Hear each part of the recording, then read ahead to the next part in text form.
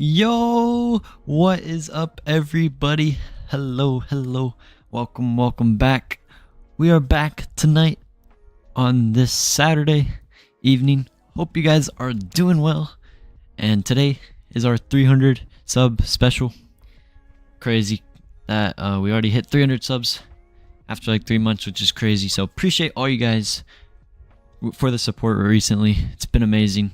But yeah, we're here in Frankfurt with flying this beautiful A330 Discover Airlines, and we're gonna be flying it all the way across the pond today over to Halifax in Canada. So it's gonna be a fun flight today.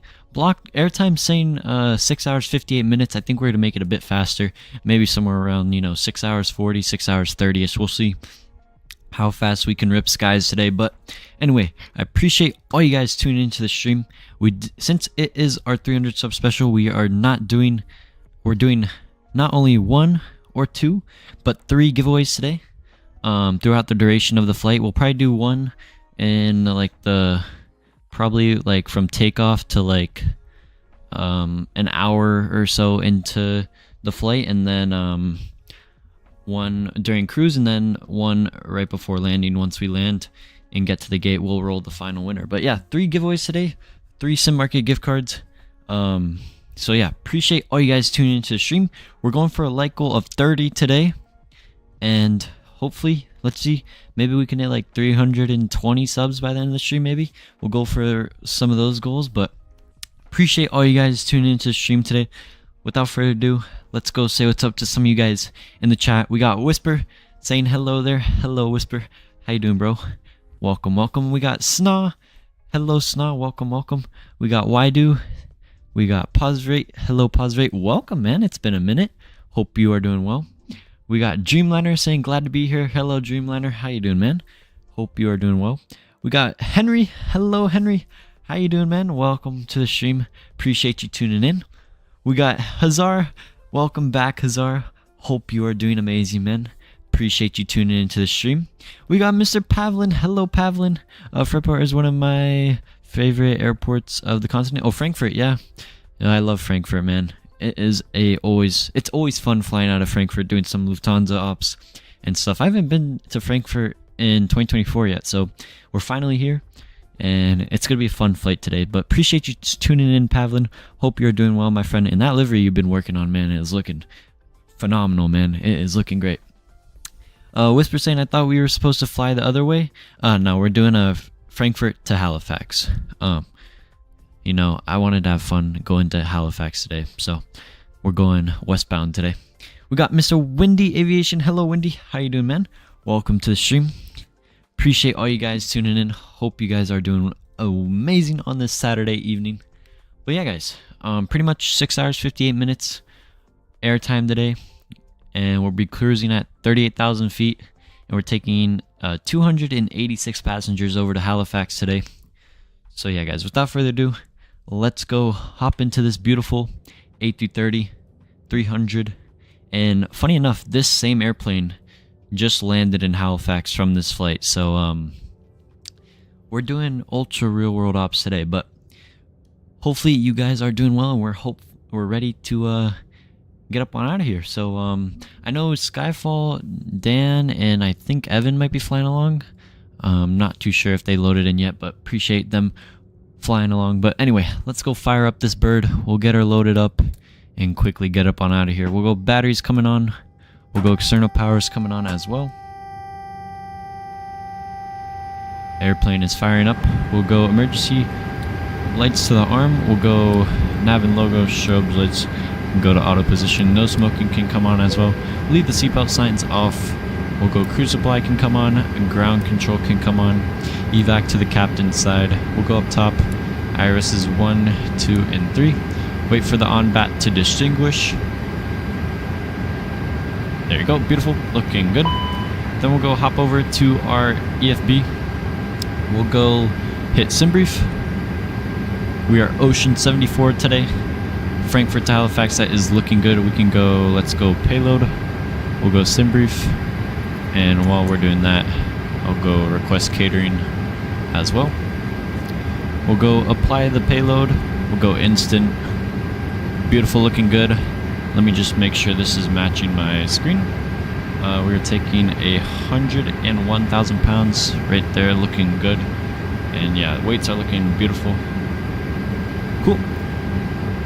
Well, I will share it in the Discord once it's done, just finishing the belly of it, and it'll be exporting. Sounds good, Pavlin. Sounds good, man. What's up, Captain Zimp? How you doing, man? Welcome to the stream, man. It's been a minute. Hope you are doing well. And I forgot to start SimApp Pro. I need to start SimApp Pro. Let me just get that running. If I knew you were flying this earlier, I would have joined, but I'm doing a little long haul from Heathrow to JFK. Oh, no problem, Zem. No problem. Appreciate you tuning in, man. Hope you're doing well. I suggest you do not distract yourself. It is vital for you to have enough time in the channel because you're limited to 12 hours. Yeah, well, this flight is, you know, not that long, so we have plenty of time for the stream, man. We're doing good. All right, beautiful. We got wing stuff working.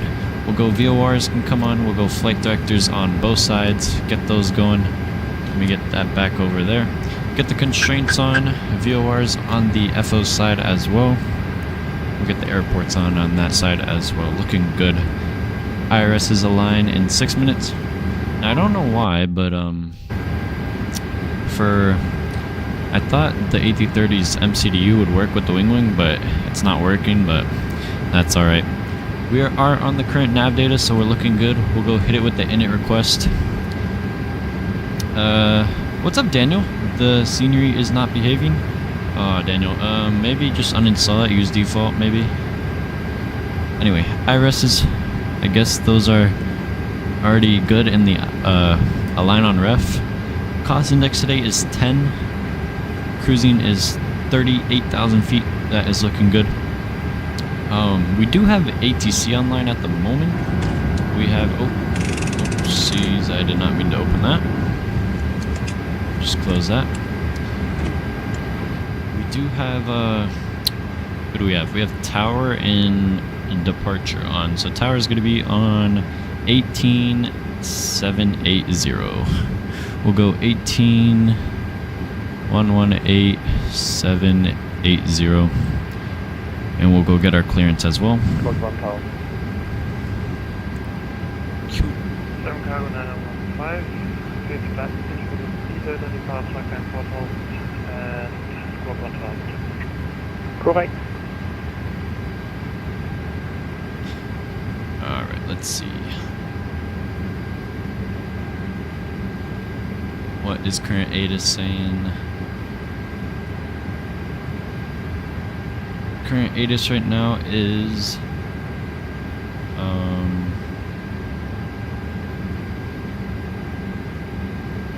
just intersection departure F enabled, tower on initial contact. Cool. It's just saying Frankfurt C, but I'm not too sure, so we'll just call him up, let him know what we're doing. And while we do that, I'm going to request boarding as well. And Frankfurt Tower, Ocean 74, stand Charlie 138330 300 IFR to Halifax. Ocean 74, head out, clear to Halifax, Oboka 2 Delta departure, flight plan route, climb VATSIM to altitude 5000 feet, squawk 2022. Alright, Ocean 74 is cleared to Halifax via the Obuk 2 Delta departure. Climb via SID 5000 and squawk 2022, Ocean 74. Ocean 74, correct. Cool, we are looking good. Let me just change up my arrival, or my departure. I was expecting the 1 Echo. How did you manage to remove the engine covers on cold and dark? You just click, you have to go like the walk around mode and just click the two engine covers, and same with, make sure you also get the static port covers as well for the pitot tubes. Did you download the plane or are you streaming it? I just streamed it, I think. Whatever it works. I don't think I downloaded it, Fred. I'm pretty sure it's just streamed. Anyway, cool. We're looking good. How long is this flight? It's around 6 hours and 58 minutes. We're gonna try and make it a little bit quicker. But yeah, airplane is firing up. Looks like catering is moving away from the airplane, and we are having cargo on its way. And we should start boarding our passengers soon. We're boarding crew right now. Well, let's see. He gave us altitude 5000, and our squawk is 2022. I'll go put that in over here. 2022. Beautiful. Looking good. We'll go hop down into our MCDU. We'll go departure. I'm planning for 07 center on the Obuk 2 Delta. There it is. Cool.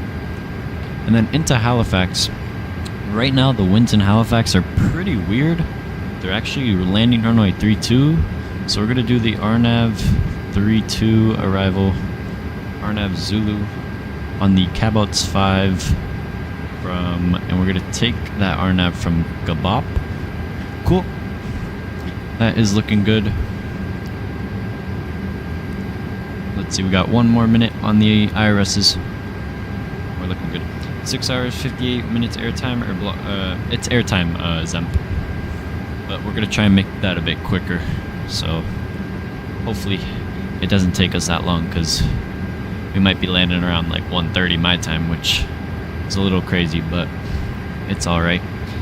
Anyway, 120.805 is our departure frequency. And we're boarding passengers now. Let me go start up PACX. Cool. And we got fuel on board, so we'll go seatbelt signs can come on as well. Fuel pumps, we'll leave those off for now. We still got 250 passengers aboard, and then we'll finish boarding and get up on out of here.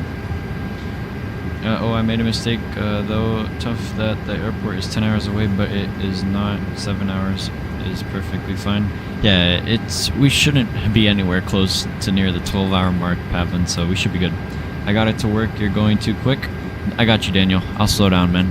Don't you worry. It's alright. German Cargo 915, take this question start. German Cargo 915, pushback and startup approved. I wish my wing was working with my MCDU. I guess they didn't make it with this one. Let's see, let me get that to flight plan page. Cool. So we got IRS's aligned. Current QNH in Frankfurt is 1019. Let's go 1019, 1019, 1019.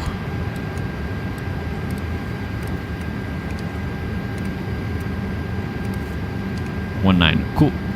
1019 all three ways. That's looking Frankfurt good. Tower, Lufthansa 1138 with a destination Charlie, stand Alpha 18, type Airbus A320 Neo, looking for IFR to Barcelona, please. Alright, cool. Oh, I think this is Skyfall right next to us. This is either Skyfall or Dan right next to us in the Eurowings. To altitude 4,000 feet, squawk 2015. Okay, that's Daniel. Cool. Cool.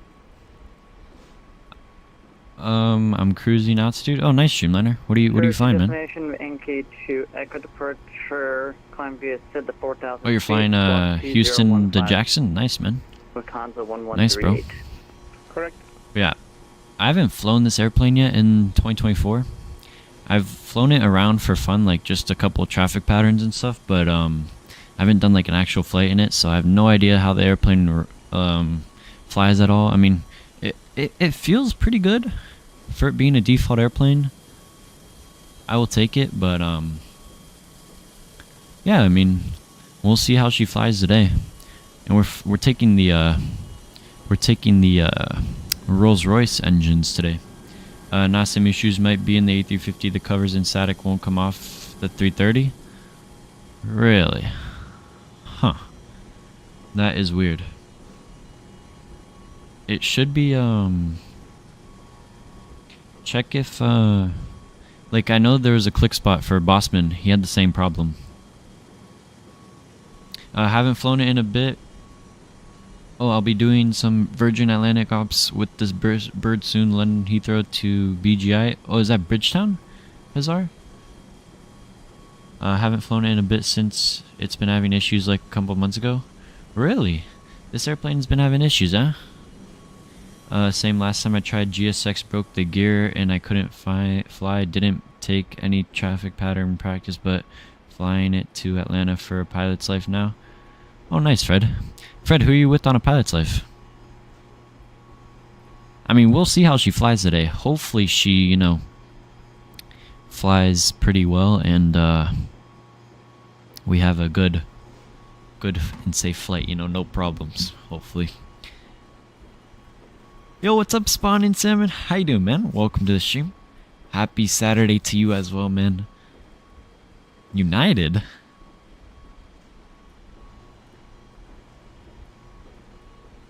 Wait, Fred, you're flying a United A330 to Atlanta. Alright. Yup, Bridgetown, Barbados. Oh, nice, Cesar. That would be a nice flight. I'm enjoying it so far. That's good, Fred. At least she flies good. I don't know, American from Miami to Atlanta. Oh, okay, okay. But you said you were flying it for a pilot's life.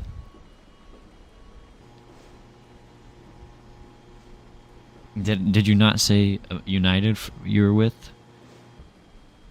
I swear.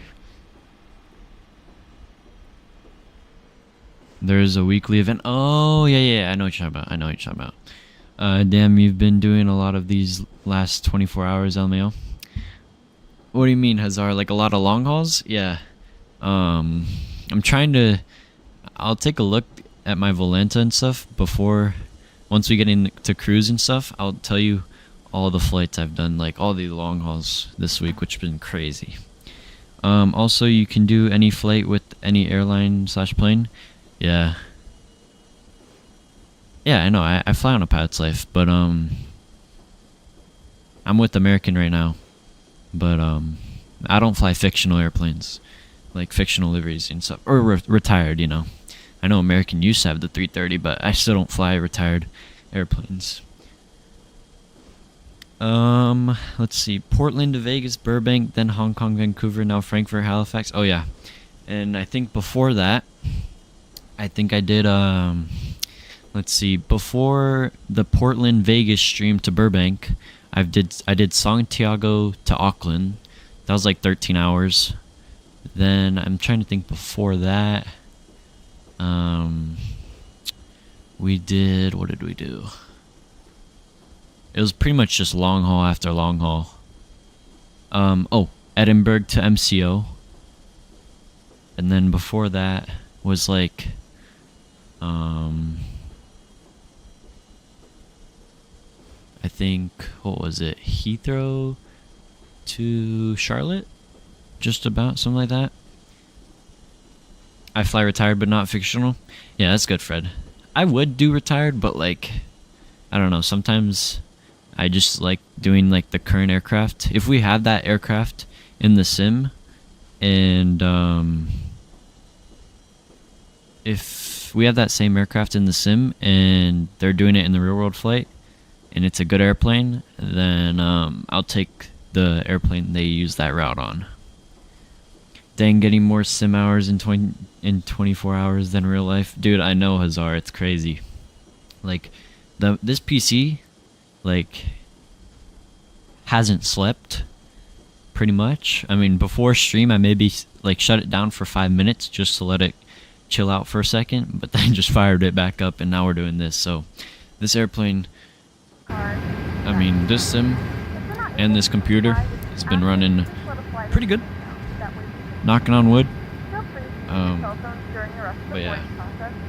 I mean, let's just hope we don't have the failures problem like we did yesterday. I mean, that was insane. That was absolutely crazy.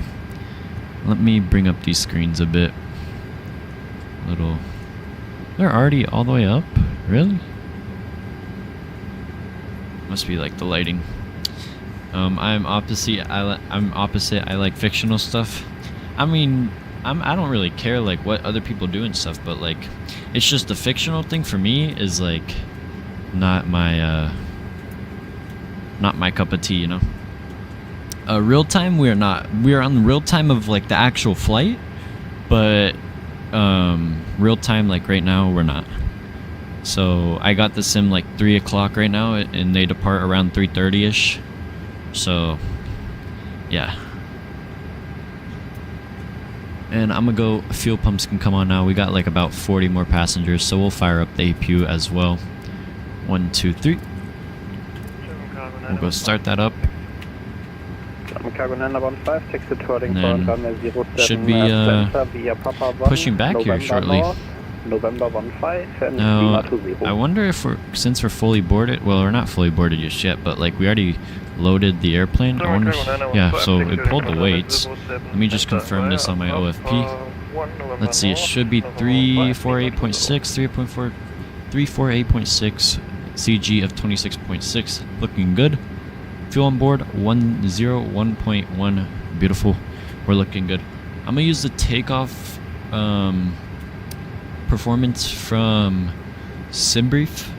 I know there's the performance in the iPad in this airplane, but it's not that accurate, is what I noticed.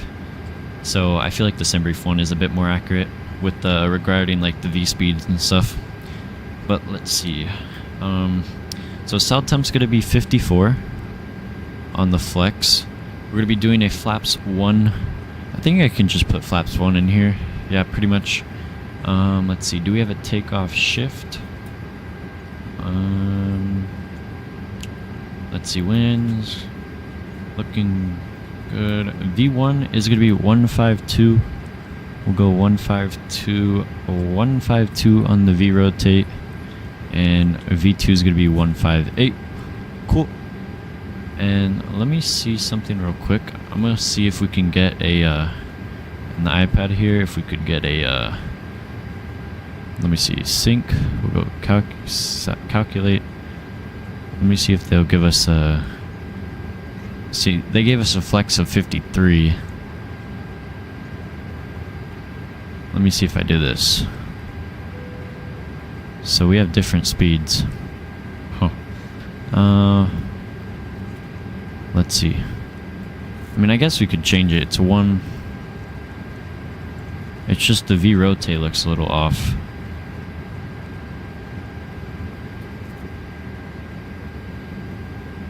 Let's see, let me just... Oh, okay, that don't work. Cool. Oh, you can just confirm it. Okay. Alright, so that changed our flaps to up 0.2, 0.7, so yeah, we'll just leave it like that, you know. No problem. Trust SimBrief or your plane is going to rotate before speed? Okay. I got you, bossman. Bomba clap.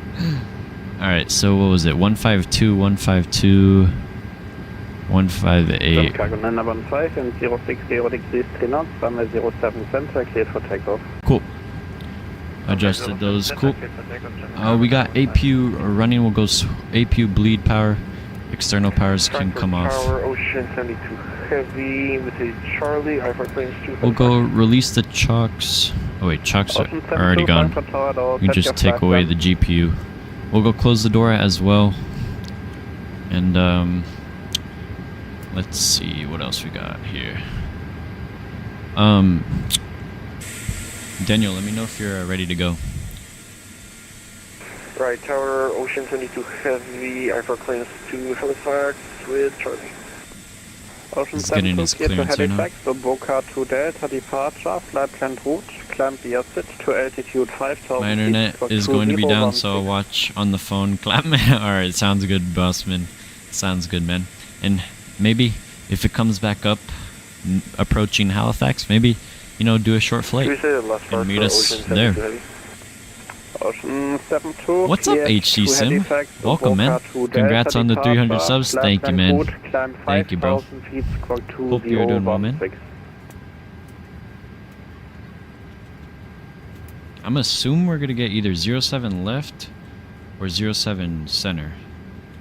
So we might, if we get 07 center, that's what I'm planning on, then we'll be good. But if he gives us 07 right, which I doubt because they're landing and they're landing 07s right now, so I think we might be good. Yo, what's up, Phoenix? Blood missed me. Bro, Phoenix, what happened with your 8 through 50 today?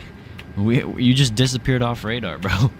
We were like waiting for you in Vancouver, and then we were like, oh, he's not on radar no more. Like, bro, disconnected. Alright, I'm gonna go beacon light can come on. And Ocean 7-4 heavy stand. Charlie 1-3, ready for pushback. Ocean 7-4, pushback approved, face west onto November. Alright, push approved, we'll face west on November, Ocean 7-4. Alright, cool. Push. Tug is rolling up.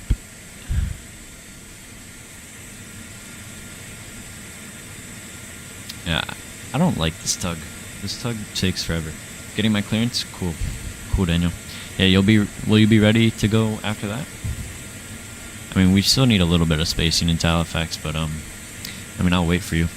Alright, so November blue, west, facing west. Yeah, we'll go do that.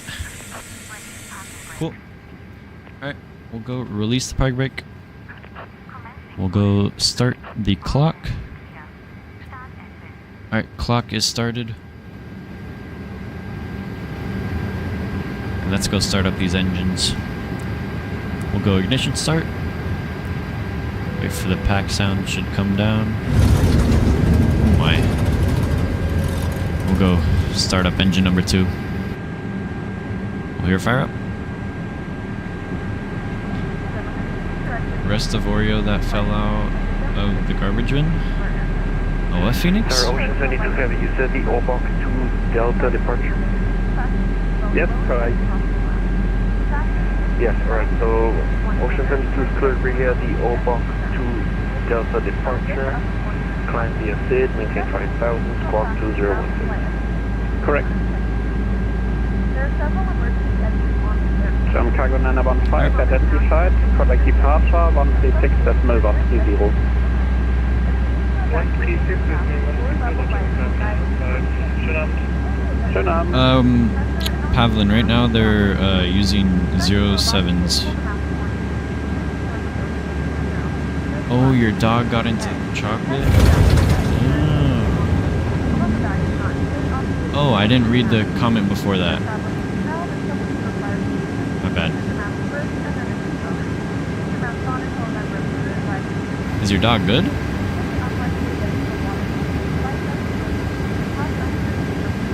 Dang, man, that's crazy.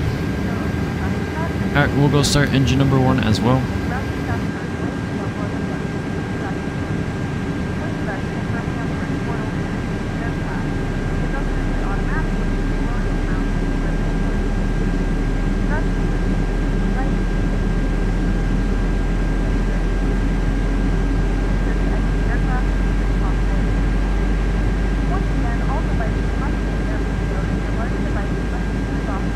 Yeah, she's good now. That's good, Phoenix.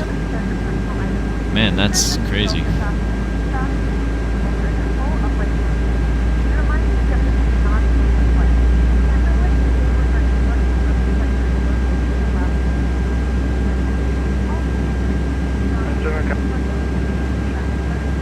German Cargo 905, sorry, confirm frequency again, please. German Cargo 905, 136.130. 136, 130, danke sehr, einen schönen Abend. Cool. We got 2 good engines.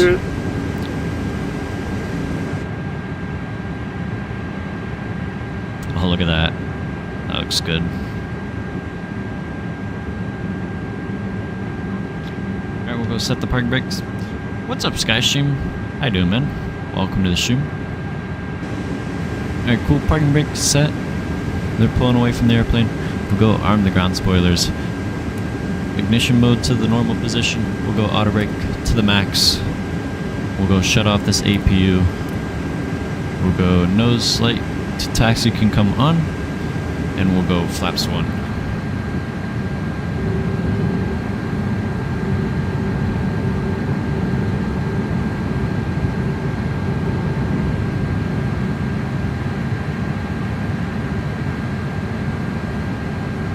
Flight controls full right, full left, full back, full forward, rudder to the right, and rudder to the left. Flight controls are looking good. Cool.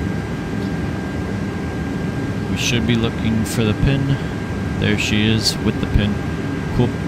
We'll go predictor wind shear to auto. System 1 can come on, and ground control can come on as well. Those are looking good. There she is with the pin. She was coughing lots, so we checked on her. We saw a bunch of chocolate in her mouth and on the floor. Oh man, Phoenix. Jeez, bro, that is crazy. That is crazy, man. I'm glad she's okay, bro. 'Cause that would be scary, bro. Alright, yeah. We are ready for taxi. And Ocean 74 Heavy, ready for taxi. Ocean 74, taxi to holding point, runway 07 center via November 3, Lima and Lima 20.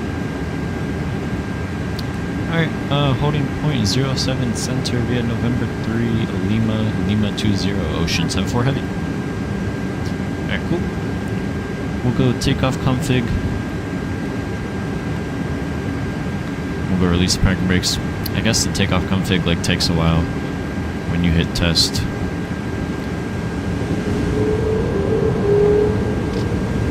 Just pull her up and we'll start our taxi. Okay, so he wants us to go November 3, which is right on our left here. This is November 3 right here. And we'll take a right onto Lima.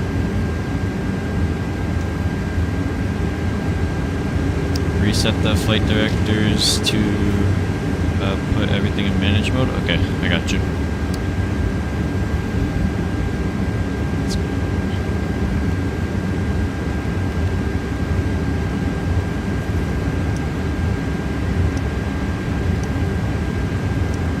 There we go. Feels my heading. Appreciate it, Hazard. Alright, there it goes. Takeoff config is normal. We're clear on the left. We're going to take the right here.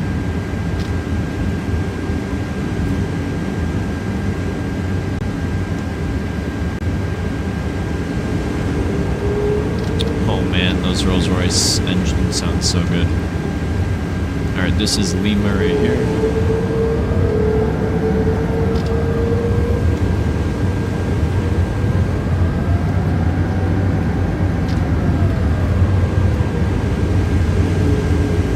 I feel like the air conditioning sound on this plane is way too loud. I wonder if in the iPad you can adjust the sounds.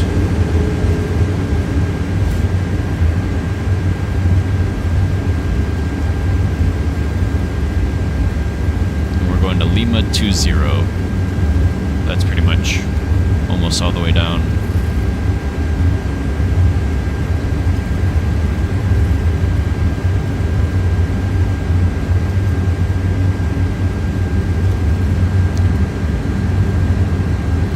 Do a little bit of a slow taxi so that way Fred isn't that behind us. Heavy, ready for push. Same with Mr. Skyfall. Ocean step 2, push like approved, area 2. Oh, those nose wheels, Jesus, sounds so loud.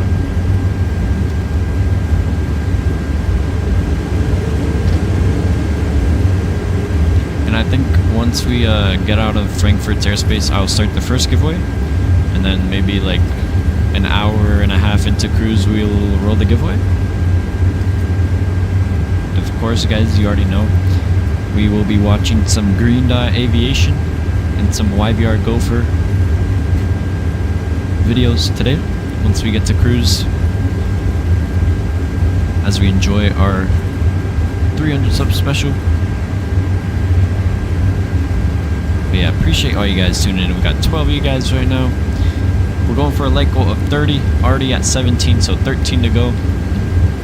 And we're doing 3 giveaways today. So you guys be sure to stay in the stream so you don't miss the giveaway.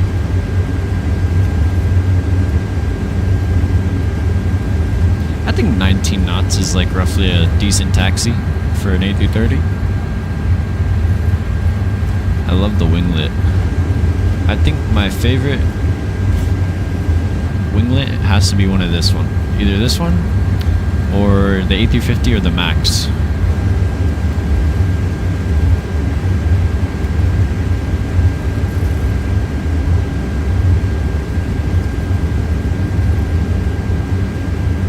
Hello Samantha Fox, hello. Welcome to the stream. How you doing?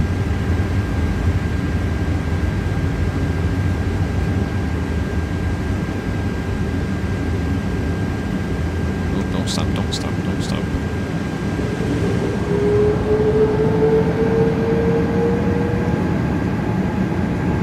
Where are we stopping?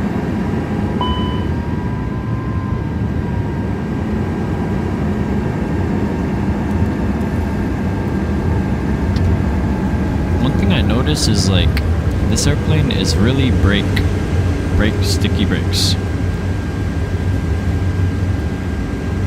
Commented earlier, aloha. Congrats on 300. Thank you, Samantha Fox. Thank you, thank you.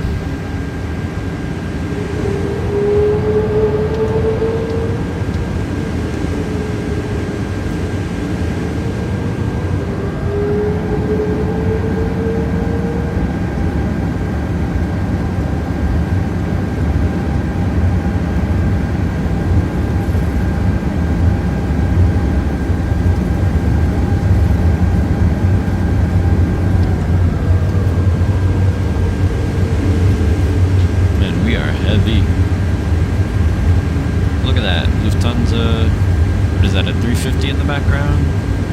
And a 320 right there. Over at the Lufthansa Technik hangars.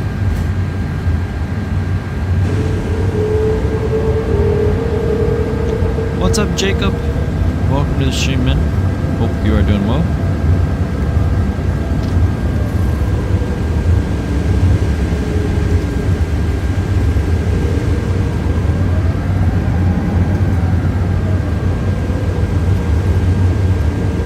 Turkish 1 off on Mike, information charge on board at position Alpha 20,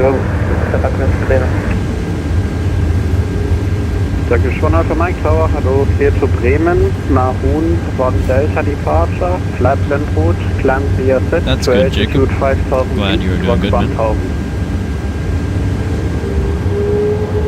Clear to Bremen via Maroon 1 Delta departure, climb VATSIM, 500 feet and squawk 1,000 Turkish 1 Alpha Mike.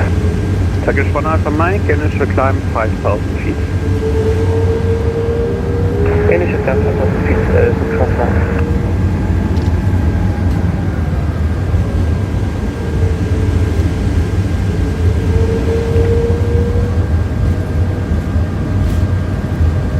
So, einen wunderschönen guten Abend. Die Lufthansa 712 Information Charlie, Alpha clearance to destination at Halifax. Lufthansa 712, guten Abend, hello. Clear to Seoul, Cindy 7 Sierra departure, flight land route. Alright, so this is 4,000 feet, squawk 2025. coming up on Lima 16.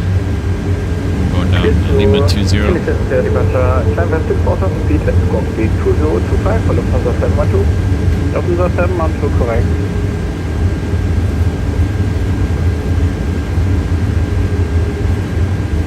Ocean 74 via Lima 20, then 0703 knots, runway 07 center, cleared for takeoff. 07 clear, center, clear for takeoff, Ocean 74 heavy, thank you. How many flights are you gonna do? Just this one, Jacob. It's about a 6-hour, 58-minute flight, so just one flight today. Alright, we're already clear for takeoff. 1138 stand Alpha 18, requesting push and start. Lufthansa 1138, pushback approved, area 1, face south. Pushback approved in the apron, face south, Lufthansa 1138.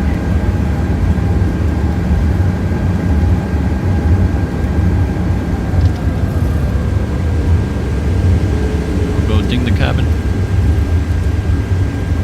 Ocean 72 only static, check the microphone again. Ocean 72 heavy, ready to check. Ocean 72, take the twirling point, runway 07 center via November 3, Lima and Lima 20. Via 118, via November 3, Lima. Alright, this is Lima 20 right here. Ocean 72, it will be 07 center. Taxiing so slow, because it's we're pretty heavy, and it's a pretty big airplane, man.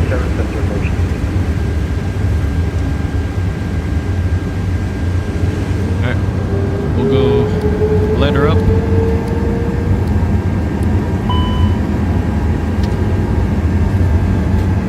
Lufthansa 498, Alpha 59, requesting push. Lufthansa 498, pushback approved, face west. Alright, I got 07 center. Lufthansa 498.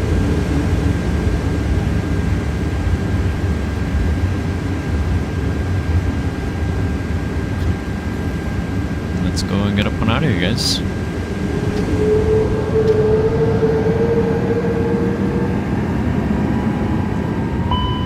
Bro, these brakes are like so sticky. With these wheels. Alright, let's go start the clock, guys. Control cam coming on.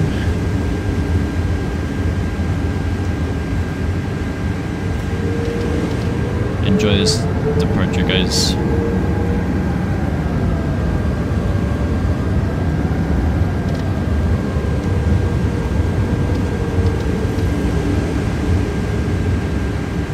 Forward pressure.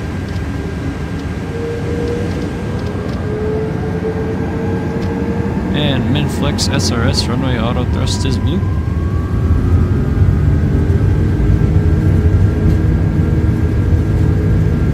Airspeed is alive, both sides.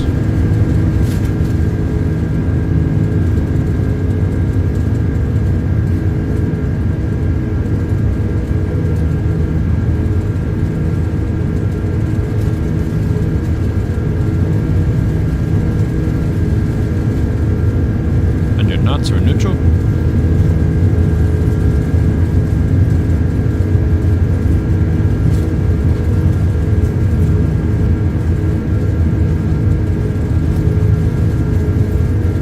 Coming up on V1. V1. And rotate.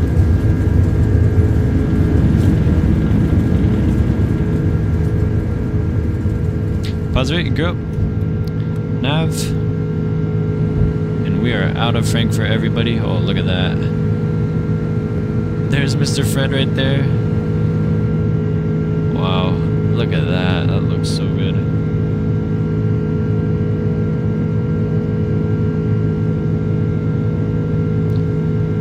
Alright, control cam coming off.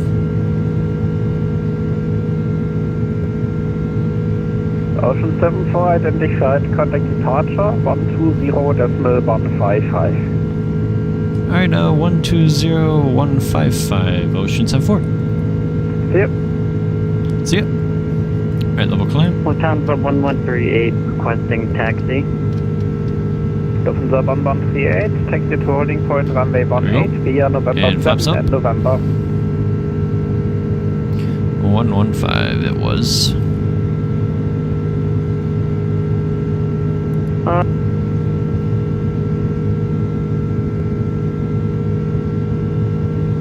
In Ocean 74, 3,200 for 5,000 on the Obak 2 Delta.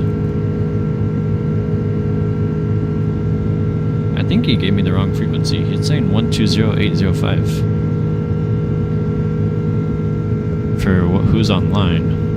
Let's go autopilot 1 coming on. Yeah, it's saying 805 for me. And Frankfurt departure, Ocean 74, 4,200, climbing 5,000. Ocean 74, lange radar low, identified, climb VATSIM to flight level 130. Alright, climb via SID up to 130, Ocean 74. Wow, look at that.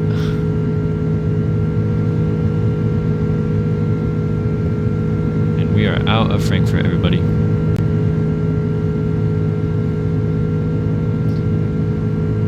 I'm going Frankfurt to JFK in the 747. Oh, nice, Streamliner. Alright, standard. We'll go pull steady. We'll go runway turn-off lights. Taxi lights can come off as well. Up to 130. We'll go extend the range.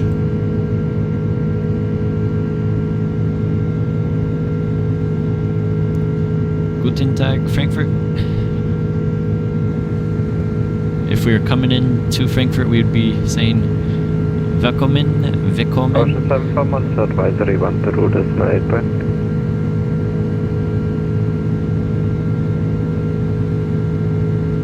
Oh, was that for Ocean 74? Affirm monitor advisory 1 to 8 point. Alright, over to the dark side, Ocean 74. Thanks for the ATC, we'll see it. Oh wow, he barely... Secretly the bright side. Roger.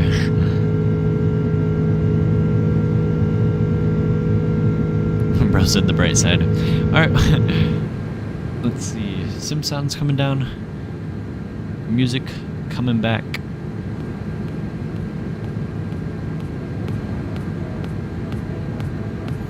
And we are out of Frankfurt, everybody.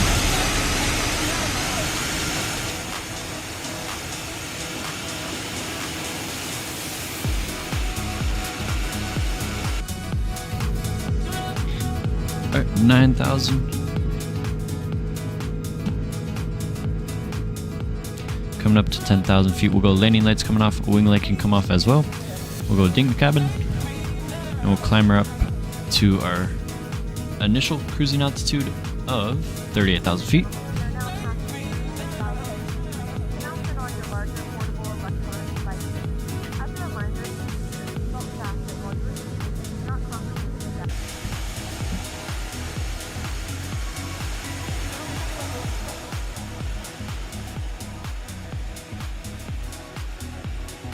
And once we finish this turn, I'll start setting up the first giveaway. Wow, look at that. This livery is so nice.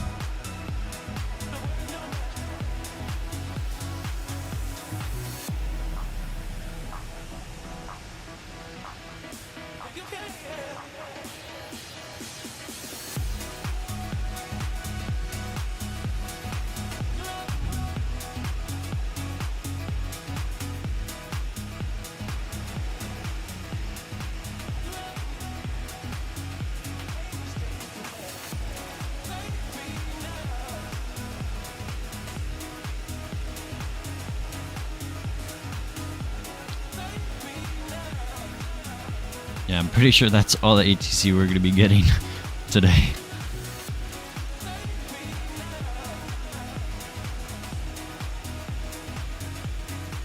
Dan is almost at the runway.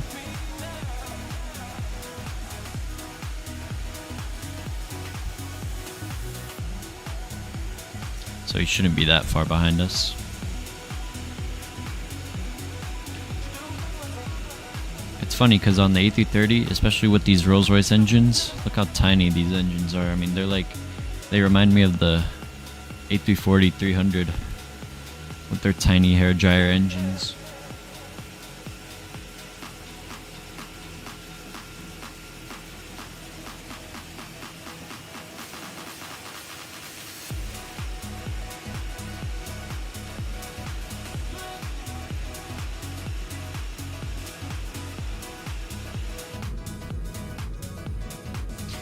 Alright, passing 14,000. I'm also forgot to put this to standard.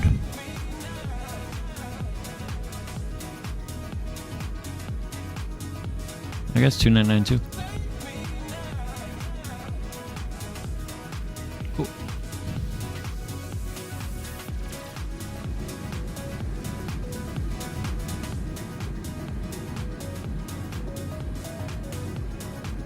Let's see, we should be able to see Frankfurt. Oh yeah, there's Frankfurt Airport right there. Frankfurt, we'll see ya.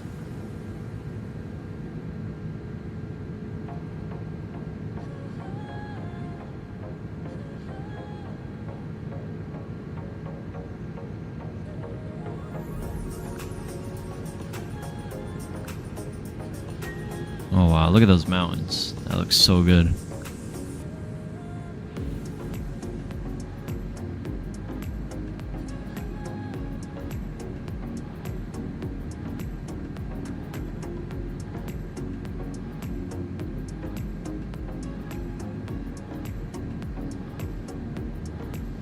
At least this airplane has pretty good wing flex. Looks like they modeled that pretty well.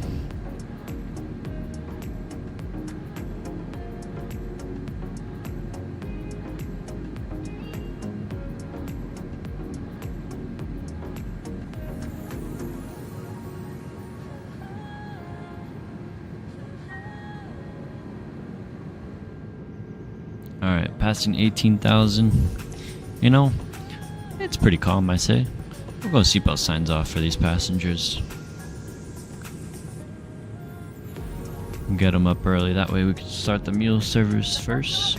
And let me, while we're climbing out here, let me get this first giveaway going.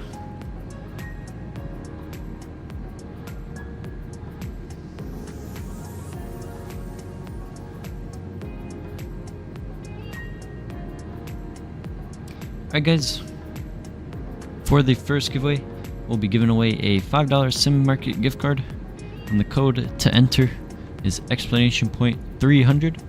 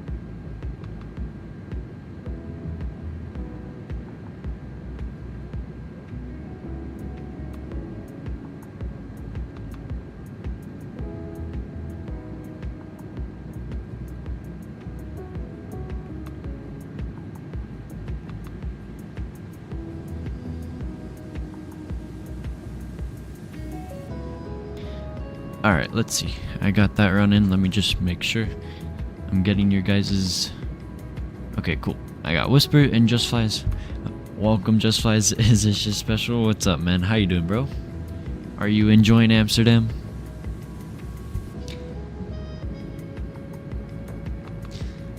Don't forget to smash some buttons. I appreciate you, Whisper. Thank you, thank you.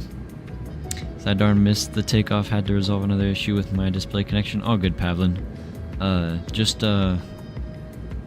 You can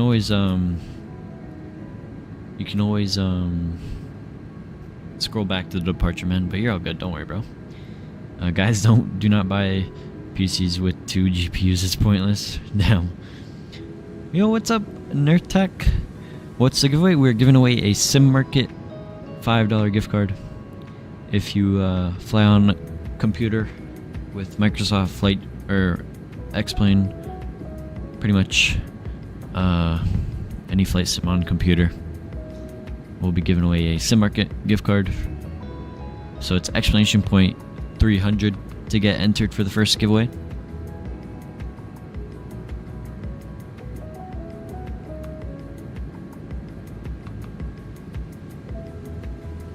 Appreciate you tuning in, man. Hope you're doing well.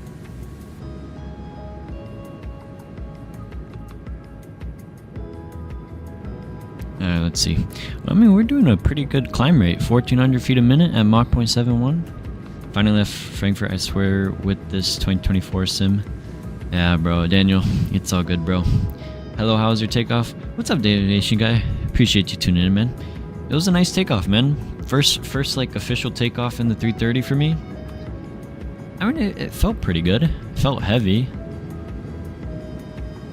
I don't know if you guys noticed, but like right when I went over to the wing view, if you saw like the nose dip down a bit, I don't know what was up with that, but yep. The butter machine, oh yeah. I mean, we'll see if we can butter it into Halifax. Hopefully we could. Not too sure. It's just one thing I was told with this airplane is flare like at like 40 or 30, because 10 is pretty much 5 for this airplane. Like when the 10 call out, because of these landing gears being so long and so close to the ground,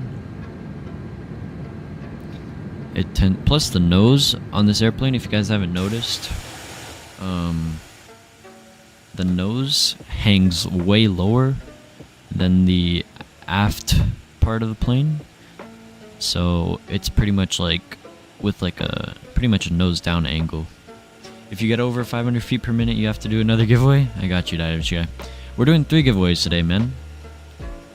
I would join the giveaway, but my purpose is not to buy much anymore. More like I want to learn and develop stuff on my own. I understand, Pavlin. I understand, man. It's all good, bro.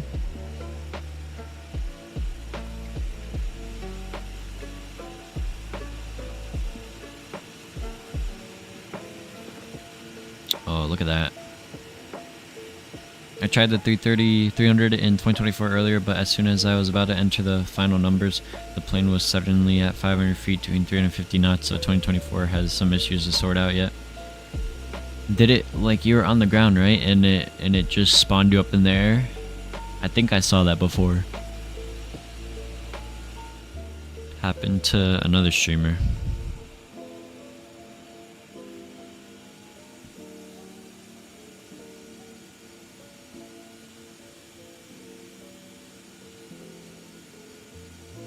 Wow, that's crazy, Whisper.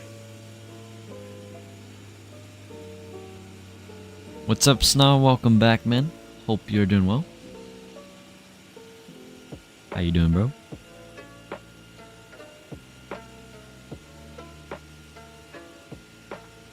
So I figured once we get to cruise, we'll watch like 2 giveaway, or we'll watch 2 green dot videos, and then we'll roll the first giveaway. Tired once again. Oh, busy work day, I'm assuming, Snow? Was it busy?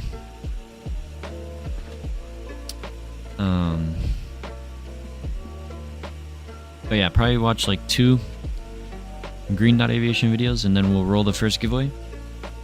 And then probably like around the 3-hour mark into the flight, we'll start the second one, and then we'll roll that at top of descent, and then we'll start a new one on top of descent, and then once we get to the gate, we'll roll the final one. The trim might be the issue. The Boeings have so-called CU logic. Don't know how it is in Airbuses, but that might be the culprit of the nose issue. No, Pavlin, with Airbus is if you look at this airplane on the ground, the nose is lower than the aft fuselage. So basically, I'm pretty much sure it's like because of this with the nose gear being so it's a lot lower and less built up to the airplane than the rear landing gears, so that's why I guess it tends to have that nose down design. But yeah. 2 giveaways in one stream. It's 3 giveaways today, Snock, because we hit 300 subs, man. I was using my mouse to enter the numbers into the flight computer. Huh. That's weird, Whisper. How did you manage to set up the cameras? It's impossible to set up the default camera system. I just did like the same camera view system for 2020. I just did the same thing for 2024. So it is modeling. Well, it's just the design of the airplane. Pretty much, Pavlin. How long is this flight going to be? It's about like 6.5 hours, man. We've been in the air for 17 minutes, and let's see, Volanta is telling me 5 hours and 57 minutes remaining. So not too bad.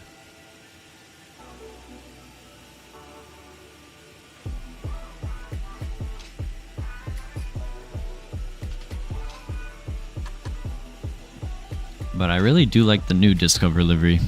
I shouldn't really call it new, but from the Eurowings livery to this one, I think it looks pretty good.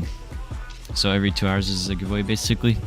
Yeah, pretty much. I guess you could say it like that. Yeah, just about.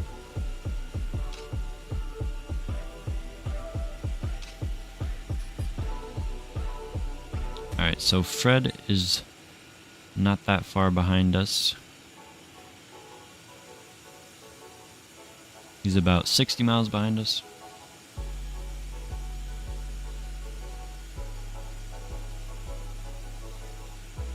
Welcome back, Dreamliner. And number 4 will be if he makes a crater at Halifax. Maybe, Whisper, maybe, bro. I feel like you were just at 100 subs. Me too, Dead Ifshin Guy, man. It's actually crazy. Like, the amount of growth recently from you guys have been absolutely so amazing. Like, your support, man. Like, I mean, these past couple months have just been phenomenal. So thank you, guys.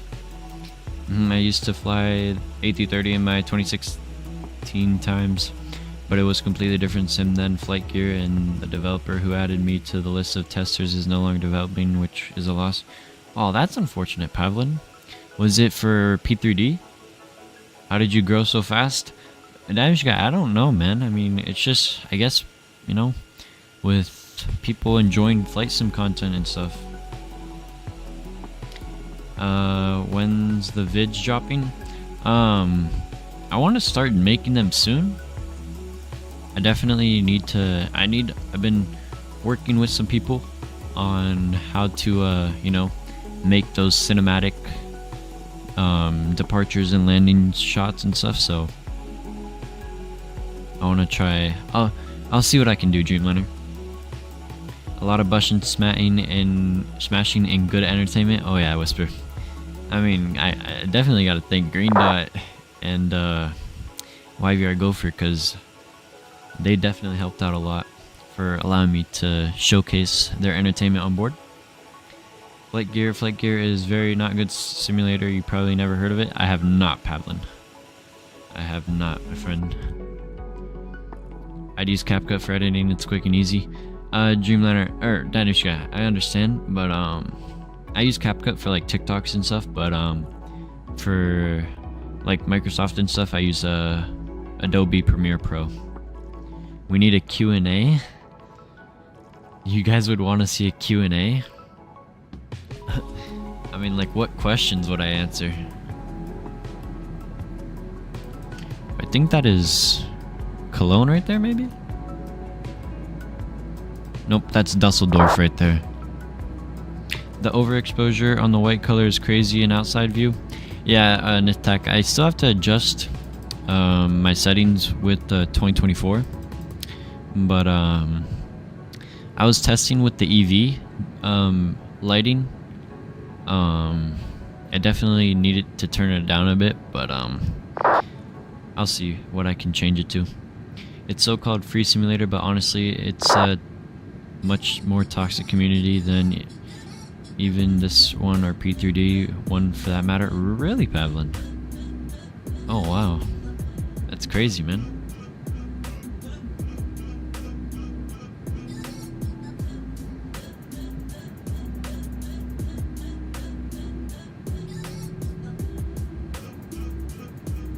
We should be almost at cruise. What are we, 360? Okay, we're not doing that bad. We're Mach 0.81 already. I mean, for an A330, with these hairdryer engines, I think we'd cruise way slower. Yeah, there's a setting that turns it down. Don't know which one though. It's the EV. I know where it was. I was messing with it, but I didn't spend my time to look at the difference, but we'll see. I mean, it doesn't look that bad right now. I mean, I think the lighting is a lot more brighter than 2020's, but I mean, it's not like blinding, but it's definitely pretty bright on the white sections of the fuselage. Oh, and we're actually gonna fly right over Heathrow. That's cool. I was controversial figure there, to be honest, but there are people there that never changed. Dang, Pavlin. Dang, man. I guess that community wasn't that good, man.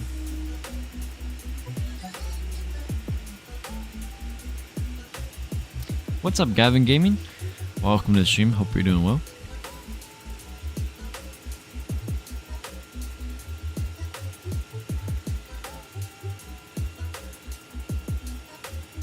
Alright, so while we're on our way up to cruise for our in-flight entertainment today,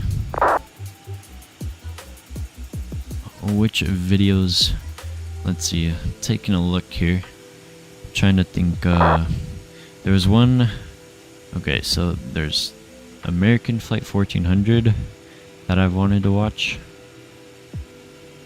Alright, so we got a couple here for the first ones. Sorry on doubting on drama. Anyway, trying to start my sim, it gives some trouble. Pavlin, bro, you're always like having trouble with your sim, pretty much, is what it sounds like, man.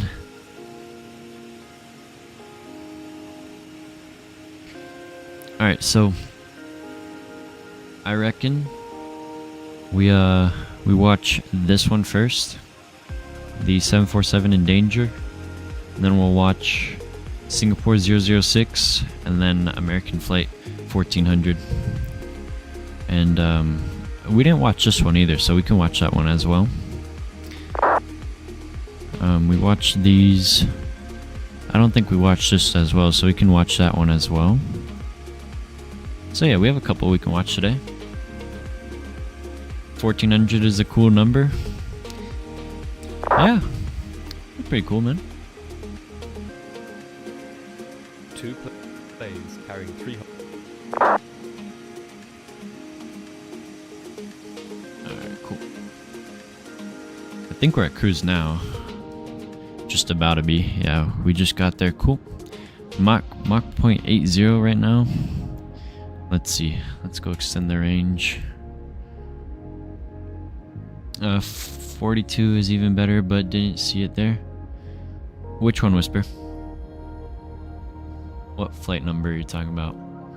Or what airline? Sorry about that.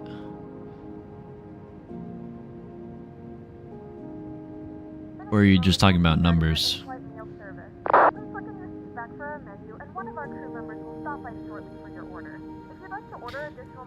What's up, Wonder? Welcome to the stream, man. Appreciate you just tuning in. Hope you're doing well. Alright, let's see. How much can we milk these engines? Mach 0.85, I guess? Yeah, we'll do Mach 0.85. See if we can get it up to there. Not flight 42, just the number. Oh, I got you, Whisper. I got you. I was like, wait, I couldn't see 42, flight number 42 there. I mean, we're at cruise now. 380. Only a 19 knot headwind. That's not bad. I'll take it. Let's see. We're scheduled to get in at 2042. So let's see. Current time now. Or well, I just realized I'm not in real time, but that's roughly about like 5 hours 40-ish minutes from now. So probably like around like 12. I guess we'll be coming in at like 12:42 Eastern time. Just about, if I'm doing the maths right.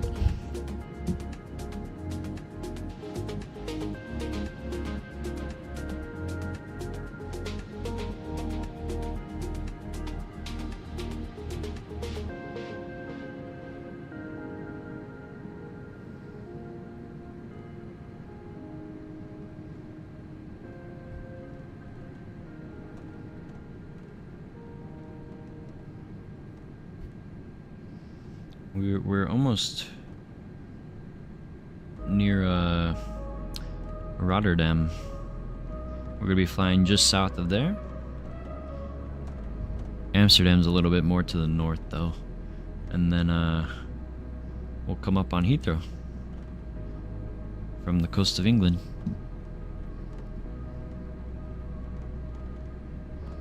Alright, while I'm getting this video set up for us, you'll go you.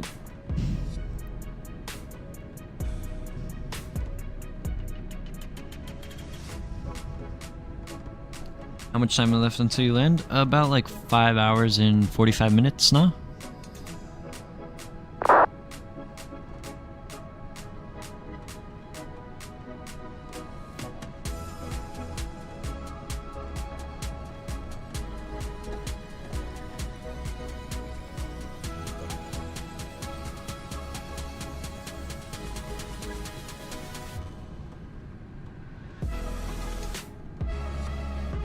What's up, Waidu? Welcome, welcome. I'm doing pretty good, man. How you doing, man? You'll be landing around late 12 a.m. Yep, just about, Sna. That's what we have planned. Already got 8 of you guys entered into the giveaway. If you guys haven't already, exclamation point 300 to get you guys entered to win for the first giveaway. And we'll have 2 more giveaways after as well. Giving away a $5 Sim Market gift card for you guys. And then we will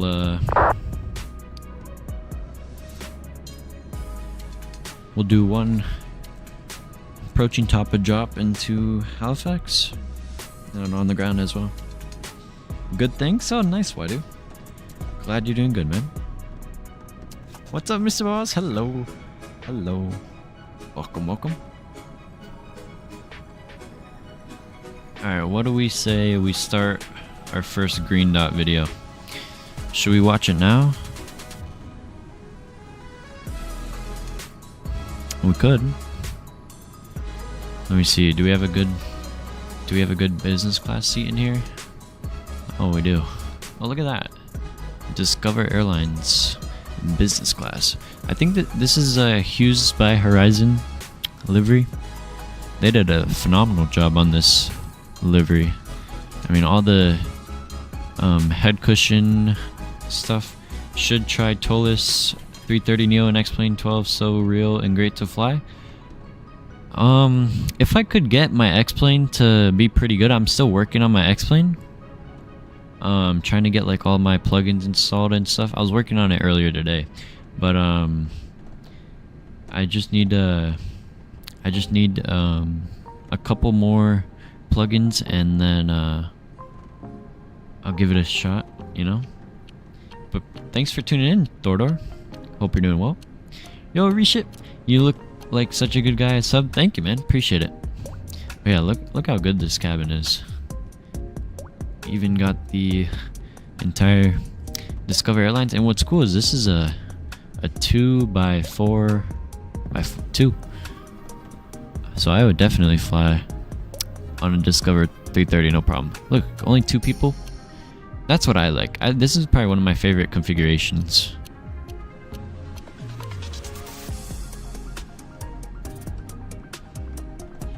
Honestly, it's not that big of an airplane if you think about it. I mean, for comparing this to the 330 Neo, I feel like the Neo's way larger.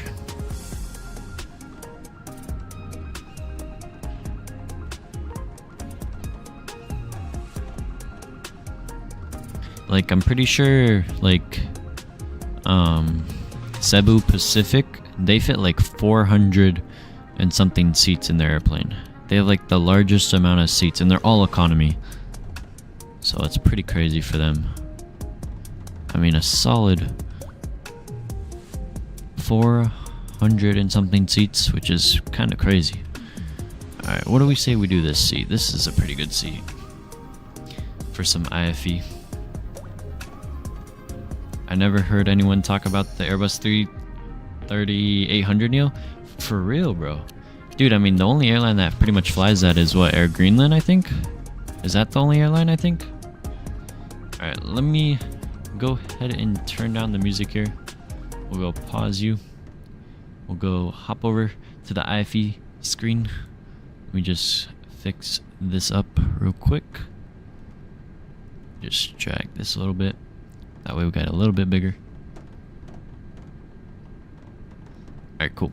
So, the first video we're watching from Mr. Green Dot Aviation is 747 in Danger, the mystery of the world's worst mid-air collision.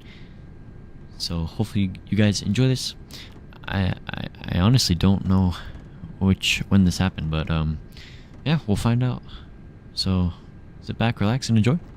2 planes carrying 349 people speed towards each other in the evening skies above Delhi.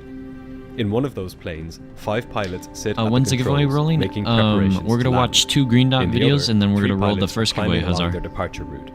An air traffic controller sits at the top of a tower, watching 2 blips on his screen draw closer together. What do these things have in common? The people immediately in charge of the outcome, those sitting in the pointy ends of these structures, also sit at the pointy end of a vast and complex infrastructure which undergirds their actions. All of these systems and infrastructures make up the foundations for the pyramid of aviation safety, on top of which pilots and air traffic controllers sit. What you're about to see is the shocking story of what Whisper. happens It sure when the does. foundations of this pyramid are rotten.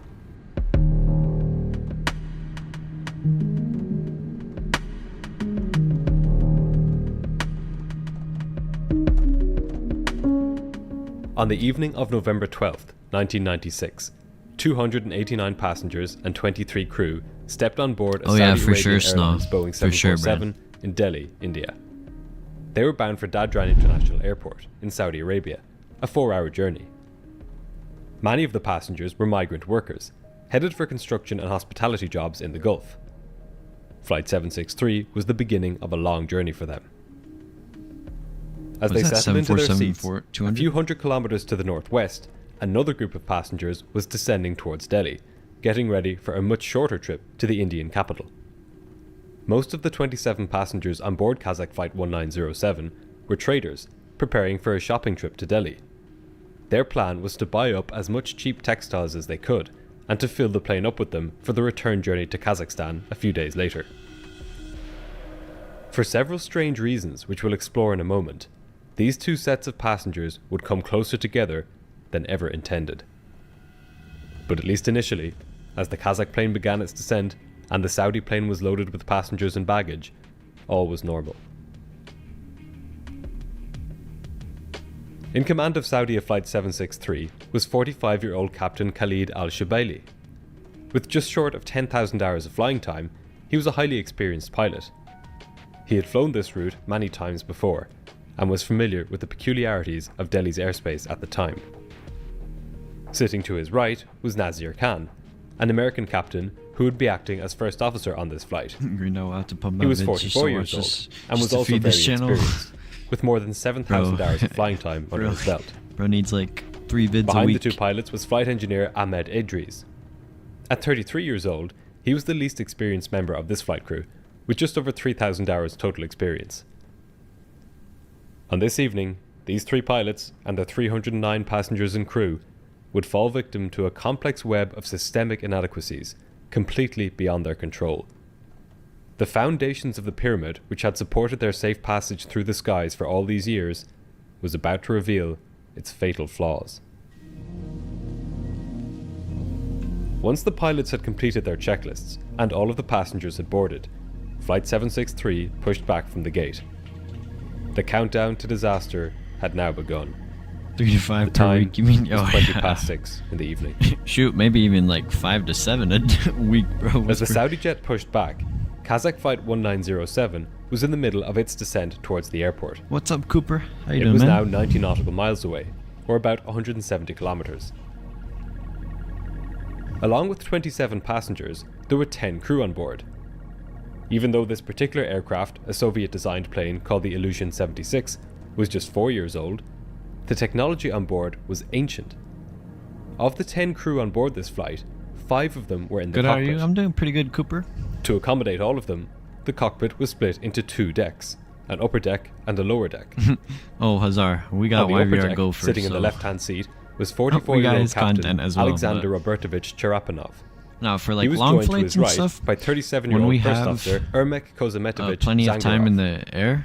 Behind him was 50-year-old flight engineer Alexander Alexandrovich Chuprov, and 41-year-old radio operator Igor Alexievich Rep. For like shorter flights, you know. And finally, sitting on the lower deck, in what might be called an original glass cockpit, was a navigator, 51-year-old Zahambek Jusenovich Apravev. This was an experienced crew. Even the least experienced pilot, the first officer, had almost 7,000 hours of flying experience. But there was one area in which the crew were all badly lacking: their level of English. Oh man. This fact, combined with some quirks of the aircraft they were flying, would lead to disastrous consequences as the aircraft neared Delhi. At 33 minutes past 6, the controller cleared Flight 1907 down to 18,000 feet. The radio operator acknowledged this clearance. As per the captain's instructions, he would be handling all ATC communications for the approach and landing into Delhi. And it was a rather unusual approach.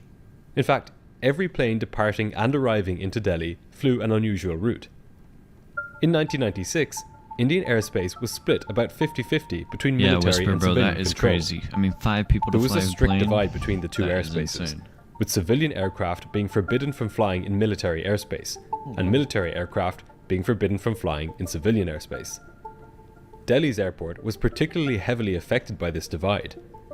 The airport had only been handed over to civilian control the previous year, and almost all of the airspace surrounding it was still controlled by the military.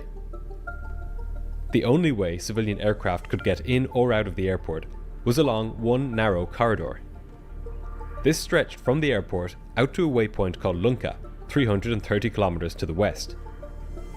It was this corridor which Kazakh Flight 1907 was now flying along, on its way into Delhi. Bro, that's a small It was also the corridor along which Saudi Flight 763 would be flying, as it departed the airport. That big of an airport. If it strikes you as bad design that departing and arriving aircraft fly on the same path, you're not alone. Controllers at Delhi had been protesting this system for years, but nothing had been done about it. We're about to see the consequences of this inaction. So they only had one fix. At 33 minutes past 6, just as the Kazakh pilots received their descent clearance, that is crazy. The Saudi pilots lined their massive 747 up with runway 28 and began their takeoff roll. Oh, look at that. A few moments later, they and their 309 passengers and crew were airborne, climbing out over the densely populated city of Delhi. It was a good day for flying. The winds were relatively calm, and while there was some smog low to the ground, the visibility was much better up in the air. After takeoff, the crew of Flight 763 switched their radios over to Delhi approach control and made first contact. Having both the controller, VK Dutta, was responsible for all departing and arriving traffic in and out of the airport. He identified the Saudi aircraft on his radar and instructed them to climb to 10,000 feet initially. Are you in military Much like the pilots in the Kazakh jet, Dutta was using antiquated technology for his work. The kind of radar he had not been state-of-the-art since the 1960s. It didn't get sent any information from the aircraft electronically, but rather a radar dish at the airport sent out a signal in all directions and picked up when the signal was reflected off an aircraft. As a result of this, it could only tell the position of planes and not their altitude, or even which aircraft they were. Oh man. Dutta had to take the pilot's word for it when they gave him this information. That's another recipe for a disaster.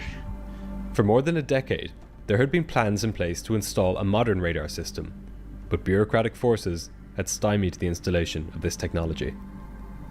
So, sitting on top of this ancient infrastructure, keeping passenger planes separated at an airport which handled a takeoff and landing every 4 minutes, was one man.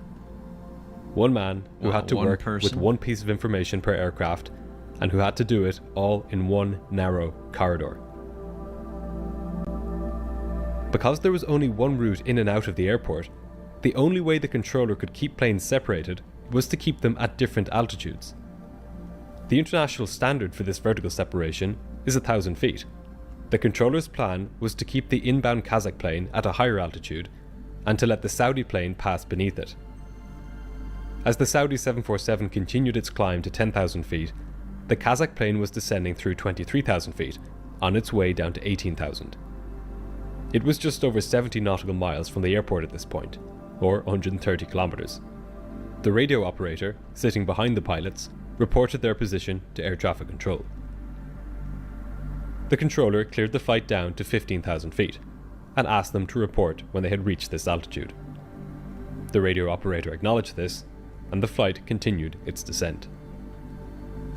As both aircraft were now tuned in to the same radio frequency, the pilots in each plane were able to hear the transmissions from the other plane, and their conversations with air traffic control. Listening out to other aircraft in order to build a mental picture of what's going on in the airspace is a key way by which pilots can maintain their situational awareness.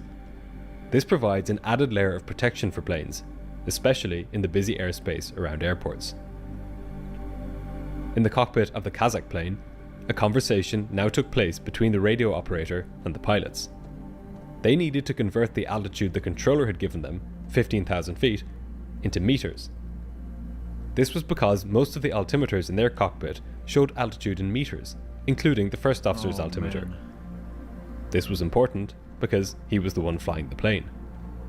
Only the captain's altimeter and the navigator's altimeter on the lower deck showed altitude in feet.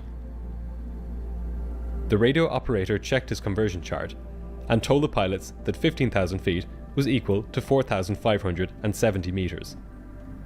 They acknowledged this and continued their descent. 1 minute after the controller had cleared the Kazakh flight down to 15,000 feet, the Saudi Arabian pilots told the controller that they were level at 10,000 feet. They asked the controller if they could climb higher. The controller then cleared Saudi Flight 763 up to 14,000 feet. This was as close as the controller was going to allow the planes to get. He was going to let the Saudi plane pass 1,000 feet below the Kazakh plane, and then, once they had passed each other, he would issue further climbing and descending instructions respectively. Just to be sure, the radio operator on the Kazakh flight asked the navigator to confirm that his conversion between feet and meters was correct. The navigator confirmed that the conversion was correct, but importantly, as we'll see shortly, the pilots didn't say anything. Despite being the only person on the Kazakh plane who was in direct contact with air traffic control, the radio operator didn't have an altimeter. In order to see what altitude his plane was at, he had to lean awkwardly over to one side to take a look at the pilot's instruments. The two aircraft were now just a few minutes away from the point in the sky where they would meet. The Saudi plane was climbing, and the Kazakh plane was descending. But right on cue, the Saudi pilots called air traffic control and reported that they were now approaching 14,000 feet. They asked to climb higher, but the controller told them to stay at their current altitude. He was going to keep them at 14,000 until the Kazakh plane had passed 1,000 feet overhead. All was normal on board Saudi Flight 763. The pilots were aware of the inbound aircraft, but they were not concerned about it. They had flown in and out of Delhi plenty of times, and had not encountered any major issues with other aircraft. Within a few moments, they levelled off at 14,000 feet, just as they had been asked to do. In the back of the plane, the passengers were oblivious to the fact that a few miles ahead, behind a dark cloud, another aircraft was bearing down on them with tremendous speed. Over the next few seconds, a sequence of events would unfold, which would shock the world of aviation and raise serious questions about the safety of flying in Indian airspace. The controller asked Kazakh Flight 1907 to confirm its position relative to the airport. The radio operator told him that they had now reached 15,000 feet and were 46 nautical miles from the airport. Strangely, while the plane was indeed 46 miles from the airport, it was not, as the radio operator said, at 15,000 feet. Instead, at that moment, the plane was descending through 16,400 feet. It would not reach 15,000 for another minute or so. Why then did the radio operator tell the controller that they had reached 15,000? Probably thought the reason behind this strange transmission may hold part of the key for what happened next. And that reason was likely very simple. The radio operator didn't have his own altimeter. It's likely that he was simply unable to easily peer around to check the pilot's altimeters, so he just guessed that the pilots had now levelled off at 15,000. What's bad here is not that the radio operator misjudged the plane's altitude, but rather it's what this transmission implies about the communication between the crew on board. This was a flight crew who, fundamentally, were not on the same page as one another. The controller told the Kazakh flight to stay at 15,000 and warned that there was a Saudi Boeing 747 at their 12 o'clock position 10 miles away, which would cross them in 5 miles. He asked the flight to report whether they could see the other aircraft. In the front of the cockpit, the two pilots began chatting amongst themselves, looking for the Saudi jet. If it had been a clear night, they would easily have been able to spot the lights of the 747 out their windscreens. But with thick clouds ahead of them, there was no way they could see the other plane. The radio operator asked the controller to repeat the distance between his plane and the Saudi plane. "Traffic is at 8 miles, level 140, said the controller. The radio operator reported that he and his crew were now looking for the other aircraft. This is where things started to go really wrong. As the seconds ticked by and the crew looked for the 747 ahead of them, they began to slip below their cleared altitude of 15,000 feet. Second by second, the Kazakh plane descended. And then it entered a cloud. Both aircraft were now in the same cloud, hurtling towards each other at a combined speed of well over 1,000 kilometers per hour. The reason that the Kazakh plane slipped below its cleared altitude is still shrouded in mystery. Some have suggested that the pilots, with their poor knowledge of English, misunderstood the controller's report of traffic at 14,000 feet, and instead took it as clearance for them to descend to 14,000 feet. Oh, man. It's also possible that the first officer, with his Soviet altimeter, hadn't heard the radio operator and navigator convert between feet and meters earlier on. Perhaps he knew that he was supposed to level off at 15,000, but he just didn't know what this was in meters. But one thing is clear. Had these planes been fitted with TCAS, or Traffic Collision Avoidance System, which was mandatory in the United States at the time, they would have immediately seen the danger. By this point, less than 40 seconds from collision, the technology would have been frantically ordering the pilots to climb away from the danger. Climb now. Climb now. But this last line of defense had not been made mandatory in India, or any other part of the world outside the US by this point. In the control tower, the human last line of defense, VK Dutta, had no way of knowing that one of the blips on his screen was not doing what he had asked of it. Oh man. He watched blissfully on as the two blips drew ever closer together. The Saudi pilots had overheard the controller's conversation with the Kazakh pilots, It was fine. I had the and they middle too seat, were though. blissfully Oh, unaware damn, that the Kazakh plane was not, as it had reported to be, level at 15,000 feet. The seconds were counting down as the two planes streamed towards each other Was it a good through landing? the cloud. All of a sudden, at 6:39 p.m. and 57 seconds, the radio operator shouted, "Hold the level." He had probably seen the pilot's altimeters showing that they had gotten too low. Shockingly, the captain asked, "What level were we given?" The two planes were now 18 seconds from collision. The flight engineer yelled out, "Maintain," and the radio operator clarified this by shouting, "Keep to level 150, don't descend." Finally, the captain realized that he had made an horrendous mistake. He disconnected the autopilot and ordered the first officer to increase engine power. The engine spooled up loudly to high power, and the radio operator shouted, "Get to 150 because on the 140, that one!" All of the crew saw the lights of the 747 filling their windscreens, but it was too late. The left wing of the Kazakh plane collided with the Boeing's left engines, igniting a massive explosion. The two planes continued forward for a few hundred meters before tumbling down to earth, spiraling in their own flames. The controller watched on as the two blips on his radar merged and then disappeared. Shortly after, he heard a voice over the radio in Arabic. It was the Saudi plane.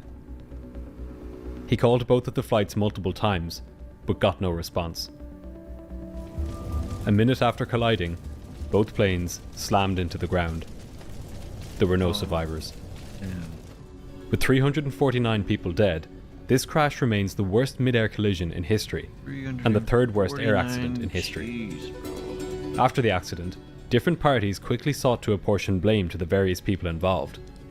The final report into the incident emphasizes the crucial role that the Kazakh pilots played, in that they were the ones who had slipped below their assigned altitude. With the sheer number... Hey, wait, Samantha Fox, you might know it. What is this thing right here? Since you fly a lot of Aleutian airplanes. Of people in the cockpit, it became very easy for a working culture to develop, whereby different tasks were seen as not my problem. In this case, no crew member took responsibility for ensuring that the plane stayed at its assigned altitude. Yeah, they had no crew resource management. It didn't help that the technology on board the Kazakh plane was practically ancient. Not only did the aircraft not have TCAS, but it didn't even have something which all Western passenger aircraft had had since the 1960s, an altitude alert tone. This would have alerted the pilots when they were nearing their assigned altitude. And on top of this, the plane's autopilot didn't even have an altitude capture mode, so it couldn't level off automatically when the selected altitude was reached. So These it are basically incredibly didn't have basic autopilot functions, which had been in other aircraft for decades. Either of them would have prevented the collision entirely. All of this, when combined with the grossly inadequate and outdated airspace infrastructure, made this accident all but inevitable. As a direct result of this accident, in 1999, India became the second country in the world to mandate the use of TCAS in its airspace. Wow. Other nations soon followed, and now it's standard across the world. Delhi's airport, and Indian airspace more generally, also finally got the overhaul it so desperately needed. All major airports in the country now have modern radar systems, and the airspace surrounding them has largely been handed over to civilian control. Now, as much as 500,000 people safely take to the sky in India each day, a figure that is growing year on year. Ultimately, while the confusion and disorderliness in the Kazakh cockpit caused this accident, inadequate infrastructure and outdated technology sealed the fate of all 349 people on board the two planes. It's just unfortunate that this wake-up call came at the cost of so many lives. Yeah. Thanks for watching this episode. Damn. If you'd like to see more episodes like this, you can watch this playlist up here. I mean, that is crazy how... Another thing is hold up, we're about to be right over Heathrow. Heathrow, oh look at that. Heathrow's right there. Wow, look at that. Wonder if we see any airplanes. Let me bring the music back for you guys.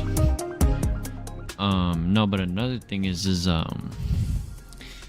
fact that the Indian controller, the Delhi controller, he only had the primary radar and no no radar to justify the airplane's altitudes and stuff. I mean, that is crazy. But yeah, I mean, that's kind of unfortunate. Plus, only one waypoint for arriving aircraft and departing aircraft. I mean, I wonder if that airspace... I don't think the airspace in Delhi is like that nowadays, but I mean, that is crazy, man. It was fine. I had the middle seat, though. This story always gets me. Yeah, I was crazy one, Samantha. The middle seat sucks, dude. I mean, for real. I mean, I hate the aisle, too. I like the window the best. But, if the window was full and it was either the aisle or middle seat, I'd take the aisle for sure. Oh, look at that. Zemp was just down there on his way to JFK as we fly right over Heathrow.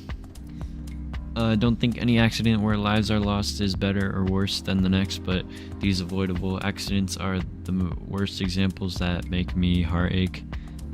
Yeah, I mean, it's just unfortunate because if they had better crew resource management during that flight, and you know, better systems, of course.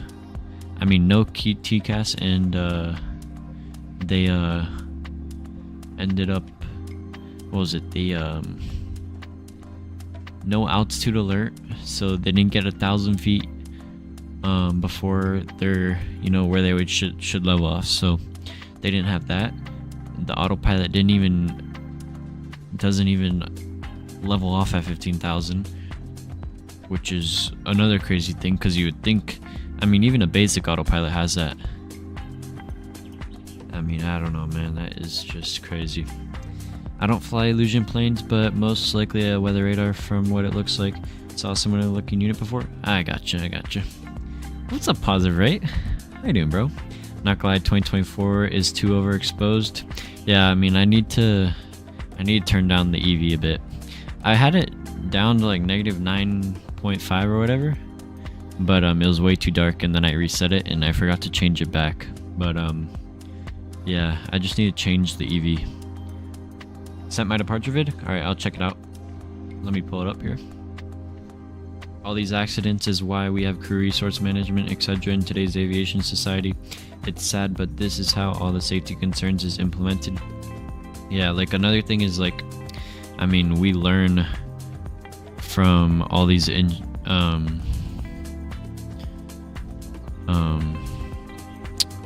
oh, what's going on here?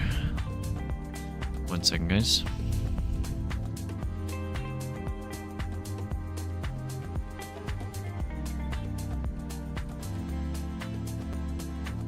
But yeah, I mean, like, we have to learn from those incidents on how to not make them happen again, which is crazy. Alright, let me see what we got here from Mr. Reed. Most autopilots these days are like that.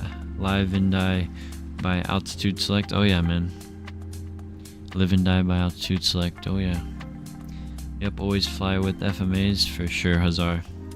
Yeah, Soviet planes don't usually have level off function, only altitude hold function, and a lot of coffee to pay attention, speaking from my experience. Damn. I mean, that is crazy, man. Can you play Roblox for the entire of the flight? For the rest of the flight? I don't know. I mean, I don't think I should. I would, man. Q4 engine doesn't level by altitude you select unless you press altitude select. Well, I mean, at least it has that feature, you know? I mean, that Illusion plane straight up didn't even have it at all. Can you play Roblox for IFE of the flight? I don't know, Zemp. I don't know. I kind of enjoy the videos just for like 30 minutes. I mean, I don't know what games to play, but I don't know. Maybe. Alright, let me find the video. Here we go. Alright, I have to stop the music to hear this. He put rain, buzzsaw, plus power reduction, cloud breakthrough. Please play Adopt Me. No, that's crazy. That's crazy, Reed. Alright, wait, let me just stop the music so we can hear these beautiful IAEs. Was this a rolling takeoff? Oh, this is out of Richmond. Damn. Shitty weather. I like it.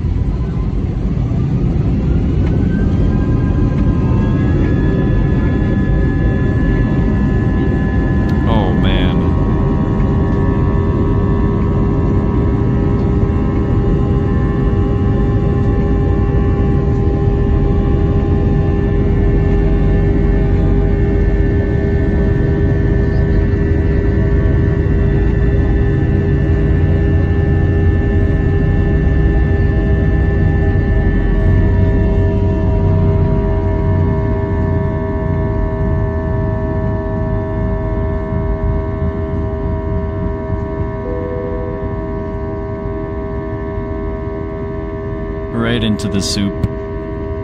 Oh man. Look at that.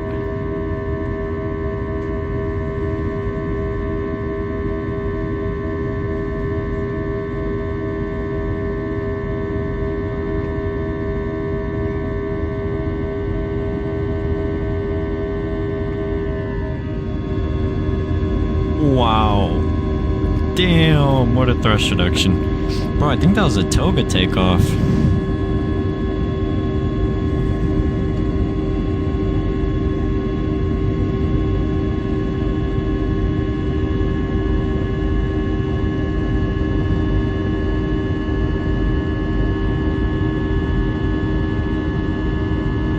Wow.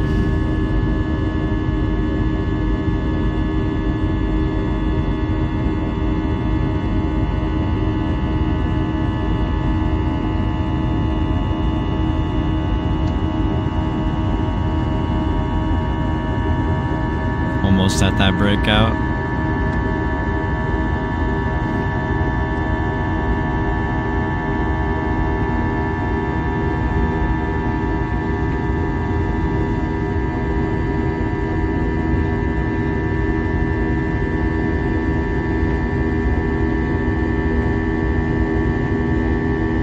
Oh, look at that. Oh, wow. Wow. Bro, that's probably the best Richmond departure I've seen, Reed. Holy. Bro got a toga with the rainy takeoff right into soup and then a nice breakout. Holy. Now that's what you call an awesome departure right there. Holy.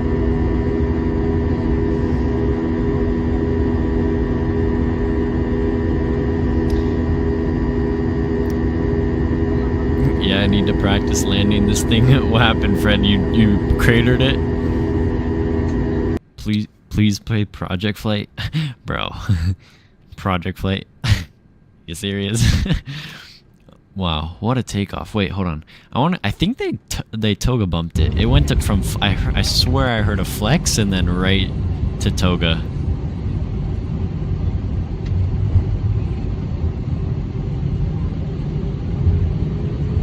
And a rolling takeoff too on a right runway.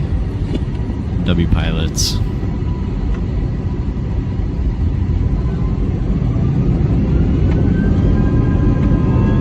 Yeah. Wait, hold up. I can kind of hear him set their thrust, it sounds like. Like you'll hear a click. Yeah. Bro, I think I'm hearing the thrust levers bump into toga, but damn. What a spool up. Holy Reed, that is crazy. Appreciate you sending that, man. That sounds good. Do you have the landing? Do you have the landing into Fort Lauderdale? That sounds good, man. Let's see what we got for screenshots. Oh yeah, Conga line into Hong Kong. Let's see. We'll check this out in a sec. Let me catch back up on chat. Was Evan behind the controls? I'm not sure. Maybe. The control surfaces are not visible, unfortunately, but hopefully next time. No problem, Pavlin, no problem. That cut back, dude, that was crazy. I mean, that thing buzzed like crazy. I love the IEs. But I feel like the CFMs still have a better thrust reduction when you pull them back. Yeah, you can hear them set toga on the roll. Yeah, it sounded like they bumped it in the flex, and then they waited like half a second, and then bumped it to toga. Because I heard it go dent, and then the other click to toga. Only thing that compares to that for me is a rainy 757 departure. Oh, now if you're flying the Pratt & Whitney's 757 up, like with this engine view right here, then absolutely, for sure. I forgot Airbus airplanes did the ding the cabin when gear goes up. Air Transit doesn't have that. I remember that too. I haven't heard it when I was flying the Phoenix though. I haven't heard that in a while. No, negative 298 still, but still shouldn't be that bad. Ah, little firm, Fred. Hey, that was better than Evans landing into Queenstown today though. Engine buzz saw doesn't act like it does in the sim. It can be delayed. Keep in mind, buzzsaw is just the fan blades going supersonic. I got your pause, right? So it can take a while. Yeah, I mean, like, especially with the Airbus thrust, is what I've realized is with the engines is pretty much like all Airbus is their delayed thrust system compared to Boeing's. Like Boeing's is like instant, but Airbus is like they have a difference. So what I realized is like once I go back to idle, you'll hear it, and then it goes idle, you know? So it's a little bit of delay for pretty much every engine for Airbus is what I've noticed when I'm flying my Airbuses. I mean, I do, but my phone keeps banging into the window mail. Just send it, Reed, we'll watch it. Let me clarify, I'm talking for the engine condensation and wing flex condensation in rainy conditions. That usually happens on planes. Yeah, I was looking for the condensation. I was like, where's the condensation and stuff at? Alright, I gotta step away for a bit. I'll be back. No problem, Reed. We'll see you in a bit. I like it. We'll fly the 330 more. Sounds good, Fred. That, what time do you have it in the sim? Probably like 4:30. Just about. I set it to the real time this flight departs. Different EEC and FATA controls. Got you, pause rate, got you.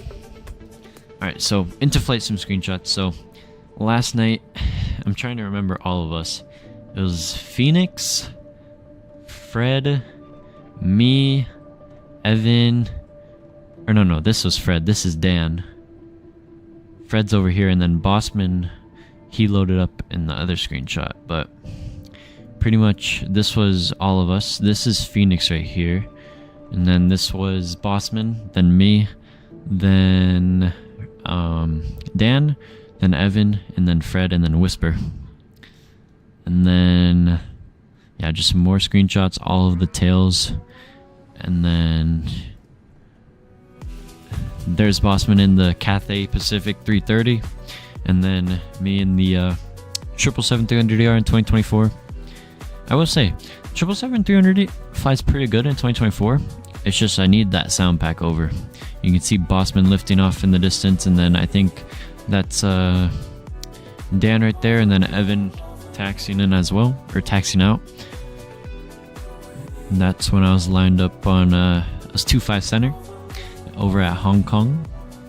And then this departure was so nice.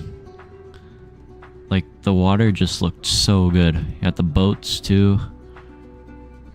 Beautiful, beautiful. And then we got, this was into Vancouver.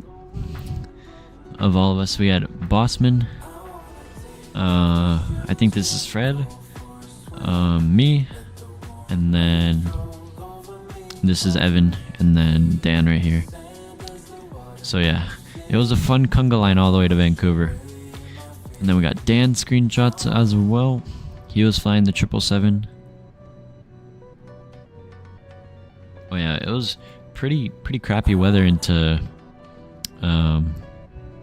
Vancouver today. Oh, you can kind of see the parallel 42 effect right there. Look at that. That is sweet.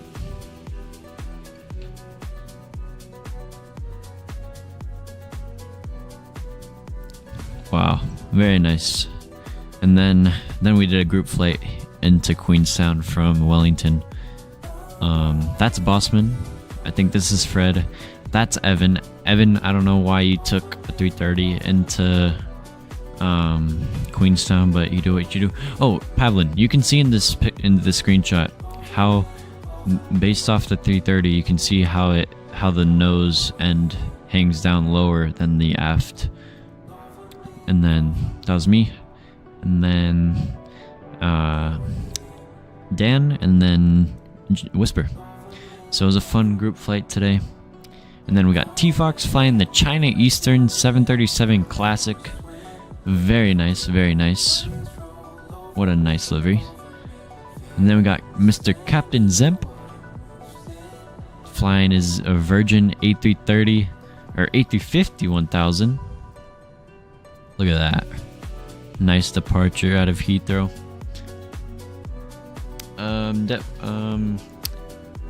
Well, the control surfaces are connected to that's why I enjoy P3D so much. The condensation effects work with it. Oh, nice, Pavlin. YVR go first, catch ya. Oh, bro, I wish. Imagine. That would have been funny, man. But yeah, here's more of Zemp's screenshots. I have a crappy sound video of a flight from LAX to Hong Kong. Landing was, however, nice. Oh, nice, Pavlin. Nice, man.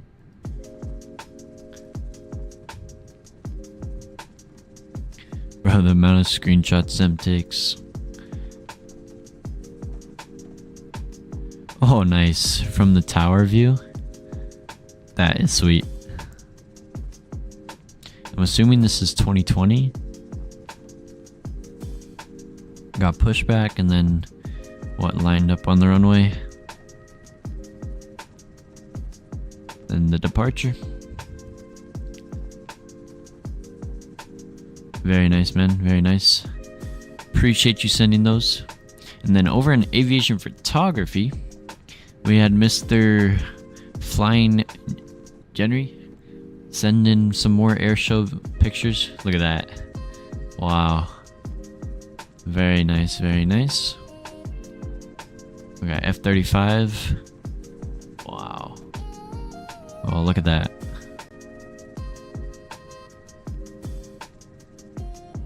Oh, wow. We got the red smoke, the white smoke, and the blue smoke. Wow, that's cool. What is KC-135? US Air Force, oh yeah. Oh, wow. It's not a F-35, it was a F-22. That looks like a F-35 though.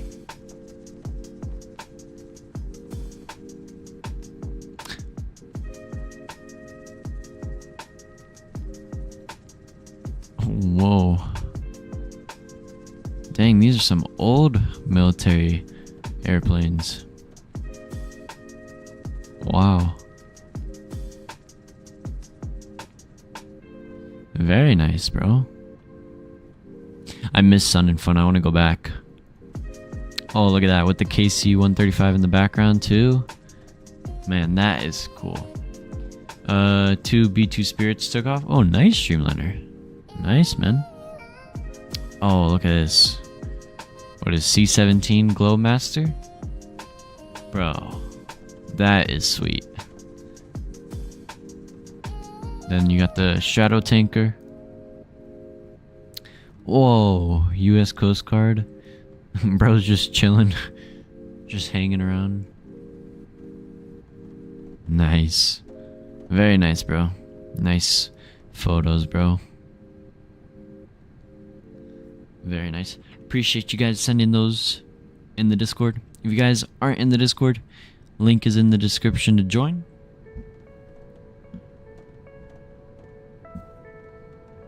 And let's see. We are just about to start our crossing. We are pretty much on the coast of England right now. We're about to head over. And then I think once we do, we'll roll the first giveaway. Once we, let's see. Looking on our... Alright, so we're direct Leslie right now.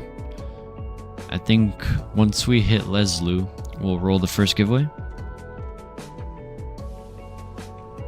probably like that, yeah. Oh, look at that.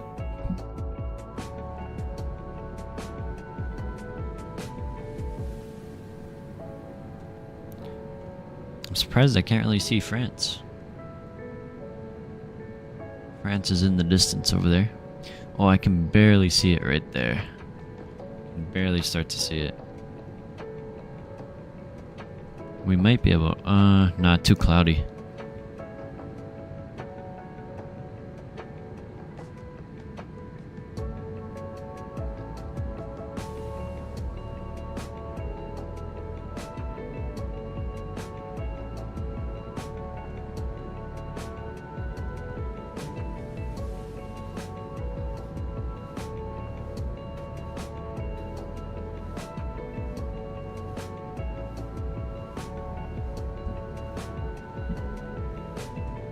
Welcome back, Phoenix. Welcome back, bro.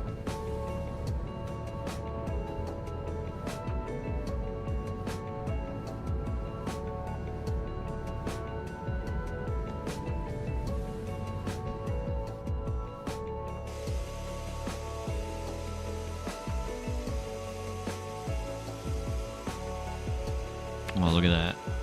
Oh. Why did my message delete? I don't know. I'm not sure.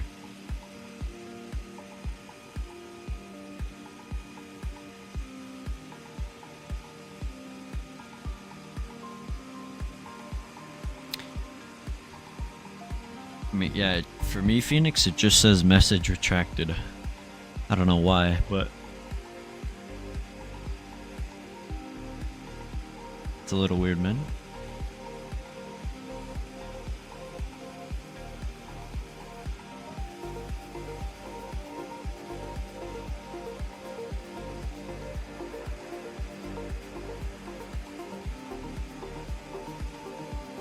And a good thing about this flight is Halifax is like pretty much one of the first airports you get to on the crossing. And I mean, you pretty much just have what is it, just St. John's and then Halifax? I mean, obviously you have Goose Bay and stuff, but those are way more north. Oh, giveaway, hey, why not? Yeah, go for it, Phoenix. Go for it, man.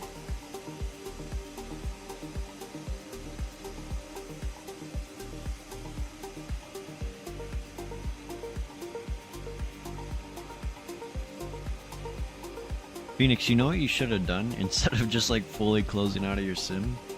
Was just pause at top of descent or something.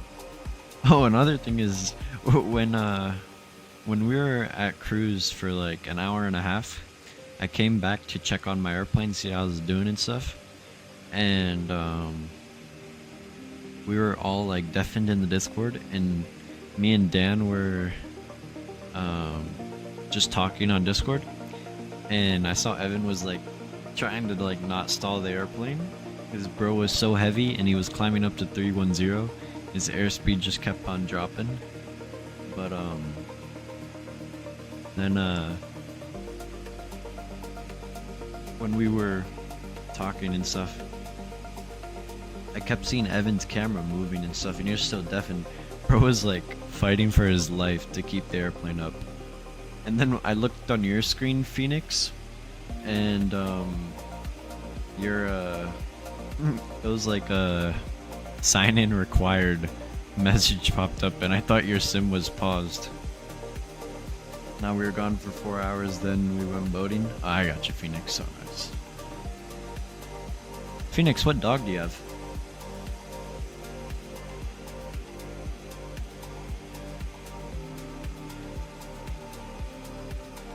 I already know Fred has a big dog because bro's dog was barking so loud in the mic.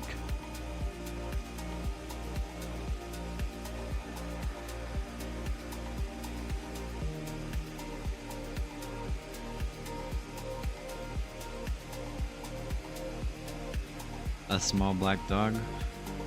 Yeah, but like, what's the breed? It's like a pit bull.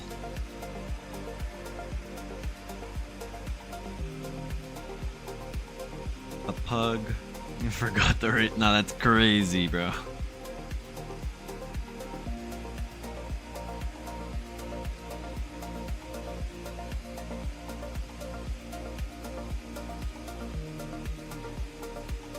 Now I will share 2 low resolution images to show you the difference between F-35 and F-22 if you don't mind. Sure, go for it, Pablo. Sure, bro.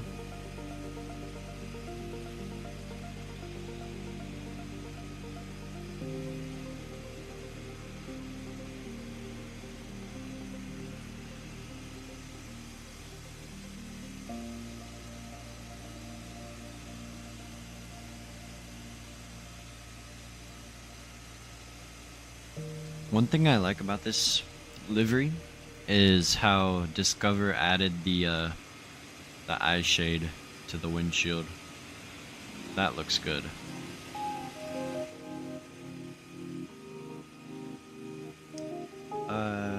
Any events going on in Canada? Let's see. Yeah, go for it. Go for it. Let's see. Ooh. Fred, if you're in the chat, same with you, Dan. We should look if there's any events that we can fly into tonight for a long haul or something.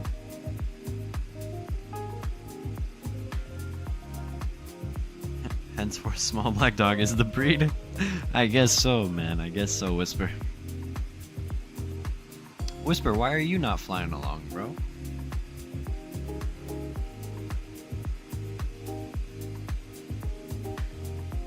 Yeah, look at that eye shade.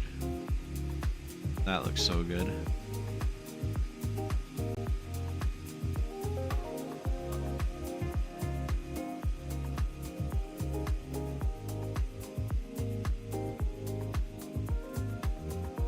No events today in Canada? Unfortunate. What about like any long haul that we could do from Vancouver?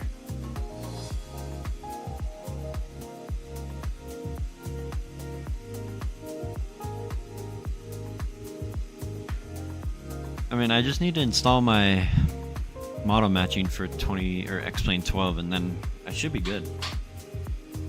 Only Montreal Center is online? Oh man. I'm just not in VATSIM because eating. Oh, so you are flying with. Oh, nice, Whisper. Appreciate you, man. How about Denver to Doha? Bruh. Nah. No one does Denver to Doha. We're not doing Denver. Plus 14 hours, bro. I'd be ending stream probably like 1 something a.m. tonight. If I put up that long of a flight, I wouldn't be landing till like 3 p.m. Qatar 350? Nah, I'm good. Istanbul to Vancouver? Bro, but Dan, there's like not a good scenery for Istanbul. Do mine, it's Vancouver to RJTT. What is that? Haneda or Narita? The one I have is great.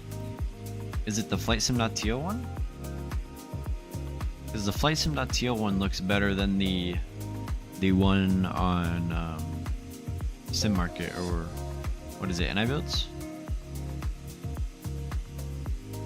I forgot who made it. Was it something design? Toronto. No, we have to do it out of Vancouver. Ah, that's Haneda, Pavlin, gotcha. With the challenging approach. Okay, Houston, we have liftoff. I'm ripping to catch up lol from Heathrow in the Max. Bro's in the Max, Skyfall, man. Oh, man. What are you flying? WestJet? Flying Mr. WestJet?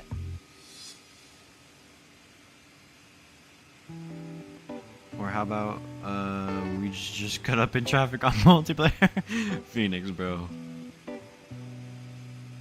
That'd be hilarious. There is a Anchorage with challenging approach. Yeah. Air Canada 869 homes. Oh, nice, man. Oh yeah, wait, Air Canada does do that route. I remember. Oh, nice. Perfect. Well, I mean, you shouldn't be that far behind us, because I mean, we only do Mach 0.85 in this thing, so we should be good. Yep, they do. Oh, nice.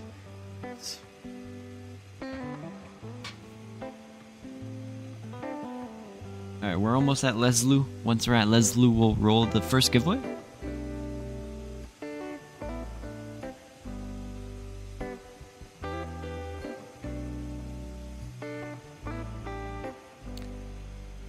Pad up soon, you'll see your livery on the plane. Oh, sounds good, Pavlin. Sounds good, man. Can't wait, bro. I'll be slightly north of y'all's route. Alright, that's fine, bro. And we got positive rate sending more screenshots. Coincidentally, flying also the iFly Air Canada Max. Oh yeah, look at that. Look at that eye shade, man. That's so nice.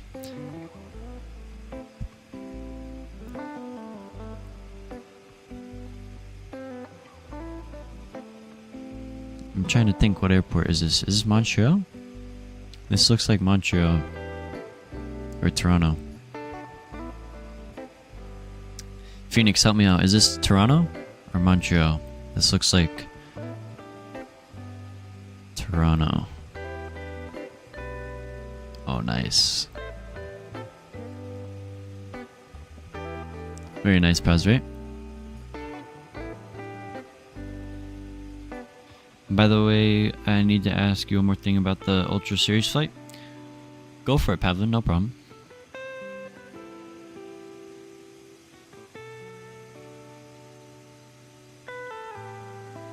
Ah, okay. I see the difference now, Pavlin, with the F-22 and F-35. Gotcha. I gotcha. They're awfully similar, though.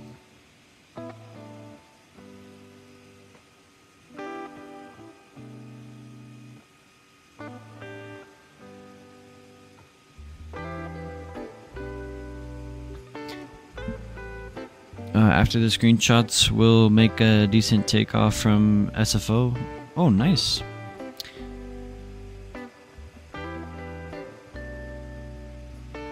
But I do a lot of tests on the F-22, so I recognize it. I gotcha.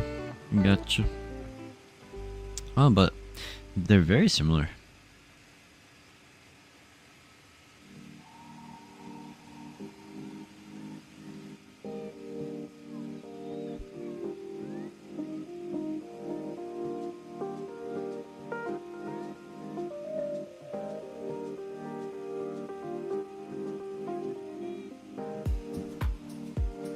I'm thinking A321neo long haul tonight. Like, what route, Fred?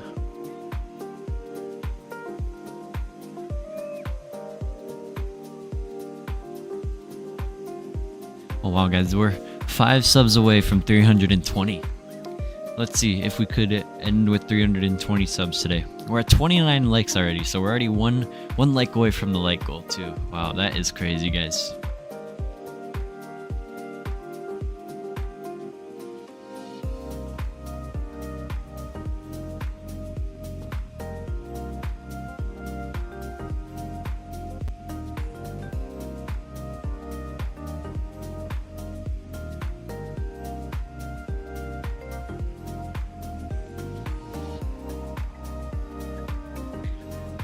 Copenhagen to New York.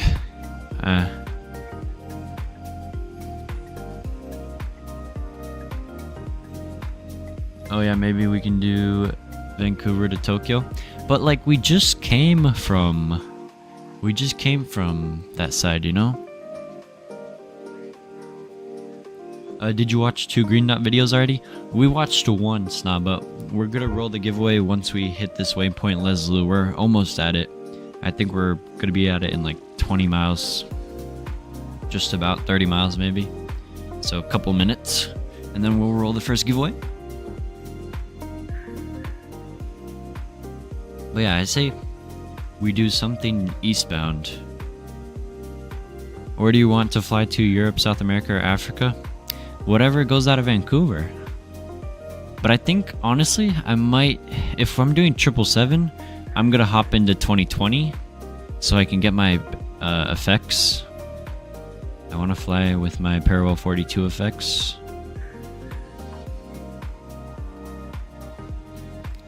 What's up, Adam?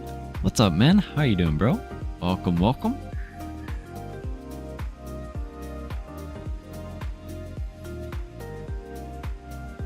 Let's see, we have Heathrow, Amsterdam.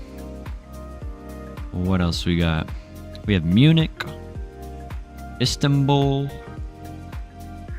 We have Heathrow, Auckland, Vancouver, Amsterdam, Vancouver, Dublin. Hold up, I'm looking here. Let's see.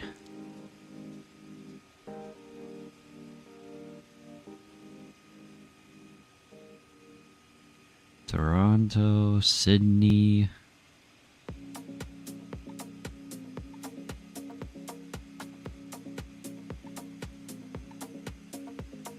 Manila. KLM 321 Neo. I mean, you could do that. There's Taipei.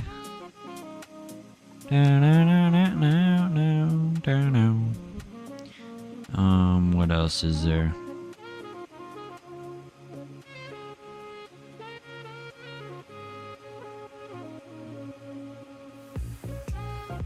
Has to be from Vancouver. I mean, it doesn't have to be, but I mean, I kind of want to do a long one. Yeah, why does it have to be out of Vancouver? Well, I just figured because, like, we flew into Vancouver, you know? You took a bus. I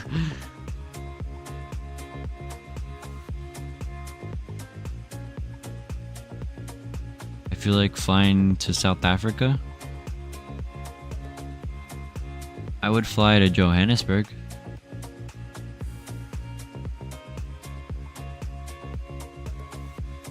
Let me see. Either Johannesburg or Nairobi.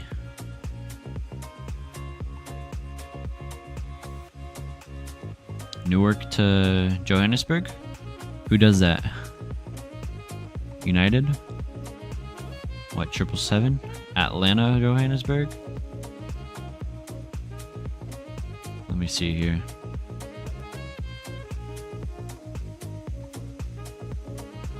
How long is Newark to Johannesburg?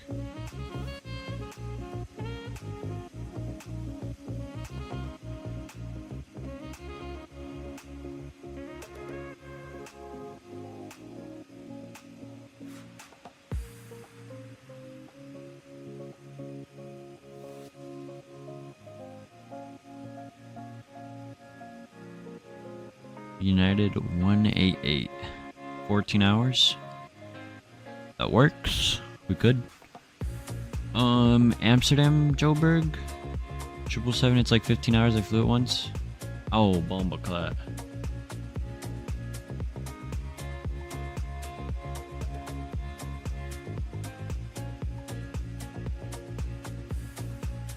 Is it only Atlanta and Newark that fly to Johannesburg from the US? I always thought this airline's name was Discovery. I used to call it Eurowings Discover, but then they changed it to Discover. But honestly, I kind of missed the Eurowings Discover, you know? Oh, so they only have Newark and Atlanta? Damn. Hold up, let me see.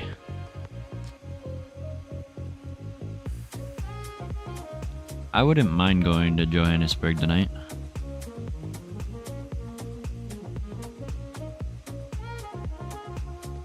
Ooh, South African Airways. Ethiopian. Swiss. Air France.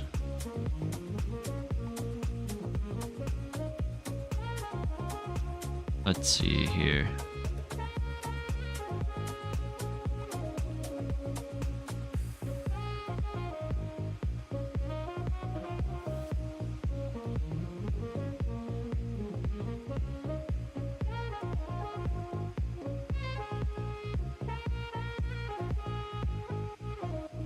Ooh.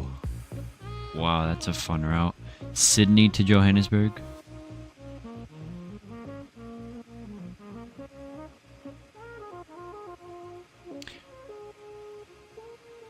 Let's see. What else we got? Well, the thing about that, Daniel, is that Qantas does it in the A380, but I don't want to fly the A380. And I'm not taking the 787 again.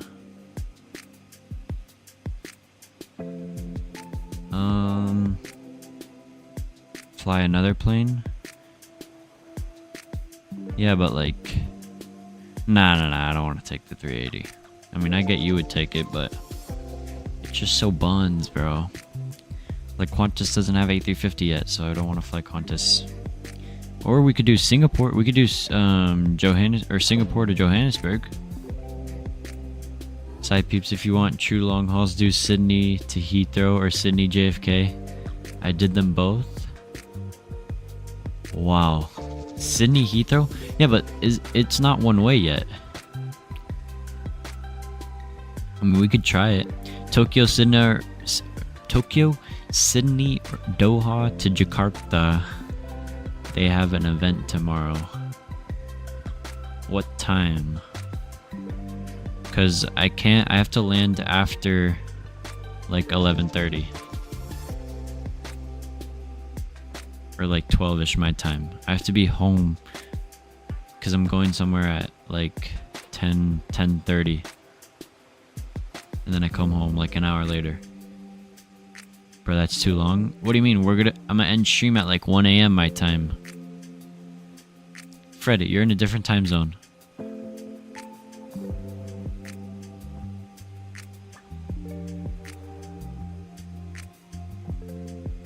I mean, I'm fine with Atlanta to... No, you're not? Where are you, Fred? If I'd have send you individual screenshots, I'll check them out, man. I'll check them out. Oh, we just passed Leslie. Let's go ahead and roll this giveaway, this first one. Alright. East Coast? Yeah, but where? Donde? Alright. I'm gonna roll the giveaway in 30 seconds, guys. If you guys haven't already, exclamation point 300 to get yourself entered into this first giveaway for Sim Market $5 gift card. And to enable to be eligible for the giveaway, make sure you're subscribed and you liked the video or the live stream. And yeah, guys, we'll roll the giveaway in 15 seconds, guys. 15 seconds. It's better for you to see the destinations and times. Yeah, I need a flight time. Like, as long as flight time is above like 12 hours, I'll be good. Most likely, yeah. Like around a 12-hour, 13-hour flight, something like that. How much time do you want the flight to last? Like 12 hours, 30 minutes.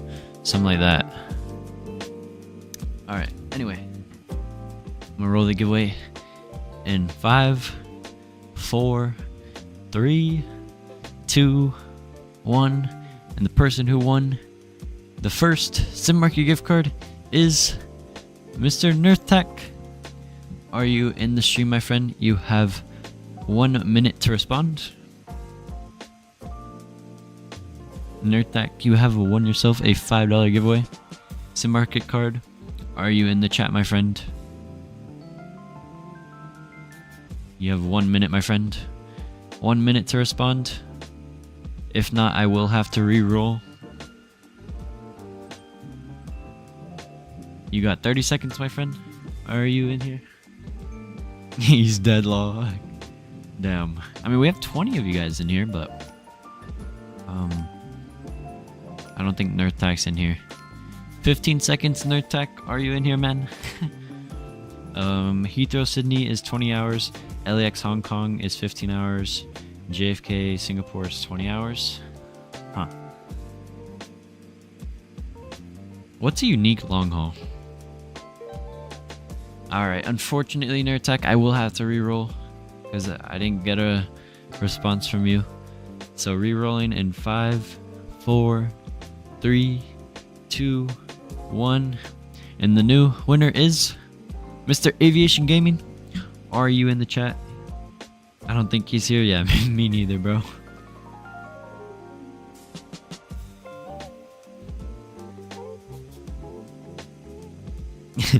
Dan, bro, don't worry. You still got 2 more giveaways. Mr. Aviation Gaming, are you in here, man? Heathrow to Sydney is a unique. It's called Project Sunrise for the reason. Yeah, I know, Pavlin, but they don't do that flight yet. I don't want to wait half the day to land. Get up early and let's land earlier. Boston to Dubai or Abu Dhabi. I don't think he is here. 12 hours and 30 minutes literally. Okay, we could but 787 or 8350. Could do 8350. Alright, Aviation Gaming. I have to re-roll, bro. It's been a minute. Let's re-roll for the third time. And the winner of the first giveaway is Mr. Daniel. Hey, there you go, bro. There you go. Congratulations, you have won yourself a $5 Sim Market gift card. Just hit me with the DM on Discord, and I will send over the code after stream. I got you, bro. I got you. Don't worry. Congratulations, bro. Don't worry, guys. If you didn't win, we still have 2 more giveaways to go. So yeah, guys, I'll be starting up the second giveaway in a second. Would you like to help the poor Daniel Garcia? Oh man. Damn, that is crazy. Damn. Alright. Congratulations, Daniel. Congrats, man. Alright, let me just reset the new giveaway. What's up, Crashing Calvin? How you doing, man? Welcome to the stream. What are the other giveaways? Just 2 more Sim Market gift cards, man. We did the first one already, and we have 2 more, man. Alright, so for the second giveaway, it's gonna be explanation point. Let's see, what can we do? What can we do? I'm doing alright, how about you? I'm doing pretty good, man. I'm doing pretty good. Hope you're enjoying your Saturday night. Alright, let's see, what could we do? What's a good keyword?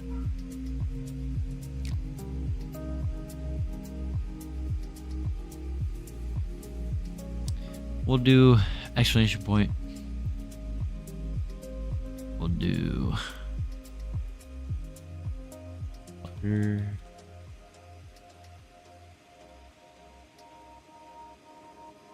Butter. Okay, yeah, we'll do explanation point butter.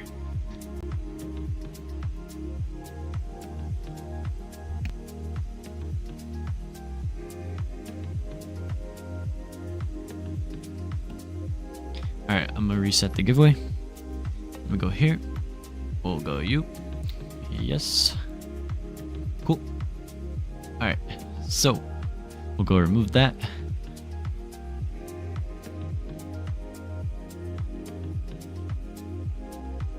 Alright, guys, exclamation point butter, capital B, to get yourself entered for the second giveaway.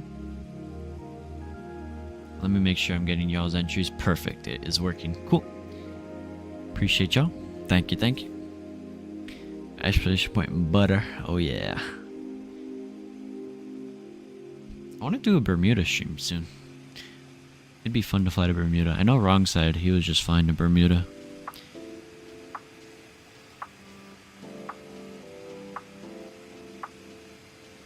Let's see. How are we doing? 380, Mach 0.847. Ooh, 40 knot headwind. It's getting pretty hefty now. I mean, 40 knots isn't too bad, but still a headwind. Oh. By the depth, I'm doing another fictional and Icelandair route. Oh, jeez, Crashing Calvin, bro. That is crazy. I'm playing Madden. Nice, Streamliner. Nice, bro. What team you're playing as, man?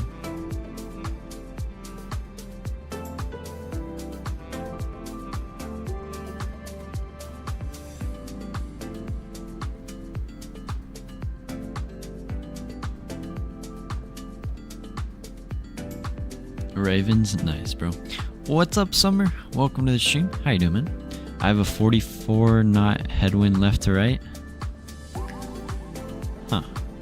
So you got like pretty similar winds, not that bad from us. Let me see. If we don't do the flight to Joburg. Ooh. I think I'm gonna do French B. I'm out of fuel. What do you mean, Daniel? You ran out of fuel? Are you serious? Okay, heading out to grab a burger. If ATC comes on, tell them I'm taking a dump. I got you. I got you. No problem, Skyfall. I got you.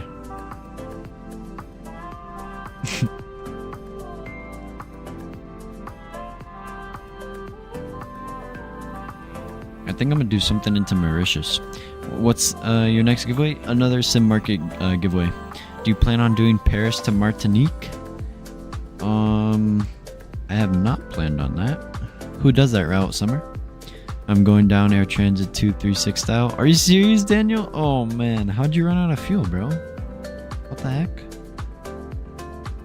How'd that happen? Hey, if I don't capitalize the letter B, am I disqualified? Nah, Spawning, you should be good. I'm getting everybody's entry who also entered just without the capital B. Let me just... Yeah, you're in it, man. You're good. You're good. Air Caribs or Air France? Oh. But do they go out of Paris early, right? Air Caribs?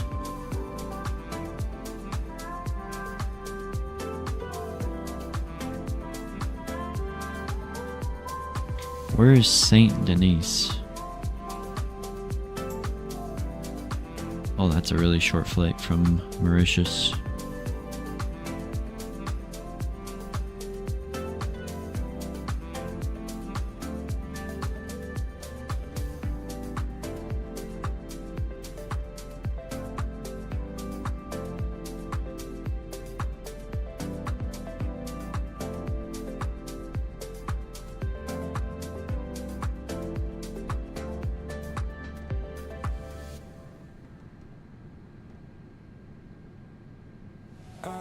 I'll take you anywhere. Just tell me I'll be there. Okay, and I'm still flying. Bro, don't jinx it, man. Don't jinx it, bro. Oh, I think I might do... Daniel, do you want to do Gatwick to Mauritius? An A350 Air Mauritius?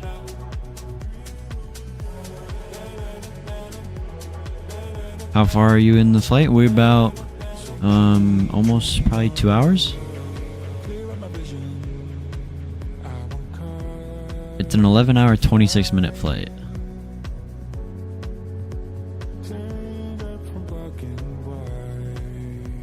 I don't like the Sims 350.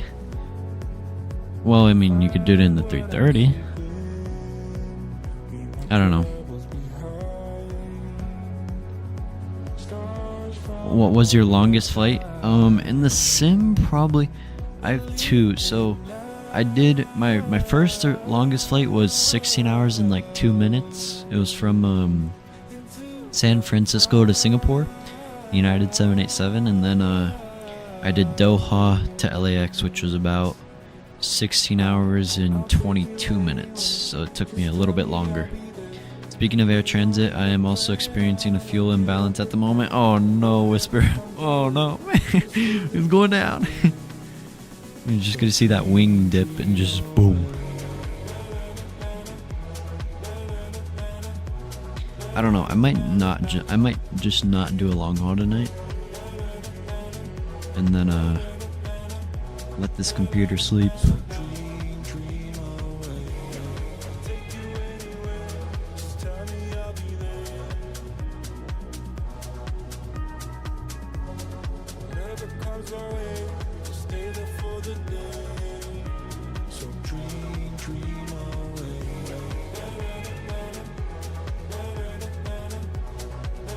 It's Halloween night.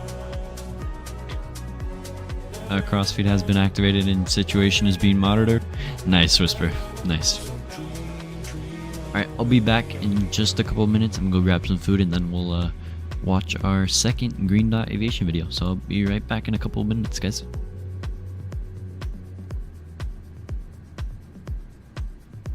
So dream away.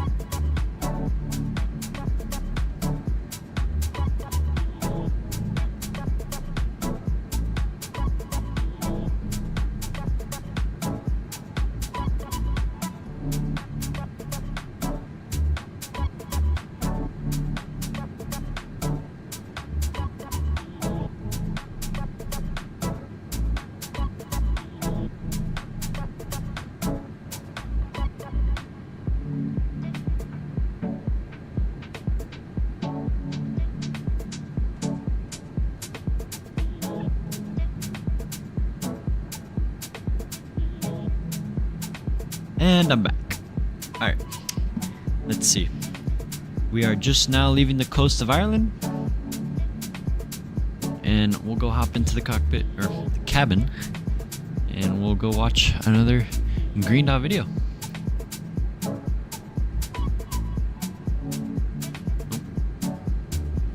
Let's see, we did the right side last time, so we can do this side.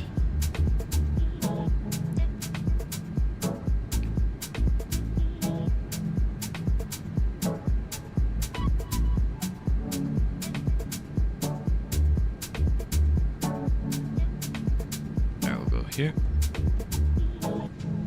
Go screen 2.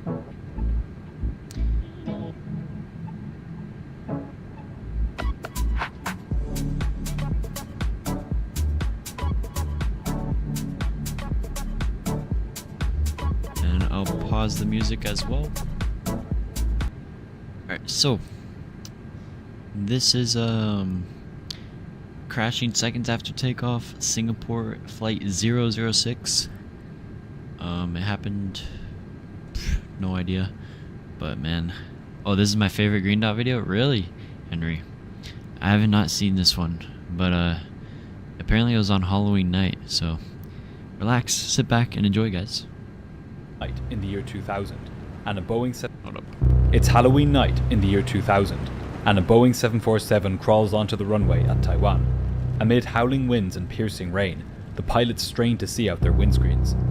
As they push their 4 massive engines to take off thrust, they have no idea that just ahead of them, a terrifying surprise awaits. This is the horrifying story of Singapore Airlines Flight 6.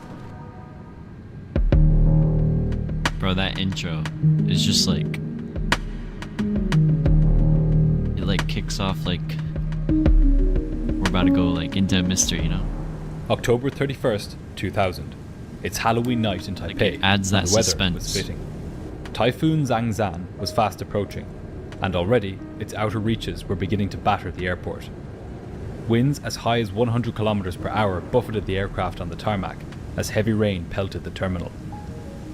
But safely on board a Boeing 747 operated by Singapore Airlines, 159 passengers from 20 different countries settled in for what was expected to be an uneventful overnight flight. Despite the variety of nationalities on board, most of the passengers were from the United States and Taiwan.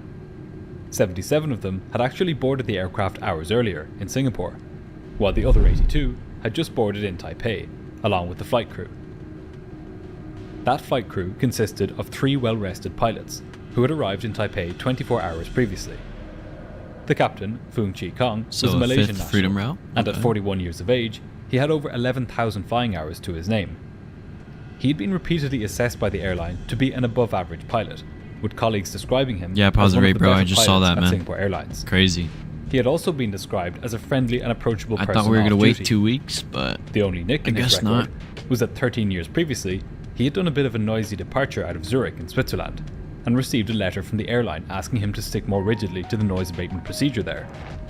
Not the worst of crimes, although with the wind howling like it was on this night, noise shouldn't be a problem. The way bro got in trouble and busted the noise abatement. The first officer was 36-year-old Singaporean Latif Sairano. Sairano was much less experienced than the captain, with about 2,500 hours of total flying time, 500 of which were on the 747. Colleagues had described him as above average, disciplined, and not hesitant to speak out if he saw safety issues on a flight. Yeah, whisper. Sitting behind the captain and first officer was another first officer. 38-year-old Singaporean Un Keng Leng would be acting as a relief pilot for this trip, taking over from the first officer over the Pacific Ocean. He would have no specific duties up until this point, other than to keep an eye on what the pilots were doing. He was described as mature and disciplined, with good flying skills, and the potential to become a captain in due course. It's worth pointing out here that Singapore Airlines had an excellent safety record. Its crews were well trained, it had a fleet of state-of-the-art aircraft, and in its 28 years of operation, it had never had a single fatal accident. So, at 11:05 local time, when the plane pushed back from gate B5 at Taipei, the 159 passengers had little reason for concern. They had no idea that far from setting out on a 12-hour flight, their aircraft would never even make it off the ground. Whoa. Picture the scenario. There's It's no way late to at send night, it up as a the fatal weather crash. is poor, and it's getting worse as a typhoon is fast approaching. The pilots have a plane load of people eager to get to their destination. If you watched a few of my videos, you'll immediately have a sense of what's about to happen. Under time pressure and rushing to get airborne before the storm hits, the pilots begin to make mistakes. But this is not the story which is about to unfold. From the get-go, the captain set the opposite tone in the cockpit. What's so strange about what is about to happen is the sheer mismatch between the pilot's level of caution and the terrifying situation they would soon find themselves in.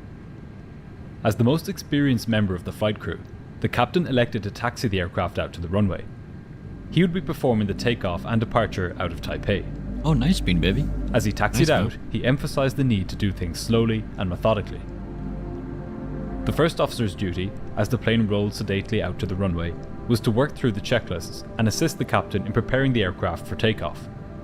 He set the flaps to 20 degrees, and the captain confirmed the takeoff speeds. The plane would be lifting off the runway at a speed of 156 knots, or about 290 kilometers per hour. To put this speed into perspective, the wind itself on this night was gusting to 1/3 of the takeoff speed of the plane, about 100 kilometers per hour. As the two pilots carried out their duties, the relief pilot listened in to the ATIS, which stands for Automatic Terminal Information Service. This is the service provided at all major airports, which pilots can tune into to find out the latest weather at the airport. It was a daunting weather report, right on the verge of being too much to take off in. There was less than 500 meters of visibility, and the winds were gusting to almost 100 kilometers per hour, rocking the plane as it slowly creeped its way through the darkness. Some of the passengers were getting nervous. If these were the conditions on the ground, what would it be like in the air? But in the cockpit, things were very much under control. The captain's attitude was clear. Right now, the winds and visibility were within safe limits for takeoff. If they stayed that way, the plane would depart, and if they got worse, the plane would simply turn around and go back to the gate. No rush and no pressure. This attitude had served him well in his decades of flying, and it had contributed to Singapore Airlines' excellent safety record. If you want to understand what's about to happen, you need to look at this chart. This is an exact copy of the charts the pilots were using on the night. When air traffic control told the pilots to taxi, this is the route they told them to take. Along the Sierras, up the West Cross, left down November Papa, and then up this way to take off on runway 05 left. In the cockpit, when air traffic control had given the pilots their taxi route, way to blow the captain what happens, went through it with the two pilots, so that they would all be, so to speak, on the same page. But while it was a straightforward route, the pilots had to be a bit more careful than usual. It had been more than 3 years since any of them had taken off from this runway. They were much more familiar with runway 6, here, at the south end of the airport. So, as Flight 6 neared the West Cross, the captain confirmed with his colleagues that this turn was the one he needed to make. It was the same livery? And, damn, once this was confirmed, he slowly began turning the aircraft to the right using the tiller. He said that he was going to go very slowly, so as not to skid the aircraft in the turn. The last thing he wanted was to skid his $200 million plane into the mud. The relief pilot, from his position behind the pilots, could easily see both of their primary flight displays. He could see that the winds were so strong that they were being picked up by the pitot tubes on the fuselage of the plane, and then represented as changes in airspeed on the pilot's airspeed tapes. With the wind hitting the aircraft from the right-hand side, the captain's instrument and the first officer's instrument were showing different readings of airspeed. It was a peculiarity more than anything else, indicative of the sheer strength of the wind on this night. As the pilots peered out their windscreens through the rain, they heard some good news over the radio. The runway visual range, which is the distance pilots can see along the runway, had gone up from 200 meters earlier to 450 meters. At least for the moment, conditions were improving. It was beginning to look like they would indeed be taking off when they got to the runway. But still, cautious as ever, the captain continued taxiing slowly, at just about 9 knots, or 17 kilometers per hour. In a few short minutes, they would reach the runway. While it was looking increasingly likely that the weather would hold up long enough for them to take off, another problem now reared its head. What if they took off, but then, for some reason, needed to go back to the airport, only for it to have closed due to the weather worsening after they had departed. Previously, they had agreed that if this happened, they could go to Hong Kong or Kaohsiung instead. But both of these had now been closed, as the typhoon made its way north. Oh. With the storm closing in, their only option was now Taipei. The pilots were hoping that it would remain a viable option as they neared the runway. Despite the conditions, the pilots were calm and methodical. Alright, I gotta go. See you later. See you later, Crashing Calvin. There was no sense of haste or Appreciate pressure. you tuning in, man. After a few minutes, the plane had reached the end of the West Cross. The first officer, looking at his taxi chart, confirmed with the captain that he needed to turn left onto the November Papa taxiway, then go all the way down the end. Once there, they would be at the runway. The captain twisted the tiller counterclockwise, and the 747 lumbered left onto taxiway November Papa. Let's have a look at the chart the pilots were using on this night. At this time, Taipei's airport was undergoing a significant change. Runway 05 right at the time was in the process of being converted into a taxiway. The reason for this is that it was too short and too narrow to be of much use anymore, given the sheer size of many of the aircraft which now flew into the airport. So they took off on the wrong runway? It would be much more useful as a taxiway, which would run parallel to runway 05 left, the airport's longest runway. We'll see why this is so important in a moment. If you've looked out the window of a plane while at the airport, you'll be familiar with all the different coloured lights around the place. There's green taxiway centerline lights, blue edge lights, white runway lights, and red approach lights. The colour and positioning of these lights is completely intentional, at night, and it's standardised airport across the lighting world. is like when you're taxiing There are also markings which can only be found on runways, like these white stripes here, known as piano keys, which signify the start of a runway. But what do you do as an airport when you're converting a runway into a taxiway? What you're supposed to do is to change all of the markings and lighting so that they are suitable for a taxiway. But at Taipei, this hadn't happened. And so, on Halloween night in the year 2000, as the pilots of Singapore Airlines Flight 6 approached the end of taxiway November Papa, they began to fall prey to a series of psychological and systemic errors, which would put them in grave danger. Oh, damn. It started at 15 minutes past 11, when the tower controller cleared Flight 6 to line up on the runway. The first officer told the cabin crew to take their seats for takeoff, and he began to read out the before takeoff checklist. As he had his head down in the checklist, the captain was peering through the blackness out the windscreen, carefully following the green lights as they beckoned him onto the runway. He again told his colleagues that he would go slowly as he turned. The white piano keys would be slippery. The controller couldn't see the aircraft through the heavy rain, and he also didn't have ground radar to see its position. If he had, he would have seen that Flight 6 was not lining up on runway 05 left, as he'd instructed them to do, but rather onto runway 05 right. The captain was following the green taxiway lights, which were far closer together in the turn than on the straight path leading up to runway 05 left. In fact, there were only 4 lights in the 200-metre long section of taxiway connecting runway 05 right and left. Legally, there should have been 16 lights, and as if that wasn't bad enough, one of those 4 lights wasn't working, and another was unacceptably dim. In other words, as the captain followed the green lights curving onto runway 05 right, there was very little to tell him that to his left there was another runway lying in the darkness. As the plane lumbered into position, the first officer commented that the PVD had not unshuttered. The PVD, or Paravisual Display, is a unique device installed on the glare shield of some aircraft, whose purpose it is to give pilots a visual indication of whether they are drifting off the runway centerline during low visibility takeoffs. Oh, I didn't know that. There was a shutter in front of it most of the time, but when the aircraft detected that it was lining up on the runway, it unshuttered, revealing the barber pole-like PVD. It struck the pilots as odd that this had stayed shuttered after they lined up on the runway. Of course, the reason it had was that they had tuned their navigation radios to the frequency for the runway they were supposed to line up on, runway 05 left. They were now over 200 meters from that runway, sitting comfortably on what was now becoming a taxiway. What's more, the pilots knew that runway 05 right was being turned into a taxiway. But in the darkness, and lured in by the green lights, they simply never questioned whether they were in the correct place.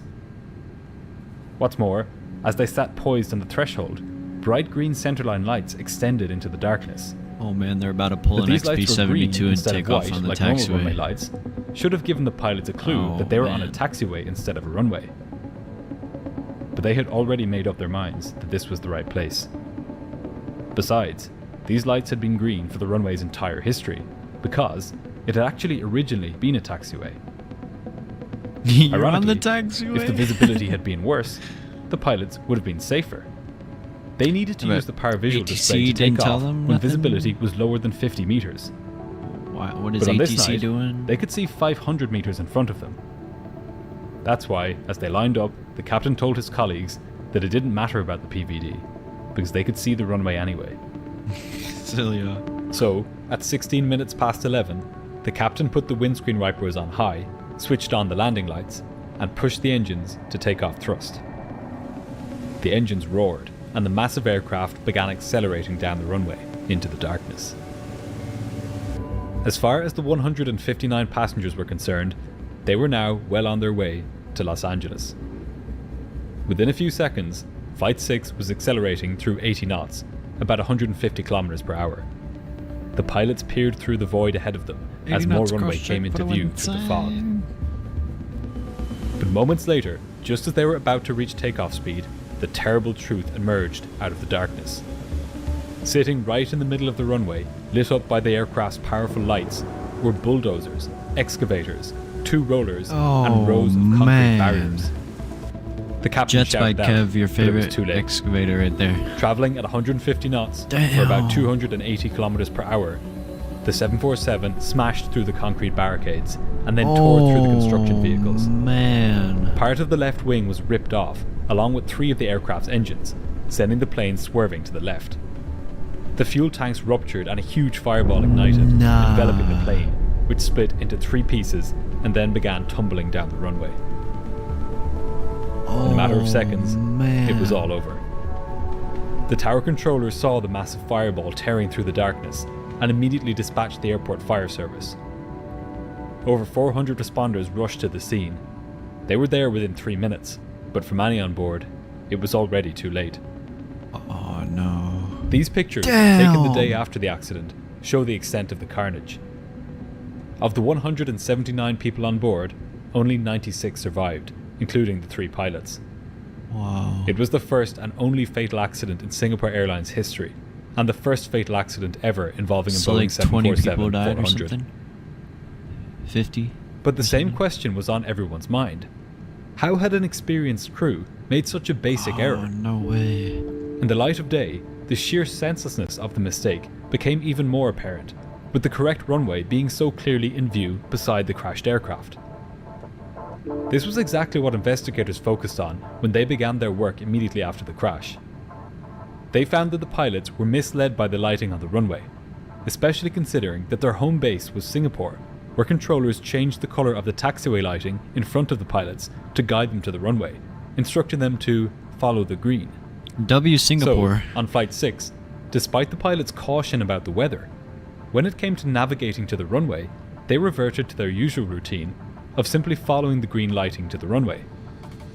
It didn't help that the closed runway still had its runway markings and bright centerline lights, despite not being in use. See, I think that's the airport's fault. All of this meant that when the pilots turned onto the runway, they subconsciously ignored all of the information telling them that they were not where they were supposed to be.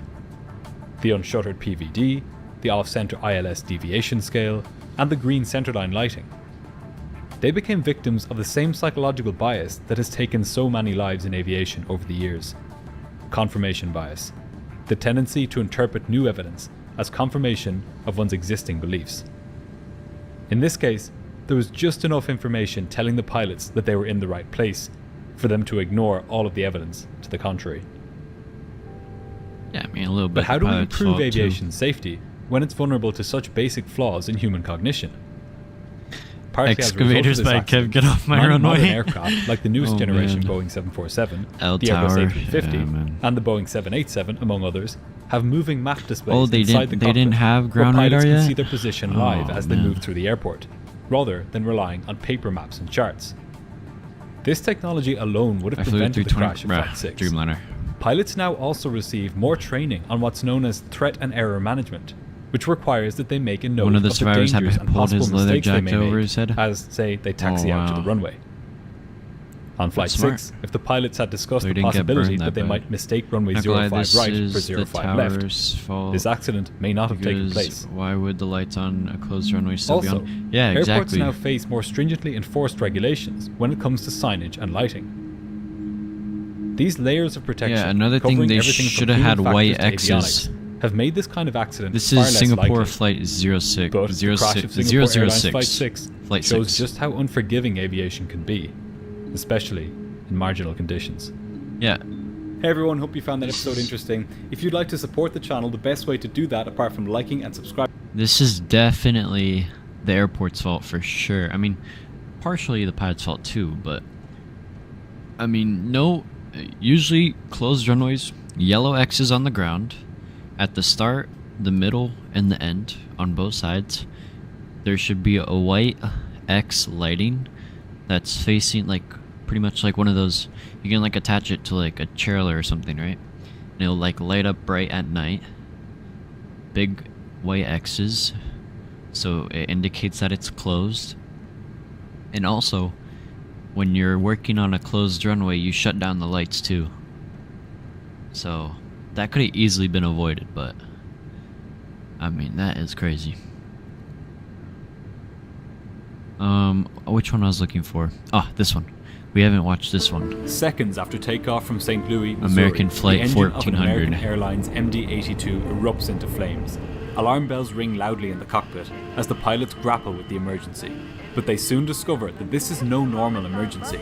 Within moments, the captain's instruments fail, and the aircraft begins to lose vital systems. Will the crew be able to make it back to the airport, or will the fire spell disaster for everyone on board? This is the story of American Airlines Flight 1400. Here we go, intro.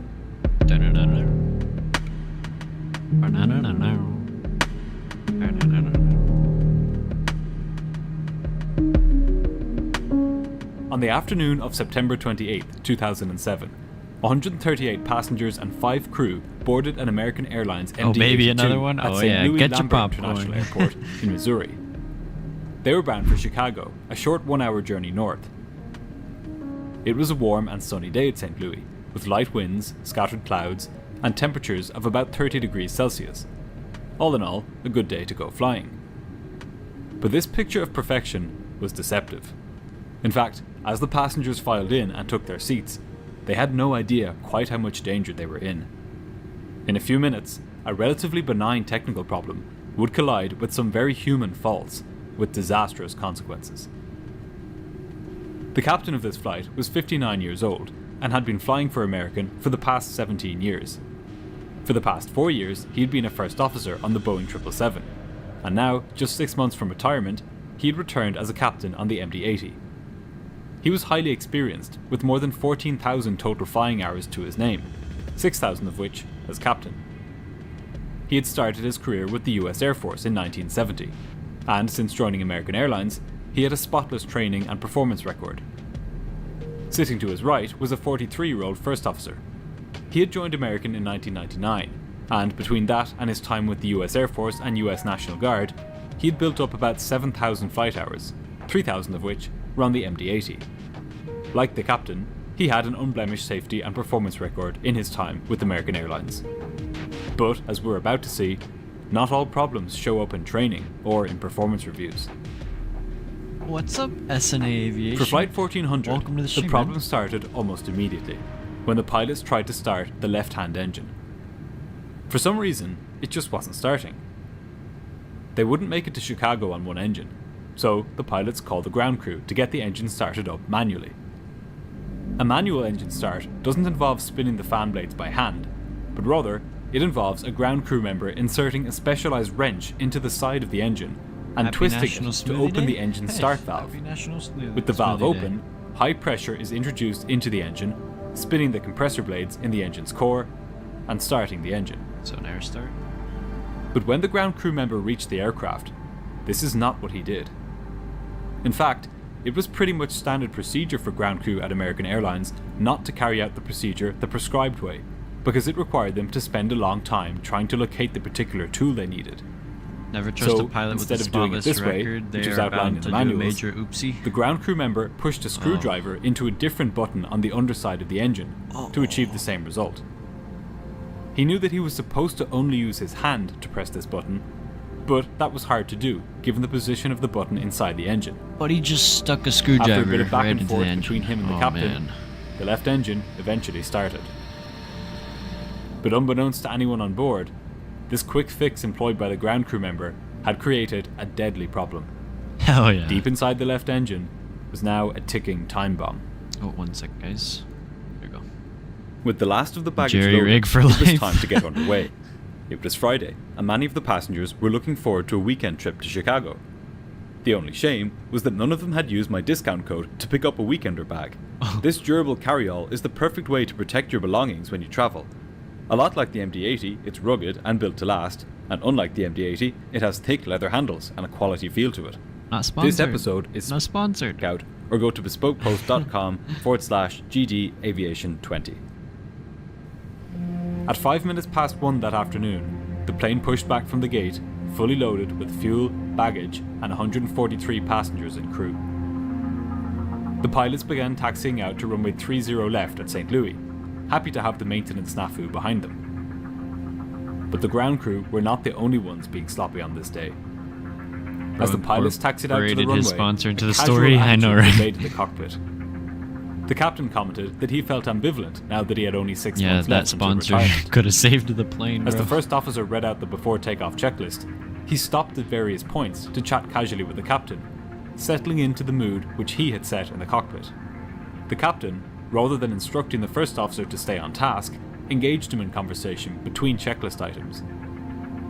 This kind of chatter is strictly against FAA and company policy, which state that until the plane has reached an altitude of 10,000 feet, pilots can only discuss things which directly pertain to the flight. This is known in aviation as the sterile cockpit rule. If this had been like any other flight, this break from standard operating procedure might have gone without consequence. But on this day, this laid-back approach would lead to the pilots being caught completely off guard just seconds after takeoff. The captain briefed the first officer on what they would do if they had a problem on takeoff, saying, quote, "Unless we're on fire, we'll go to Chicago. If we're on fire, we'll come back and land here." Little did he know how prescient this statement would be. But he kind of jinxed it. Just after 10 past 1, the captain lined the aircraft up on the runway and pushed the engines to take off thrust. At that very moment, the start valve on the left-hand engine opened. Oh, man. The electrical switch which controlled its position had been damaged by the ground crew member's screwdriver back at the gate. And now, as the plane accelerated on the runway, high-pressure air began spinning one of the engine's starter turbines. As the plane continued down the runway, this turbine began to freewheel, picking up tremendous speed. The only indication in the cockpit that this was happening was a small annunciator light. But this light wasn't positioned where the pilots could easily see it. So, when the plane reached takeoff speed, the captain lifted the nose and brought the plane into the sky. Both he and the first officer were completely unaware that the left engine was hiding a fatal flaw. They raised the gear and began climbing out over St. Louis. Why is my sim so laggy? Just seconds after lifting off, as the plane passed through 1,500 feet, the first officer noticed that a light had illuminated, which said that the start valve for the left engine was open. He told the captain about it, who acknowledged the issue. As the pilots continued climbing, figuring that they would fix whatever problem this was in a few minutes, the rapidly spinning turbine in the left engine failed catastrophically. A fire then erupted in the engine. The engine fire warning sounded in the cockpit. The first officer immediately declared an emergency, telling air traffic control that they had a fire in the left engine and that they needed to return to the airport straight away. The controller told the pilots to turn right and said that he would bring them back around to the airport. And then put it back into full screen. The pilots got to work. The captain announced that he would fly the plane, while the first officer worked through the checklist. This splitting of duties is exactly how the pilots had been trained to handle emergencies. Time is critical when it comes to fire on an aircraft. The pilots needed to complete some key items in their checklists to maximise their chances of a safe return to St. Louis. The first officer took out his checklists and opened the page for engine fire, damage or separation. The purpose of this checklist, in the event of an engine fire, -182 into Halifax, nice, by the way. It instructs the pilots on how to shut down the affected engine, cut off the fuel supply to it, and then put out the fire. There are several further steps in this checklist, but these are by far the most important. But now, at the very beginning of this very serious emergency, the pilots began to flounder. Despite their spotless records and despite the frequency with which engine fires are practiced in the simulator, the pilots will now make a series of grave errors which will endanger the lives of everybody on board. The first officer quickly carried out the first two items on the checklist. He disconnected the autothrottle and set the left engine thrust lever to idle. But before he could complete the vital third step of cutting off fuel to the engine and pulling the fire handle to extinguish the fire, the captain interrupted him by handing over the controls. In this vital moment, when the first officer should have been shutting down the blazing engine, the captain handed him the controls. His reason for this? He wanted to tell the flight attendants to prepare the cabin for an emergency landing. Something which wasn't necessary at this stage, given that the passengers were already seated and strapped in. MCO maybe? Oh, nice. Bit of a so now, with the first officer flying the aircraft and the checklist sitting idle, the fire continued burning. You should be good, As it burned, it began to eat away at electrical wiring, and even began to damage the plane's hydraulic systems. In a few short seconds, this emergency was about to get a lot worse. The captain told the flight attendants that they had a fire in the left engine, and that they would be landing back at St. Louis in the next 5 minutes. He told them that they would probably not need to evacuate, but that they should prepare the cabin just in case. At this critical stage of the emergency, this briefing was completely unnecessary. Oh yeah, for sure, The Whisper. pilot's sole focus should have been on flying the plane, completing the engine fire checklist, and navigating back to the airport. Aviate, navigate, communicate, But the lack of adherence to standard operating procedures the pilots had exhibited on the ground was now coming back to bite them in the air. The controller instructed Flight 1400 to turn right again, this time to head back parallel to runway 30 right, where they were being set up to land. With the first officer now flying the plane, it was the captain's job to handle the radios and carry out the checklists. This was a confused and chaotic response to an emergency which they had trained for dozens of times. Nice, Beanie Baby. Spelled Argentina. Finally, after more than a minute, the captain resumed flying the plane. But in some important ways, it was already too late. The captain's primary flight display, here, and his navigation display, here, had failed. Oh, man. The fire in the engine had destroyed the electrical wiring feeding these instruments. These are two of the most vital instruments in the cockpit, which tell the captain his speed, altitude, and heading. Now, he would have to rely on small, old-fashioned standby instruments to see this important information. It was an ominous sign. What else could be damaged behind the scenes? Over a minute and a half since he first started it, the first officer resumed the engine fire checklist, finally getting to that third step, which involved cutting the fuel supply to the engine. But there was a problem. The first officer couldn't move the switch.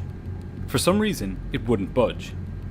What's worse is that without this, he wouldn't be able to complete the next step, which involved pulling the fire handle to discharge the engine's 2 fire extinguishers.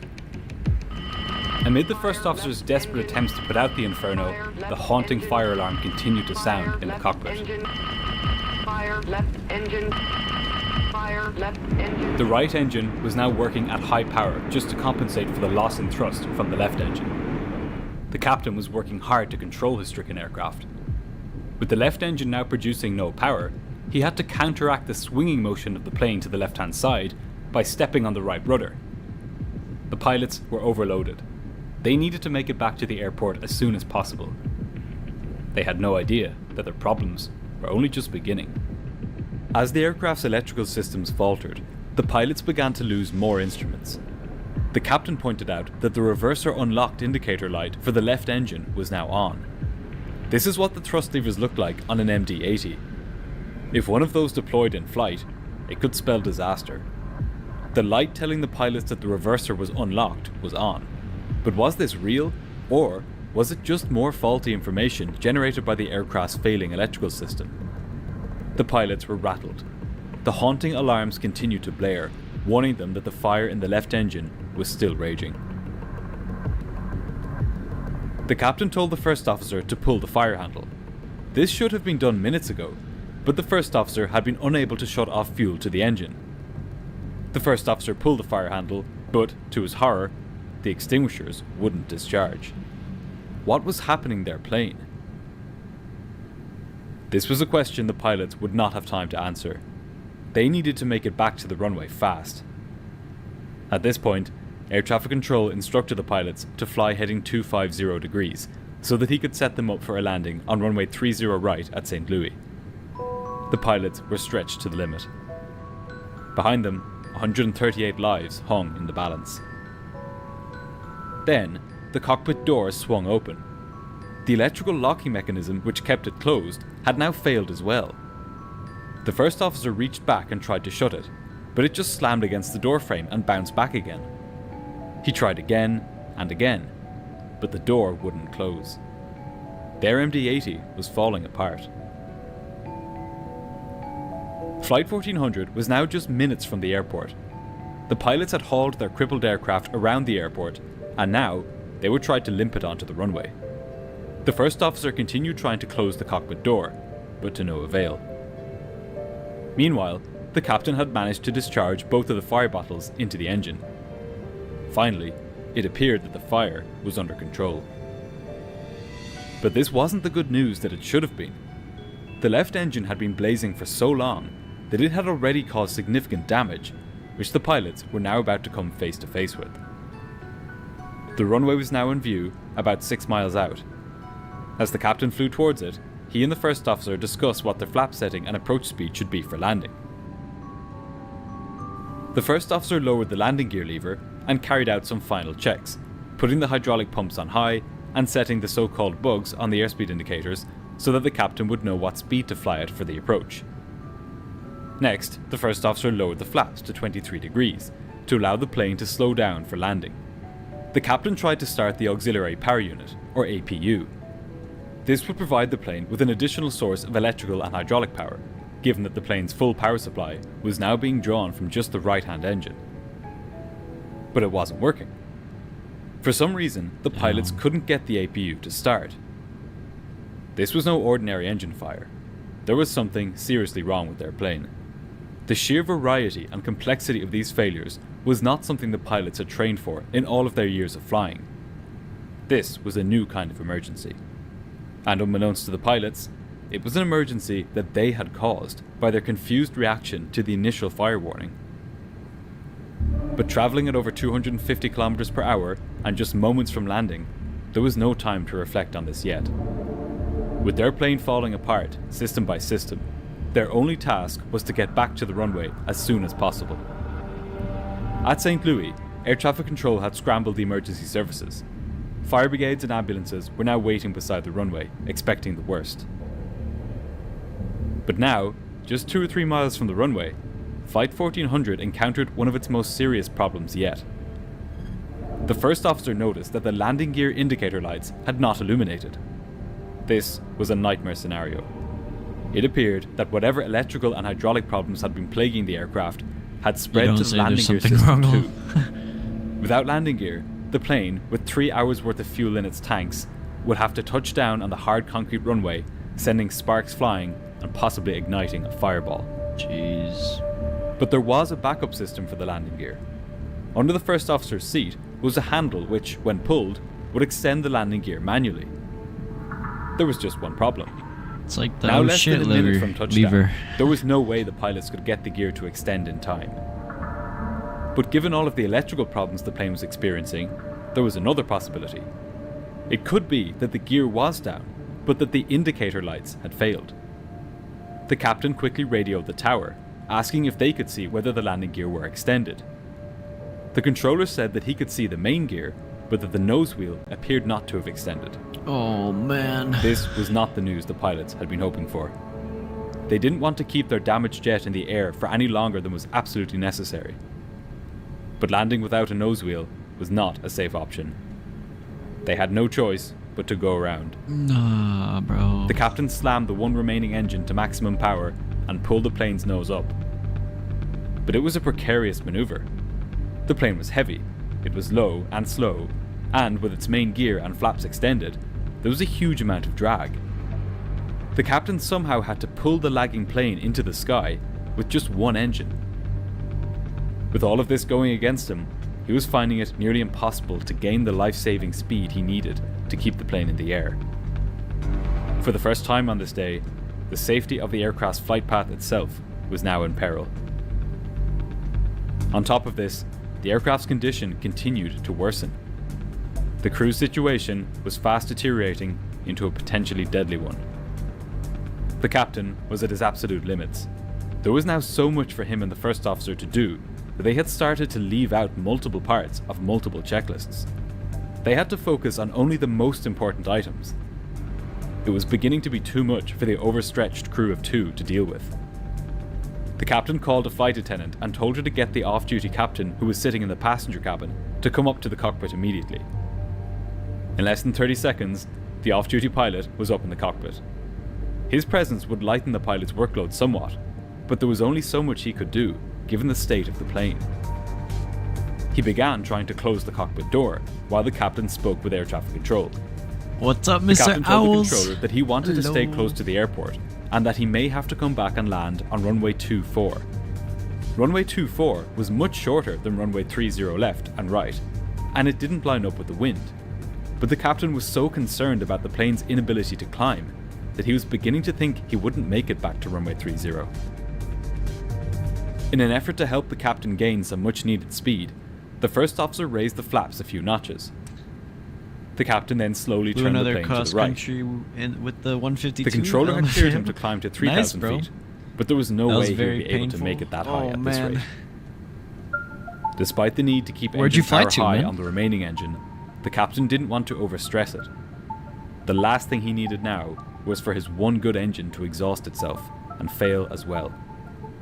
The captain told his colleagues that he needed to go back and land immediately because he couldn't maintain airspeed. He was the one flying the aircraft, and he had a real sense of the sheer difficulty it had with staying airborne. Yeah, again trying to help with 74 my Golf has a fuel leak in the right tank, so we might be cooked. This would make the wings smaller and smoother, creating less drag. But the captain was concerned that doing so would cause him to lose the life-giving lift that the flaps were there for. Bro. He decided to compromise, and told the first officer to retract the flaps at the back of the wing, as these create most of the drag, and to keep the slats at the front of the wing extended. Again, the captain said that they needed to land now. He knew that if they kept on flying, they would either burn up the remaining engine or get so if you slow, realized how much for my Golf is an absolute shitbox. In the back of the aircraft, it wasn't just the passengers who were nervous. It's hanging on by a thread, bro. They could tell that the aircraft was struggling, and it didn't exactly inspire confidence that the pilots had aborted their landing and called for an off-duty pilot to come up to the cockpit immediately. They knew that whatever this was, it was serious. The first officer asked the captain what runway they should go back and land on. The captain said that he wanted the longest one. The off-duty pilot pointed out that that was runway 30 left, which was a full 2,000 feet longer than the next longest runway. And a couple with the controlability problems by the support of the aircraft was having, that 2,000 feet could make all the difference. It's the only way that airplane's still flying, man. Then, the relief pilot noticed something alarming. The plane had lost all hydraulic pressure on the right-hand side. Oh, they're cooked. This explained why the nose wheel hadn't dropped, and, combined with the loss of the left hydraulic system, it explained some of the difficulty the captain was having with controlling the aircraft. At this point, the plane was now flying parallel to runway 30 left. 777 pause rate, don't you dare do the A380. The captain was still struggling to maintain altitude, but his speed was now gradually increasing thanks to the raising of the flaps. The sense of urgency mounted as the plane's condition continued to worsen. Nah, 777, now, the first officer for sure. decided to try to lower the landing gear. It was better that he did this now than just before landing. He pulled the gear extension handle under his seat, and the pilots waited. Nah, 777. To their great relief, they could hear the noise as the landing gear bay doors opened into the slipstream, and the wheels slowly dropped. Just to confirm, the first officer radioed the tower, asking whether they could see the nose wheel. This time, they could. The gear indicator lights were still blank, but now the crew had the confirmation they so desperately needed. Their landing gear were down. Now just minutes from landing, it was time for the crew to tell their passengers what to expect. Ooh, 747 in X-plane. Up until this point, they had been more or less in the dark about what had been happening. This time, the captain delegated the task to the off-duty pilot, who got on the intercom and told the passengers that they would shortly be making an emergency landing and that they should fasten their seatbelts and follow the instructions of the flight attendants. Many of the passengers were terrified. They had no idea. No, the salty. Nah. Finally, after a strained journey around the airport, Flight 1400 was lined up with runway 30 left. The controller had cleared it to land, and now there was nothing left to do but for the captain to get his plane and his 142 passengers and crew safely onto the runway. No longer working against the aircraft to get it to climb, the captain was now letting the plane settle into where it wanted to go, back down towards the ground. The first officer lowered the flaps to 28 degrees, helping the plane to slow for landing. And then, finally, some good news. The landing gear indicator lights had just started to work. All three of them were green, telling the pilots that the gear were not just down, but locked into position. No this way. was a relief, but the pressure the captain was under was immense. He had to Need avoid a 13-hour another flight go-round at all costs. The aircraft was just 500 feet above the ground now, and the runway was Do dead like ahead. JFK Doha or something. The first officer told the captain that he was fast, so that the best way to land would be to pull the throttle to idle just before landing, and let the plane float down onto the runway. The automated voice began counting down the plane's height above the runway. 50, 40, 30, 20, 10. Finally, the plane touched down. The captain slammed on the brakes, and within a few moments, the speeding plane skidded to a stop on the runway. Bro, to The be passengers honest, erupted into I thought they applause. weren't going to make that. After a horrendous ordeal, everyone on board was finally safe. But despite the positive outcome, big questions remained. What caused the engine fire in the first place? Bombacla, And look why at that. did it cause so much damage? Investigators from the They US took too National long. Transportation Safety Board got to work immediately to find the answers to these questions. And what they found revealed some critical failings at American Airlines. Imagine they left As the it turned out, screwdriver. the reason the engine wouldn't start on the ground at the beginning of the flight was that a filter inside the engine had disintegrated and blocked airflow to a key part of the engine. Oh man. This should have been picked up by American Airlines maintenance procedures, but these procedures were found to be lacking by investigators. To make matters worse, the ground crew misidentified the air turbine starter valve, or ATSV, as being the reason the engine wouldn't start, rather than a problem with this filter.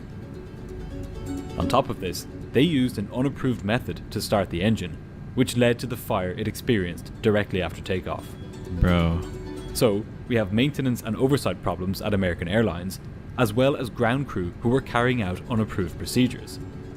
But from a human factors perspective, the biggest lessons which can be learned here are to do with how the pilots responded to the engine fire when it happened. Yeah, they took a bit too long. The with final report into this extinguishing incident it. recommended that airlines review their pilot training on task allocation and workload management during emergencies, to ensure that when pilots are running emergency checklists, they should not engage in non-essential tasks.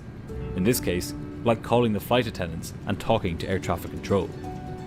If the first officer had continued with his engine fire checklist uninterrupted, it's very likely that the plane would have returned to St. Louis on the first attempt with minimal issues.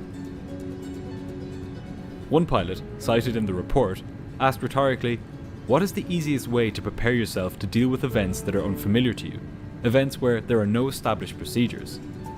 Based on my flying experience and aviation safety background, I firmly believe that the answer is rigorous adherence to standard operating procedures and cockpit discipline on each and every flight. When you do this, you are preparing yourself for the unexpected. The pilots of Flight 1400 were not prepared for the unexpected, and they did their jobs in a system which, through poor oversight of its maintenance procedures, threw the unexpected at them. In this case, the passengers of Flight 1400 were lucky that they remained live test subjects in this very risky experiment. If you enjoyed this video, then you can get early access to ad-free videos here. I mean, what a video, but like, I mean, the thing is imagine you're that ground person who did the air start for them, and then you find out that they crashed because of the engine fire. Bro, I'd be devastated. I mean, bro, I couldn't even live with myself knowing that I just did that. I don't know, that's crazy. Okay, enough self-promo for me. What's happening here? Yeah, we're just watching American 1400. Oh wow, very cloudy.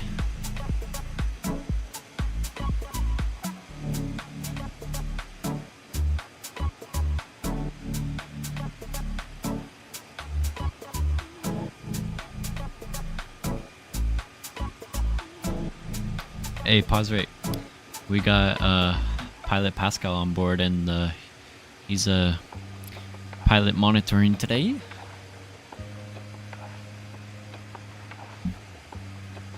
Doha to Toronto, maybe? Ooh, you could, man. 1 million for Pepsi Airlines Concorde. Nah, I'd do like either Speedbird or I'd probably do Speedbird. Yeah, they got very lucky. Everyone was safe. Yeah, for sure, Hazard. It's a mix of the pilot's response and American Airlines maintenance. Yeah, the thing about that is, like, I mean, first of all, who would attempt a ground start with a screwdriver? Buddy used his screwdriver. That's crazy.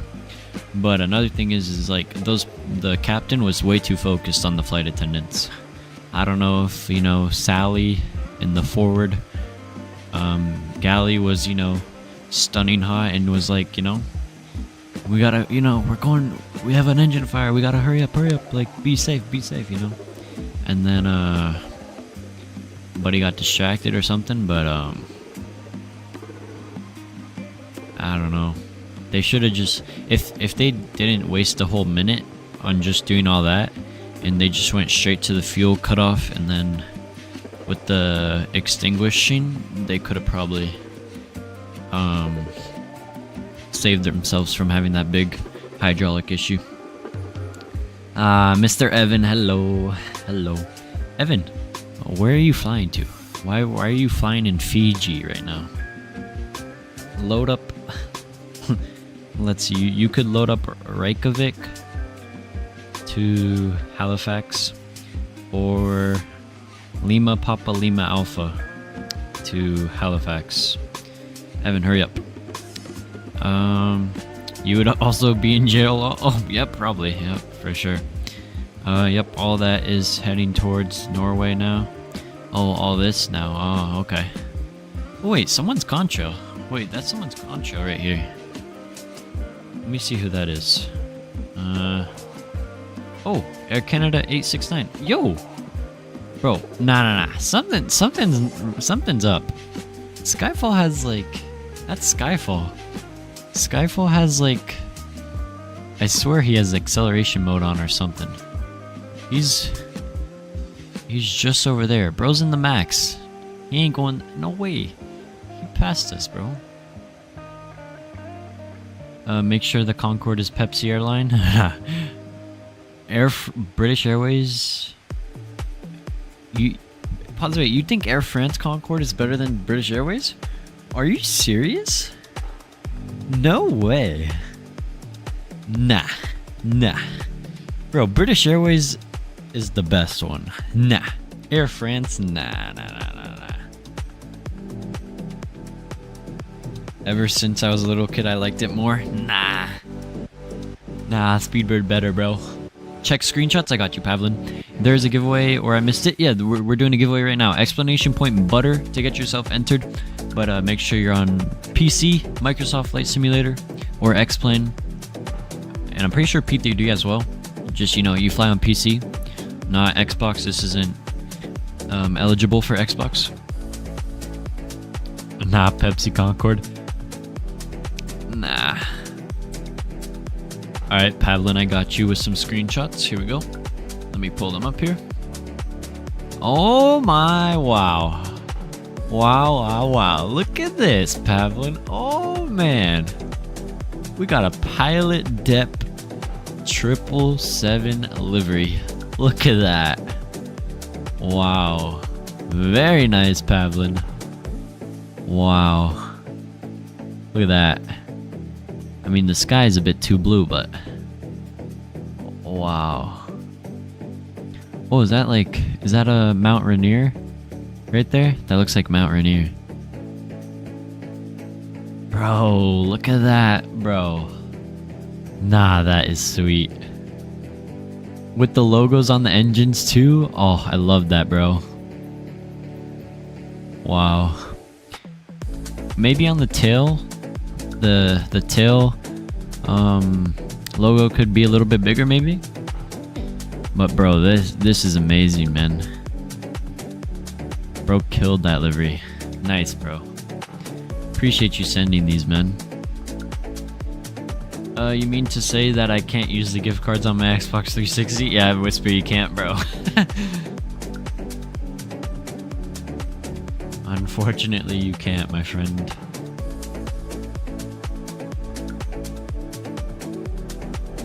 Alright, we'll fix it right now. Sounds good, Pavlin.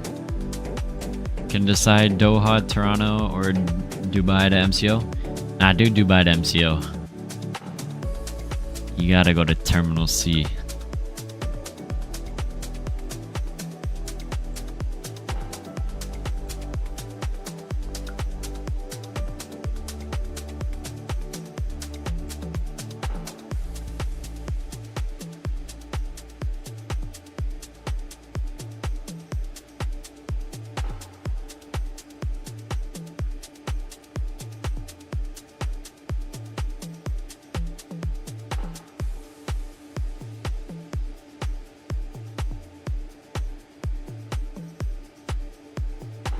One second, guys.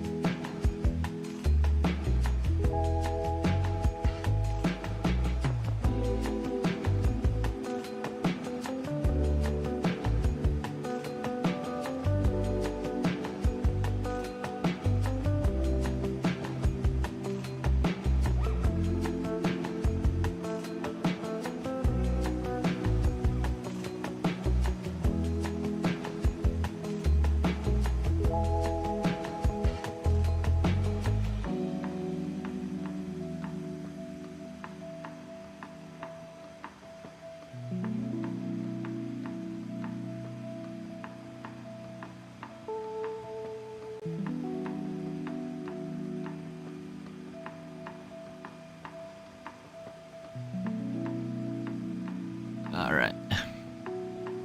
Let's see. What is the Volanta saying for how much flight time? We got about 3 hours and 39 minutes left. Not bad. Not bad, you know?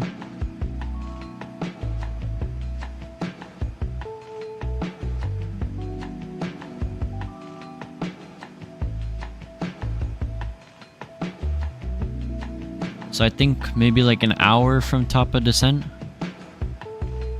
We'll start the second giveaway maybe. So we'll keep that running for now.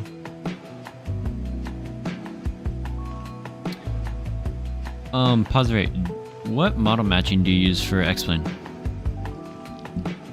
Because I need to get model matching. I was told by DZ Aviation, what was it? It was at like CSL or something?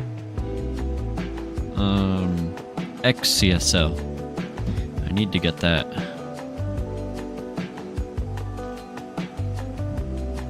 Oh, look at that. That looks so good. I'm shutting down my PC for the long haul right now. Gotcha.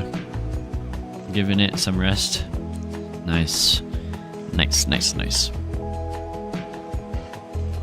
You know, one thing I realized is why did they keep these, like the outside of the winglet, blank? Like all white, but they have the inside with the... They should have did the same design on both inside and outside of it.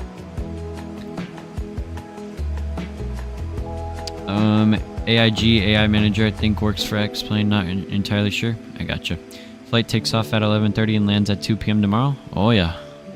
Oh yeah. Gotta go, gotta depart, busy DFW, hopefully I can be back before landing. Yeah, we might be back. Where are you flying to, John Wayne Aviation? I'm gonna just say John Wayne, because Santa Ana. Could have been an oversight from the creator of that livery. Nah, this is actually how they do it in the real world with Discover Airlines. It's kind of dumb. They should have painted both sides. Like, and I might have also, if I were to control Discover Airlines like livery designs, I would have did something with the engine designs too, like not make those white. Maybe put like, you know, not Discover on them, but like maybe, I don't know, if they have a slogan or something. But I mean, I really like the tail. I like how it's like the match where like it goes from dark to light. Could have maybe, I don't really know what like the little circle too is for.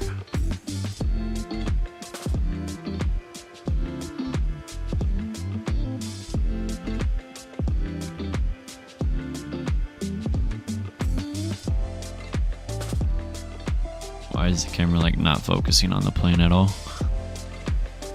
Oh, there we go.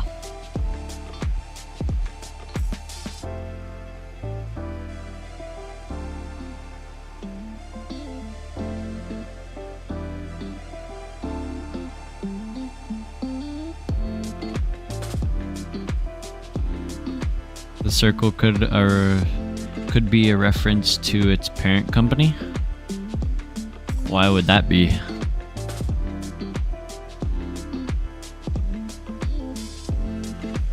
It's a moon? Is it really?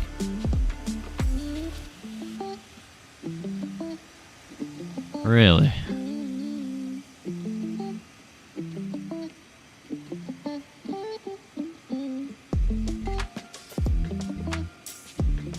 I don't know. Fair enough. Bro, like, why is it, like, not focusing on the plane?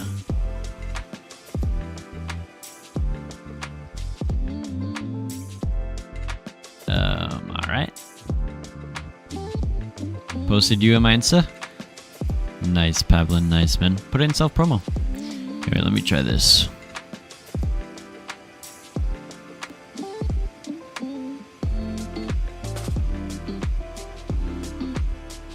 There we go. Now we're golden. There we go.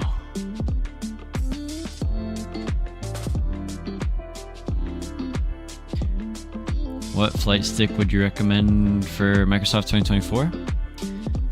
Flight stick? You mean like side stick? Like for Airbus? Probably the Wing Ursa Minor. That's what I use.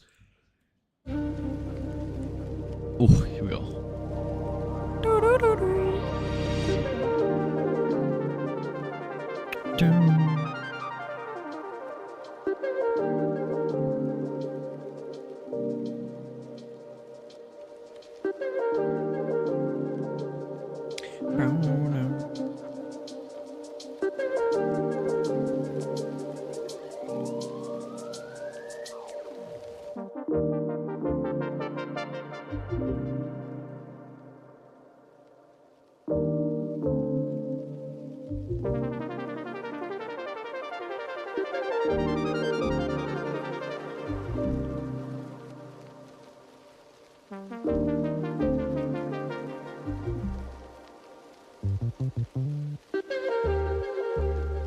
For GA, Boeing, Airbus, and military, all in one.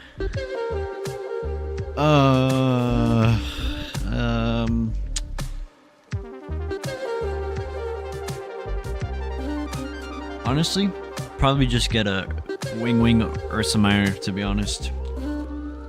Then I also put the map so everyone can see your flight there. Give me a little, and adding you to the Ultra map as well with the requested LAX to Boston flight. Perfect, Pavlin.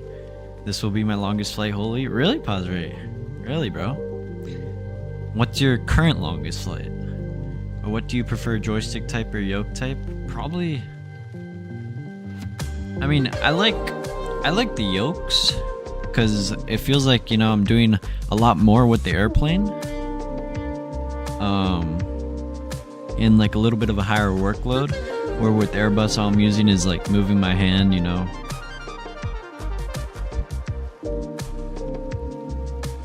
I was gonna say something else, but it was gonna come out weird. Atlanta Haneda at 14 hours 4 minutes. Wow.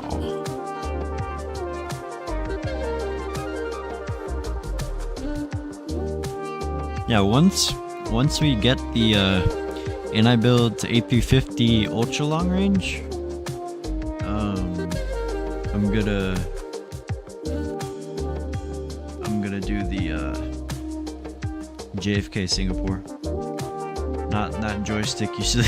Yo, whisper. I know.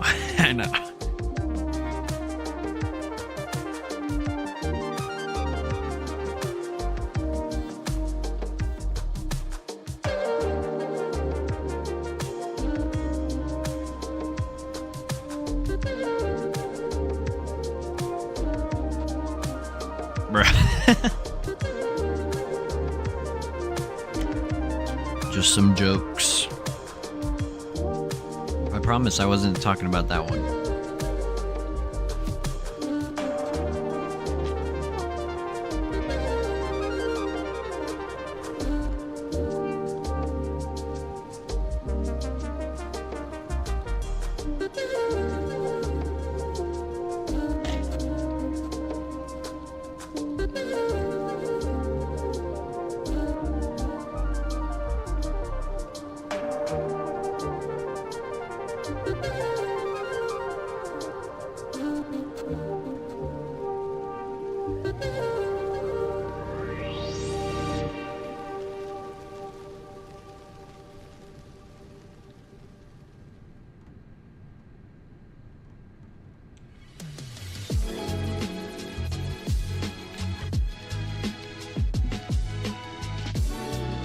Honestly, a little bit of this livery is a little bit frame heavy, like especially in the cabin.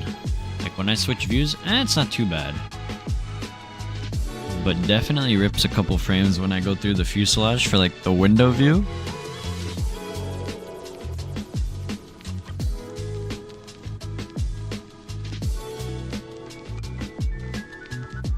I have Thrustmaster Hostess 4 and it works fine for my needs in flight simming. Nice, Whisper.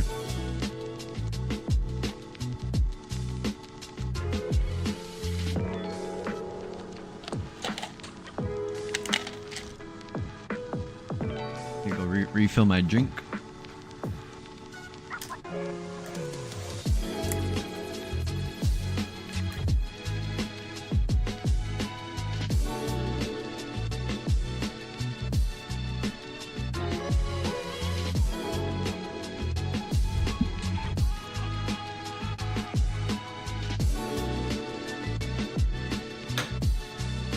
We're pretty much past Iceland already.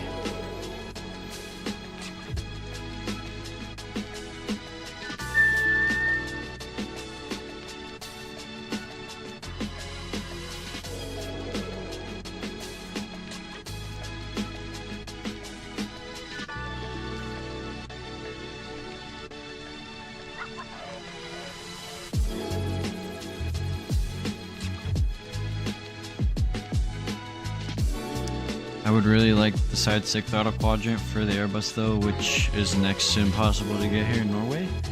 Why, Whisper? Does Thrustmaster not ship to there?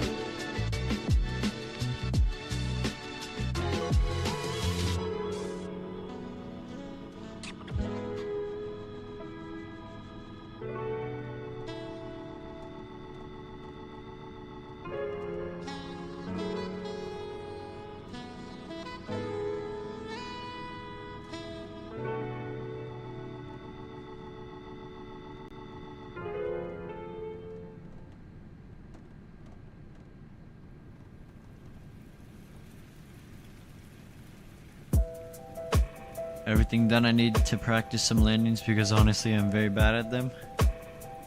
All good, Pavlin. Hey, just start your flare around like 30-40 feet. Especially in the 777.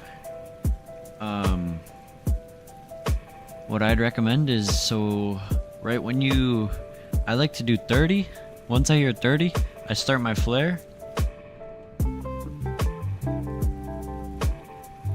And then I go thrust idle.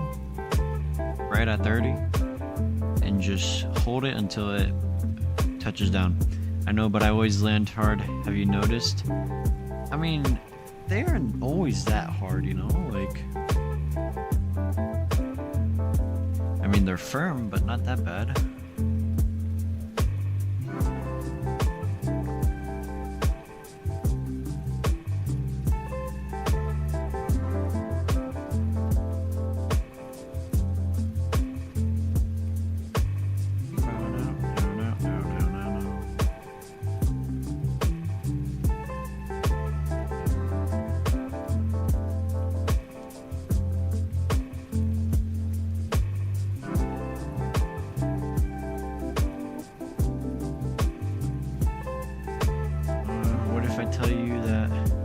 Most of them are above -220 feet per minute. That's not even that bad, Pavlin.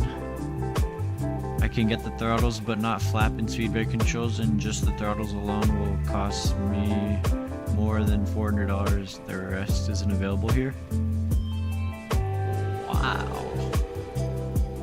Whisper, you might have to just fly to like London and then just pick them up there and then fly back.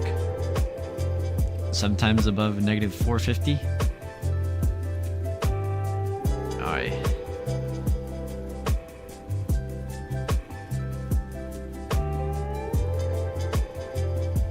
I mean, what are you doing wrong in your landings, Pavlin?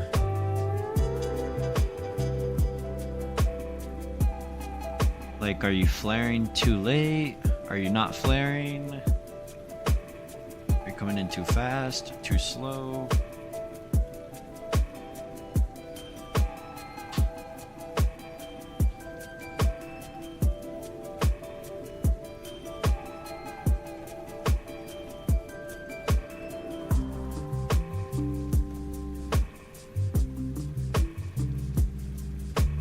Cutting thrust too soon? Yeah, maybe.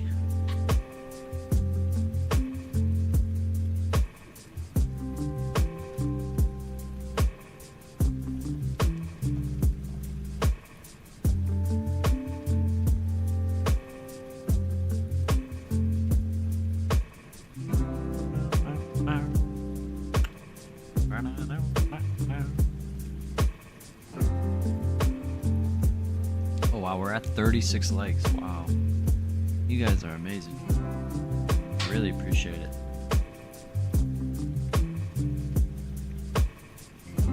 While I struggle with aim of the pitch, I often experience ground effect.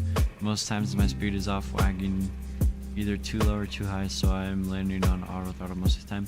Well, yeah, in the 777 you can land with auto throttle on, and you know, if auto throttle, let's say it's keeping you too fast or too slow, take the throttles over, disconnect auto throttle and fly manually, and make sure, you know, try and stay between, you know, not 5, like let's say you're coming in at like 145 on the speed, don't go above like 150 knots or 135 knots, you know.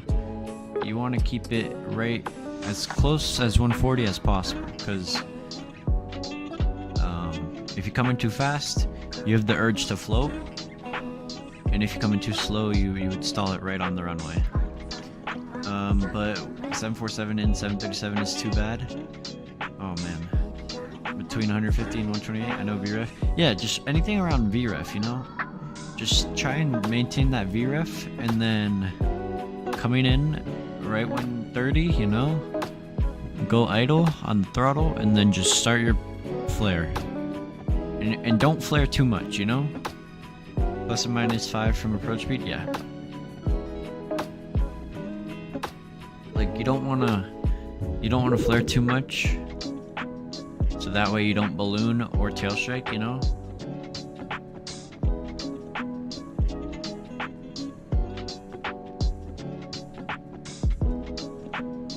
And another thing, Pavlin, is right when you make the runway, like you're right over the runway, when you start your flare, go eyes to the end of the runway.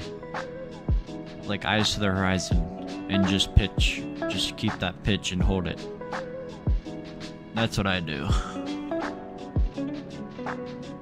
I have one good landing, the Hong Kong landing from LAX, that then I was acceptable, negative 111. Oh, nice! Can't get a route around the Middle East. Oh, man. So wait, are you doing like... Oh, that's right, because of all those airspaces being closed. Oh, buddy's cooked. Around 3 to 5 degree nose up at flare? Yeah. Let me check my Volanta. Alright.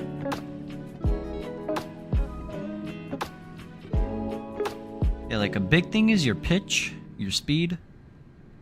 And also, another thing is what flaps do you land with usually in the 777?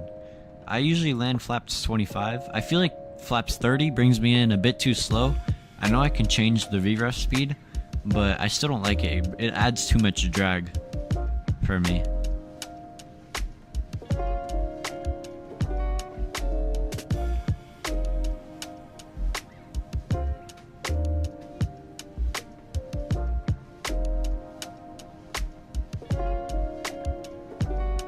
Flaps full all the time because I'm lightweight.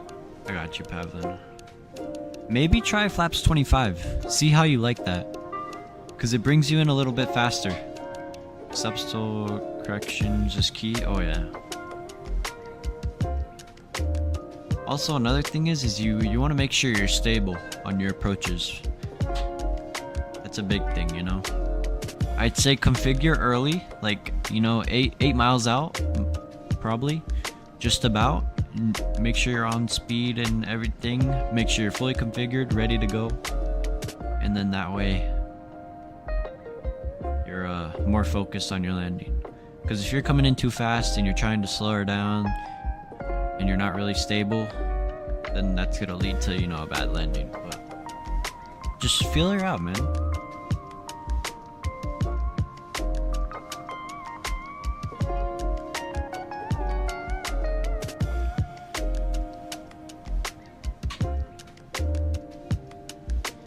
Let's see how we're doing up front. Let's see, we are 50, 30 north. Cool. Can we do a step climb? Let's see. Progress page.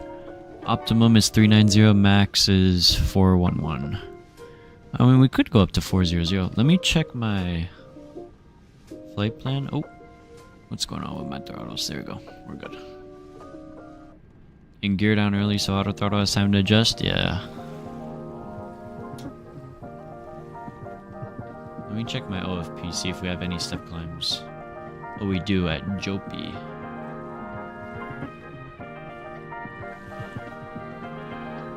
But that's way late. Nah, we'll just stay at 38. It's been pretty smooth sailings from 380.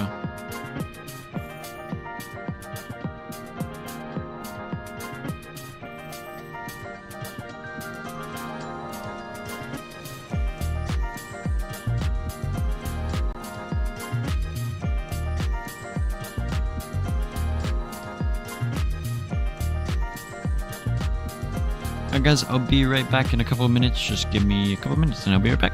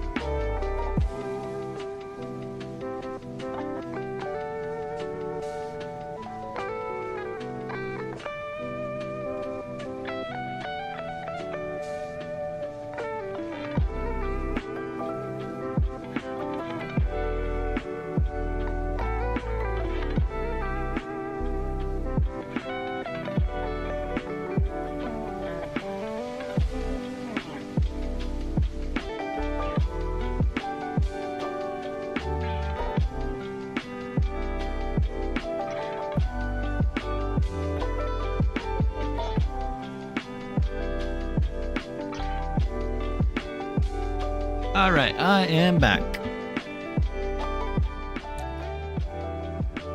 My Optimum is still flight level 340 low. What are you flying, Whisper? 8330? Smash some buttons, appreciate you, bro. By the way, I bought the 777-300. Really, Whisper? Nice, bro. Nice, nice, nice, man. Let's go. Yeah, I think tomorrow I'm gonna rock some flights in my Phenom. Doing the flights around the world. I'm in Vietnam right now, so I'm flying to Brunei, and then I think to Darwin. So I'll see how many routes I do tomorrow. 8330 900. Oh, nice. What are you doing? Some Condor ops or something?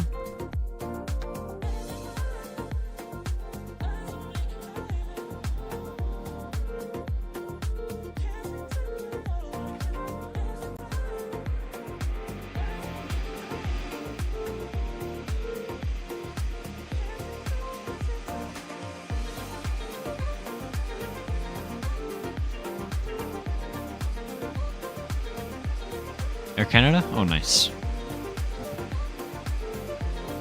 Welcome back, Reed.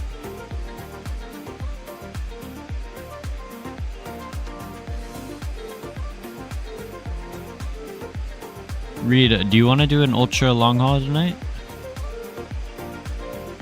Once I end stream. Frankfurt to Halifax. Got you, Whisper.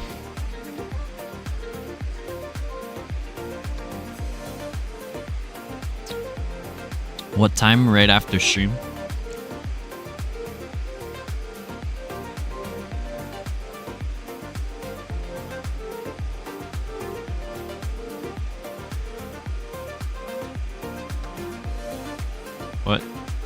What this route again? What do you mean, Daniel? No, not for the long haul. Whisper's just saying his route he did.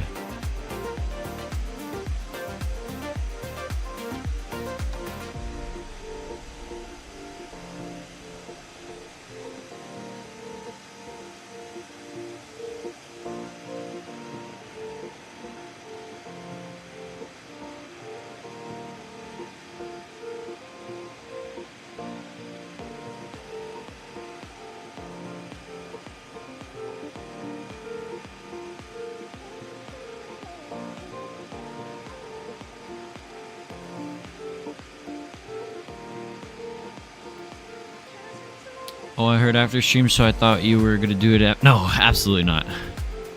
Nah.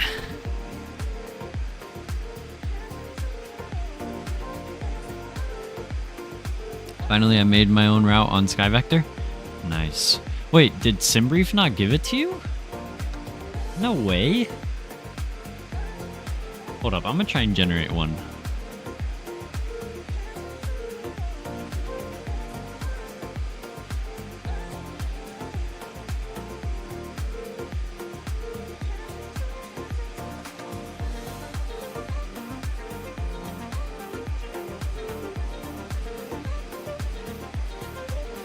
SimBrief doesn't care about closed airspace? No, all the flight plans in the Middle East are blocked?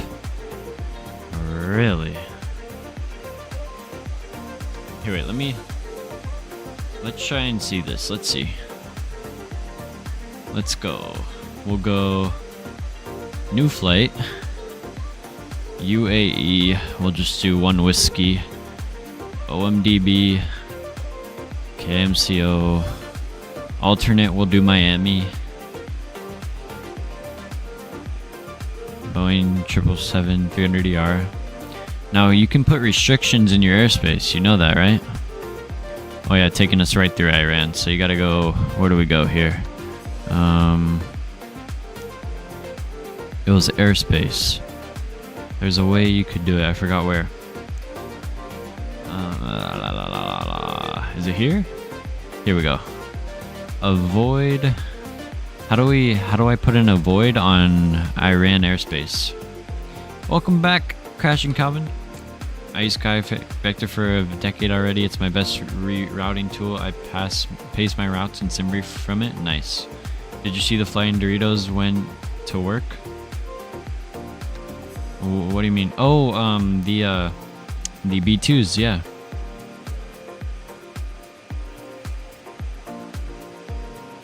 Yeah, so we have to do it around Cyprus. So we have to go like this way. How could I put a ban on this airspace? Let's see, let's see. If I do this...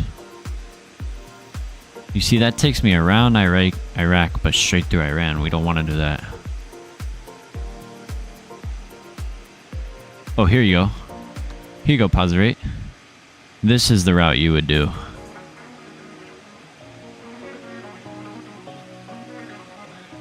Wait, what does that say?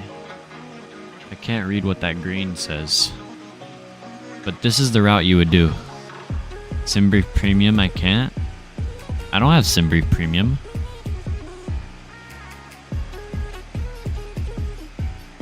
This is just SimBrief, bro. That also avoids Israeli airspace too? Yeah, this is the route you would do. You go right past Israel. Send it over, I got you. Let me hit this one. We'll see this one. Wait, let me see the difference between that one too. Ooh, this one might be better. Would you want to do this one, Pause Rate? This one goes straight across, but it'd be kind of cool making that cut right next to Tel Aviv in Damascus. Wow. Do you want this one? Or this one? This is what SimBrief. But I think this might be the longest one. This route is 7,100 nautical miles. This one is 7,041 and then 703. First one. So this one. This one you're talking about? Want to go right next to the word? I got you. I gotcha. Yeah, but like, that's kind of weird how SimBrief is just putting it right through that airspace. Oh yeah, 15 hours and 1 minute on the dot. Wow. Alright, I'll send this over to you. You want spicy but not be in the spicy? Oh yeah. For show. Alright, Pause Rate. It's coming your way. I gotcha. Where is it? Where are you? Here you are. There you go. I sent it on over, man. I gotcha.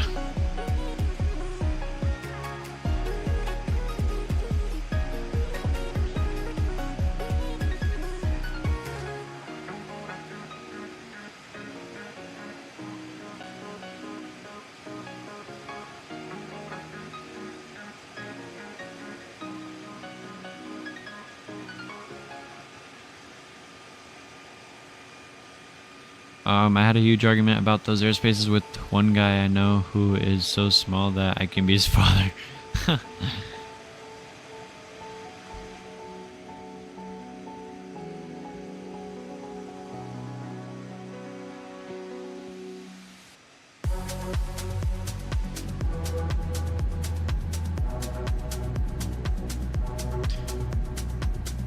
I like the textures on this 330. I mean, like, this is pretty nice modded, you know? It looks pretty well made. What's the general opinion on that new 321 Neo? I picked it up, Reed. I still haven't done a flight on it. I think it'd be pretty good as a placeholder for the for the Phoenix. But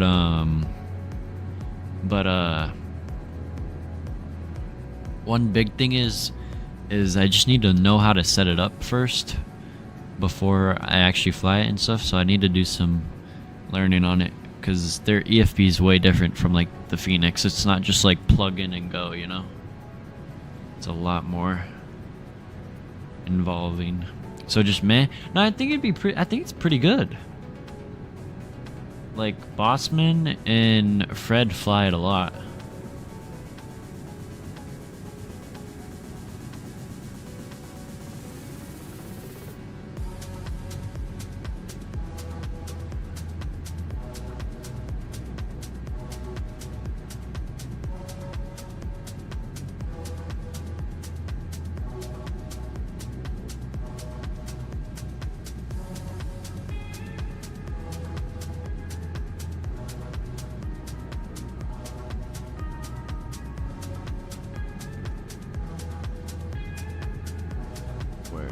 Okay, here we go.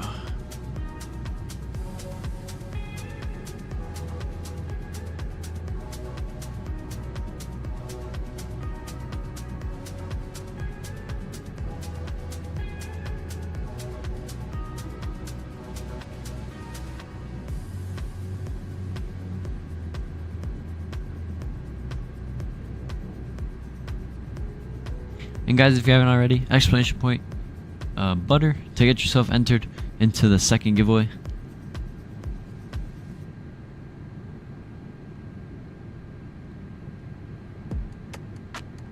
I reckon we watch another green dot. What do you guys think? Should we watch another green dot?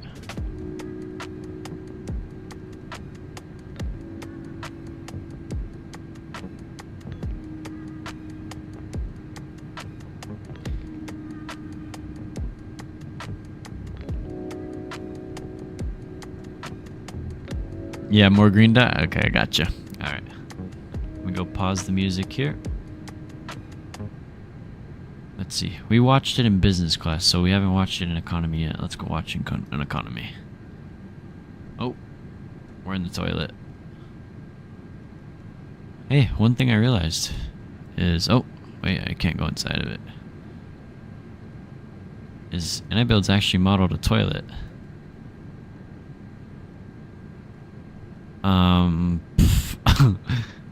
This mirror is somehow a reflection with the cockpit. Alright.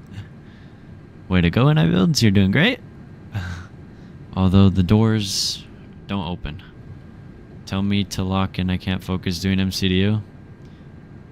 Lock in, bro. Alright, let me go pull it up right here. Let's go here. We'll go you.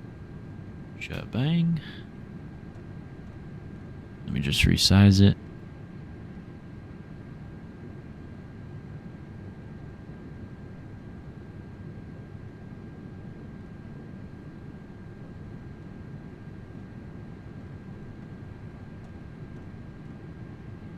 Alright, this is...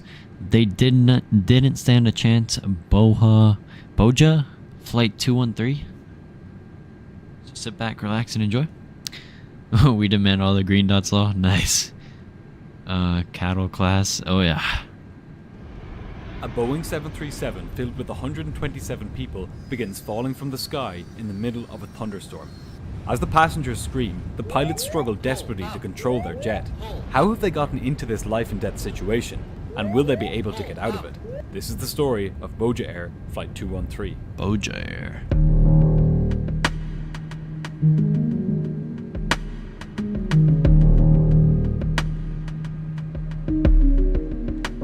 On the evening of April 20th, 2012, 121 passengers and 6 crew boarded a Boeing 737 at Karachi in Pakistan. 200? Flight 213 was being operated by Boja Air, and it was something of a special flight, being the airline's inaugural service from Karachi to the capital city of Islamabad. Oh, no way. On an The journey was inaugural expected to take about 2 hours. Every seat on board was full. Even in the cockpit, an off-duty cabin crew member was hitching a ride in the jump seat behind the pilots. But despite the apparently auspicious occasion, the stage was already set for disaster. Over at Islamabad, storms were brewing, creating conditions which the 2 pilots were not remotely trained to deal with. In fact, these pilots were so poorly trained that they hadn't even been taught how to fly this particular aircraft, the advanced version of the 737-200. All of their training and even the manuals on board the aircraft were from an older version of the plane. That version had a much less sophisticated autopilot and other less advanced systems. All the pilots knew was that this plane was more high-tech, but they hadn't been trained on the details of this newer technology. As a result, they overestimated the aircraft's abilities. On this evening, this overestimation would have deadly consequences. The pilots were 58-year-old Captain Nurullah Khan Afridi and 53-year-old First Officer Javed Malik. The captain was a former Air Force pilot with more than 10,000 hours of flying experience. He had been flying 737s for several years with a different airline before switching to Boja Air earlier that year. Boja Air. The first officer was also a former Air Force pilot, although he was less experienced, with just short of 3,000 hours of flying time under his belt. He had worked for the same airline as the captain had previously, and had followed him over to Boja Air once he switched. The 2 pilots were friends, and had been paired together on more than half of the flights they had flown with the new airline so far. But later this day, as the plane approached Islamabad, that relationship would be put under strain when Captain Afridi began to make a series of bad decisions. I gotta go because I'm doing another flight. See you, bro. Just before 5 o'clock that evening, the doors were closed and Flight 213 pushed back from the gate at Karachi. Despite the pilots' generally high level of experience, they each had only 80 hours on this specific version of the 737-200. The captain had previously begun training on a more modern version of the 737 at his last airline, but this training was discontinued after his supervisors deemed him unable to operate the automated flight deck in a safe and efficient manner. Of course, the 121 passengers were completely unaware that the crew with whom they had entrusted their lives were not up to the job. But before long, the whole country would find this out. At 5 minutes past 5, Flight 213 powered into the skies above Karachi, and began its climb to 31,000 feet. For the first hour, everything went to plan. The flight progressed north along its route, and the pilots chatted casually amongst themselves. There was little weather to contend with at cruise altitude, and the passengers were able to enjoy the views out their windows as the sun began to set over the countryside. Imagine I was able to watch this semblance of normality put was up only actual skin deep, Netflix movies, bro. because, as it would soon emerge, the aircraft they were flying on should never have been allowed to carry passengers in the first place. And that's because, as far as Pakistan's Civil Aviation Authority was concerned, Boja Air didn't have any advanced versions of the 737-200. They thought the fleet consisted solely of the base model 737. Indeed, Boja Air's pilot training program reflected this. Pilots were only trained to fly the base model 737-200, not the advanced version. And it went further than that, because it wasn't just what the Civil Aviation Authority, or CAA, didn't know that was a problem, but what they did know. The CAA had allowed Boja Air to operate this particular plane even though they hadn't granted its certificate of airworthiness to carry passengers. And, what's more, some would later claim that senior officials at the airline had engaged in some under-the-table dealings with the CAA to allow the airline itself to operate in the first place. Nah, that's crazy. In other words, the story of Boja Air Flight 213 is a story involving layer after layer of corruption. The Swiss cheese model by psychologist James Pearson is often used to explain aircraft accidents. The idea goes that accidents happen when the layers of safety, represented here by the cheese slices, have holes in them, which, on some unfortunate occasions, line up in such a way as to allow an accident to happen. Naturally, the way to prevent similar accidents in future is to add more layers of safety, and to close up some of the holes. But as we're beginning to see, at Boja Air, the Swiss cheese model looked a lot more like this. So, while Flight 213 looked like any other plane, and flew like any other plane, the entire infrastructure which supported it was badly lacking. But the bureaucrats and businessmen who arranged this state of affairs were not on board Flight 213. And so, at 10 minutes past 6, when the aircraft began its descent into Islamabad, it was the passengers and crew who would have to contend with their corruption. By this point, the conversation in the cockpit was focused mainly on the weather. The pilots could see on their onboard weather radar that powerful storms were building in front of them. The captain told the passengers that there may be some rain and light turbulence during the approach.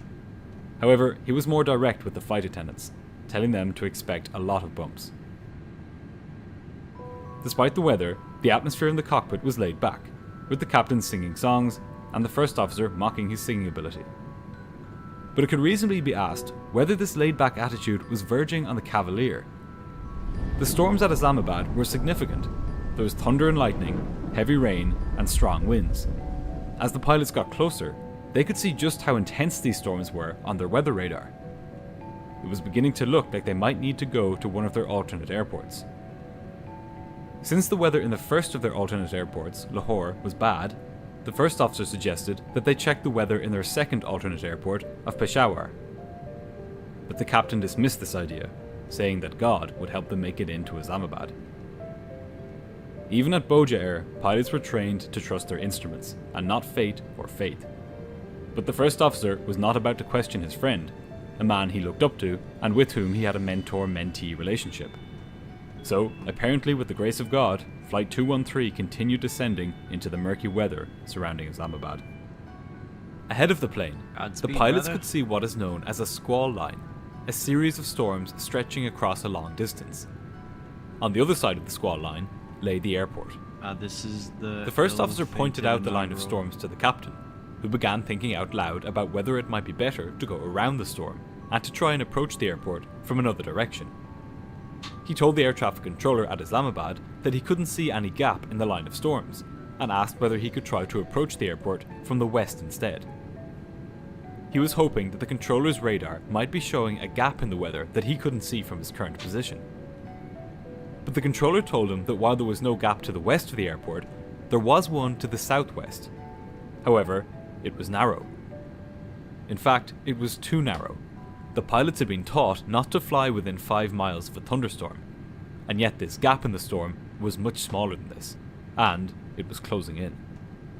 Nonetheless, the captain decided to press on.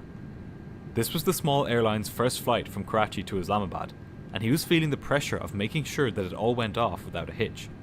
But this cavalier attitude was about to put him in a position that he would find it very hard to get out of. To bring this back to the Swiss cheese model, Afridi had already passed through the first layer of protection when he ignored the standard operating procedures around storms. Now, as he continued, there would be fewer and fewer safeguards against an accident. Despite the growing pressure, the atmosphere on board was still calm. The plane hadn't encountered any rain or bad turbulence yet, and the captain began engaging the controller in casual conversation over the radio. Meanwhile, the off-duty cabin crew member in the jump seat began lighting up a cigarette. But as the plane descended, the storm got more intense. Flashes of lightning began to light up the cockpit, and the turbulence picked up. The runway was now 15 miles away, and the weather radar showed that the centre of the storms was 14 miles away, right on top of the airport. The first officer pointed this out, hoping that the captain would reconsider his plans to press on to Islamabad. But Afridi was determined to make this approach work, and before long, he wouldn't even have to concern himself with whether he wanted to divert, because in a few moments, he would come face to face with the possibility that he might not even be able to. I'm doing pretty good, man. At that moment, rain began to hit the windscreen, its hiss drowning out most of the cockpit noise. Congrats on the gap in the storms they had begun to fly through was fast closing in. But the pilots powered on and continued to set the plane up for landing. Things would now start to happen very quickly on board Flight 213. The plane turned to line up with the runway. It was being bumped around, and the autopilot was keeping it on course. The first officer lowered the flaps to the first notch and extended the landing gear. For the passengers and flight attendants, this was a cue that they would all soon be on the ground. But just as the wheels lowered, the plane suddenly encountered a strong headwind. This led to a rapid increase in the plane's airspeed. The autothrottle struggled to respond in time to this increase in airspeed, and it brought the throttles back to keep the speed under control. The first officer pointed out that their speed was 220 knots, way faster than they should have been flying. In fact, it was a full 30 knots faster than the flaps were designed for, putting them at risk of structural damage. The captain was taken aback by this. He was confused about how the autothrottles would let such a thing happen. The captain's surprise is the first clue that in his head was a completely false picture of what was happening. He thought that this rapid increase in airspeed was a result of the autothrottle mismanaging the aircraft's speed. In truth, it was not the plane that had accelerated, but the wind outside the plane. Neither pilot knew it, but they were approaching one of the most dangerous aspects of a thunderstorm: a microburst. As far as aircraft are concerned, there's nothing micro about a microburst. It's a fast ascending mass of air which falls out of a cloud, hits the ground, and spreads out in all directions. Flight 213 was now entering the first part of this phenomenon, the part of the air that was spreading out from this impact with the ground.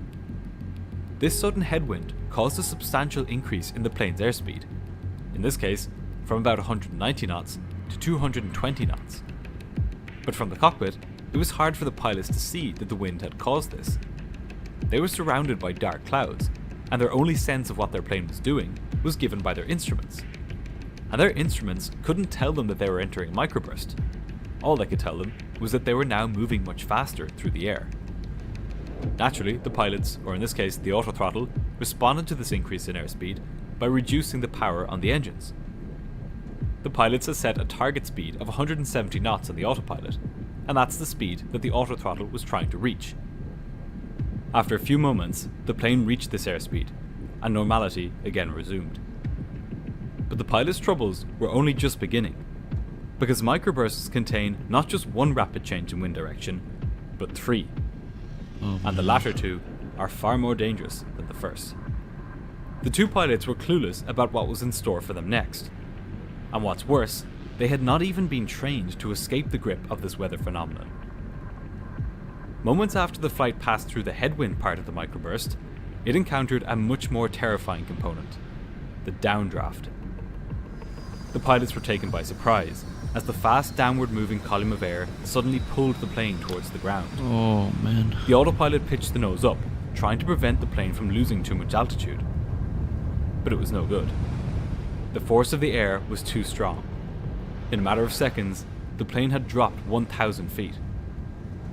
The plane's automated voice shouted out, "Wind shear." The captain shouted, "No, no," as the plane fell rapidly from the sky. Wind shear. At their low altitude, on final approach, there wasn't much space left between them and the ground. They needed to get out now. Go around. The first officer shouted at the captain to go around. But just as the plane reached 900 feet, it emerged from the terrifying downdraft. The rapid descent had stopped, but the pilots were shaken.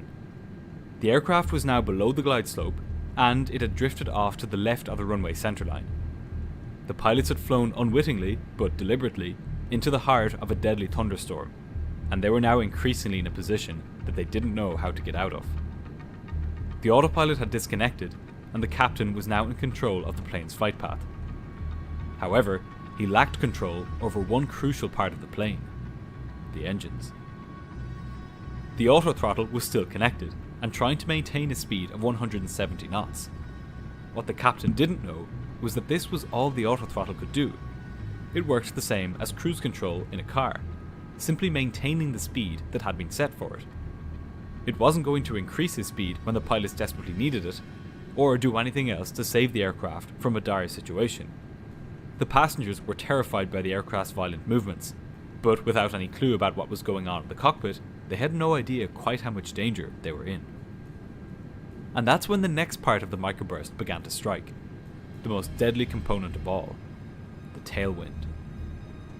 With the autothrottle trying to keep the speed at 170 knots, a tailwind of 30 knots suddenly knocked the plane's airspeed back to 140 knots, dangerously close to a stall speed. The captain could see that his airspeed was now getting dangerously low, so he pitched the nose down to increase speed. At this point, he could easily have escaped this dangerous situation by pushing the engines to full power and climbing away from the storm. But he was confused, disoriented, and had begun to panic. The controller, not realizing that the plane was in trouble, told the pilots to contact tower control. Captain Afridi screamed at the first officer to handle the radios, while he desperately tried to control the plane. The aircraft continued to descend. It was now getting dangerously low to the Samantha ground, Fox, and this it was is still miles out from the runway. Boja, flight 213. Suddenly, the ground proximity warning alarm sounded. Oh my god. Incredibly, neither pilot reacted to this. The correct response was to apply full power and pull the nose up to get away from the ground. But this never happened. With every second, the speed decreased, and the plane got lower and lower to the ground. Then, suddenly, the plane's airspeed began to increase. On the surface, this was good news. Speed was exactly what the plane needed at this moment.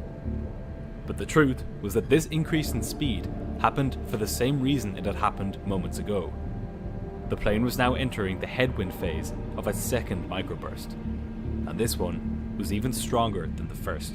Oh my gosh. The autothrottle reduced the engine thrust, trying to keep the speed at 170 knots. This is exactly what had happened the first time round. I might do a JetBlue red eye? Bro, you're gonna be so they tired. They hadn't been trained on how to recognize and escape this dangerous phenomenon. And, just like it had the first time, within a matter of seconds, the headwind turned into a powerful downdraft. The engines were still at low power from the headwind and were unable to spool up quickly enough to stop the plane's speed from dropping. The aircraft began to descend rapidly towards the ground, and for a second time, the ground proximity warning alarm sounded. The captain pulled the nose up sharply in a desperate attempt to arrest the plane's descent. But incredibly, he didn't push the thrust levers forwards at all. Why? He had badly overestimated the autothrottle, assuming that it would join him in his efforts to power the plane out of its plunge. The plane is now ahead of the pads. In reality, yeah, Whisper. all it did was try sluggishly to keep the speed at 170 knots. Seems a speed like which, in so any case, is the weather. was too Yeah, slow it's pretty to bad. safely get through a microburst. Now, with the engines on low power, the speed decreasing, and the plane falling ever closer to the ground, the captain had just seconds to save his plane. And just when it seemed like things couldn't get any worse, the plane punched through the edge of the downdraft and entered the dreaded tailwind part of the microburst. Now, the aircraft was truly in a critical position. Its nose was high, its speed was low, and the air was coming over the wings not from above, as it had been during the downdraft, but from in front. The smooth flow of air which had held the plane in the sky now detached from the top surface of the wing. With nothing to hold it in the air, the plane began to stall, dropping from the sky. Jeez. In the cockpit, the stick shaker rattled the pilot's control columns, alerting them to the aerodynamic stall. The captain responded to this correctly, pitching the nose down in a bid to get the air to flow smoothly over the wings again. Pushing the nose down went against all of his instincts, as the plane was now very close to the ground, and there wasn't much room to recover. But for a moment, it worked. The aircraft began accelerating, but because the captain hadn't disconnected the autothrottle, it began reducing power on the engines, trying to keep the plane's speed at 170 knots. At the very moment when the plane most desperately needed speed, the autothrottle tried to slow it down. And then, the ground proximity warning alarm sounded again. The captain was now in a desperate battle with this plane. He was pulling the nose up to keep away from the ground, but when he did, the speed dropped and he began to stall. When this happened, he pushed the nose down to recover, but then the ground proximity warning sounded, and he pulled the nose up. This deadly rollercoaster ride continued as the plane switched between stalling and falling. With each cycle, it was getting closer to the ground. The solution to this deadly situation was simple. All the pilots had to do was apply full power to the engines and climb away from the danger. But panicked and confused, with alarms blaring and with completely inadequate training to deal with the situation, the pilots floundered. The throttles, the one thing that could save them from this situation, remained untouched. Seeing how close they now were to the ground, the first officer shouted at the captain to go round. It was the right call, but it was too late. There was simply no altitude left. Flight 213 ploughed into an embankment and shattered to pieces, scattering its wreckage and occupants across the streets of the village below. There were no survivors. Tragically, the lessons of Flight 213 aren't really lessons at all. It shouldn't come as a lesson to anybody that pilots should be trained on the specific version of the aircraft they fly, and that they should be aware of the scope and limitations of its automation. It shouldn't be a lesson that pilots should be trained to recognize and avoid the most deadly weather phenomena they are likely to encounter. And perhaps above all, it should not be a lesson that aviation authorities must carefully vet all airlines, which are profit-oriented businesses, before allowing them to carry passengers. 77 in the background, look at that. The reason commercial aviation is so safe today is that lessons such as these were learned over decades of accidents and close calls. All of these lessons had been learned well before the crash of Boja Air Flight 213 in the year 2012. So what we're left with here is a crash that didn't need to happen, and which resulted in safety recommendations which only applied to Boja Airlines, which, as it happens, went out of business anyway shortly after the accident. Nah. For this reason, the needless crash of Flight 213 can only serve as a reminder of how dependent modern commercial aviation is on the rules, regulations, and strict standards which apply at all levels of the massive infrastructure which allows planes to fly. If you found this video interesting, you can support the channel by joining the link at the bottom of this screen, and if you'd like to watch more of these videos, I put a playlist just up here. Thanks again for watching, and I'll see you soon for the next episode. Wow, crazy. Wow, I mean that is... I mean, probably have to blame the airline, kinda, for the training, the lack of the training there.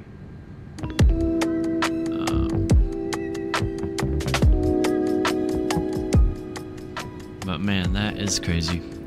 Now I'm thinking Istanbul to Seattle. How long is that read? Oh, what Istanbul scenery do you use? The payware one or the flightsim.to one? Because the one on flightsim.to one looks a lot better in my opinion.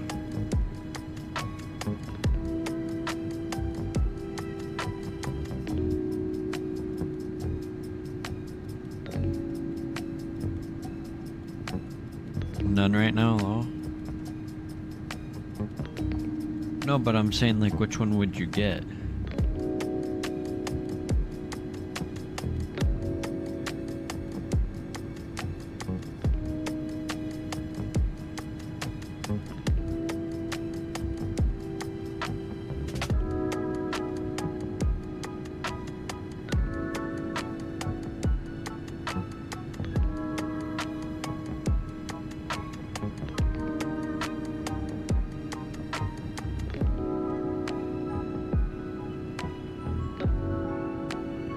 Actually, not that far from St. John's.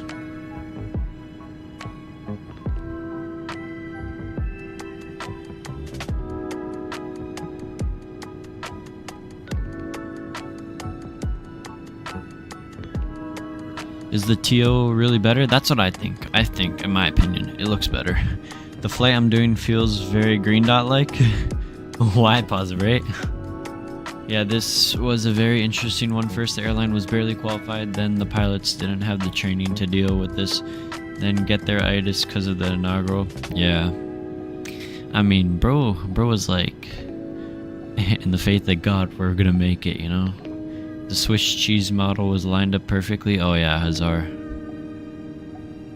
I mean, Green Dot, he makes his videos so much detail, and like he goes so much in depth with the whole situation.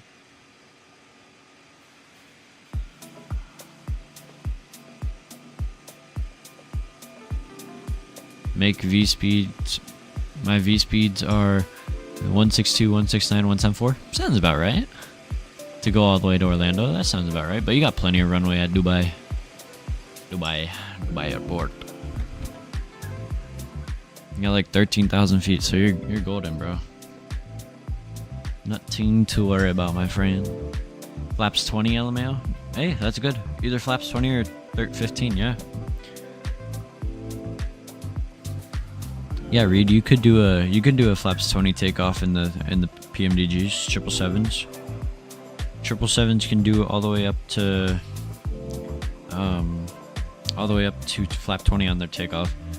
Okay, I'm back. Welcome back, Mr. Skyfall. Welcome back.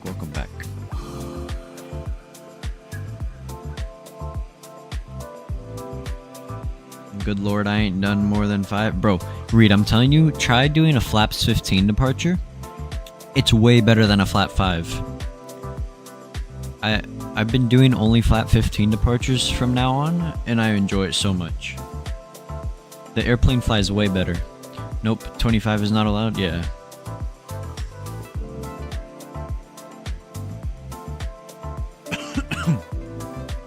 Yep. Actually, I saw that San Francisco Taipei flight just did flaps 15. Let me guess, Mr. Anders Young just did. Yeah, I was reading his his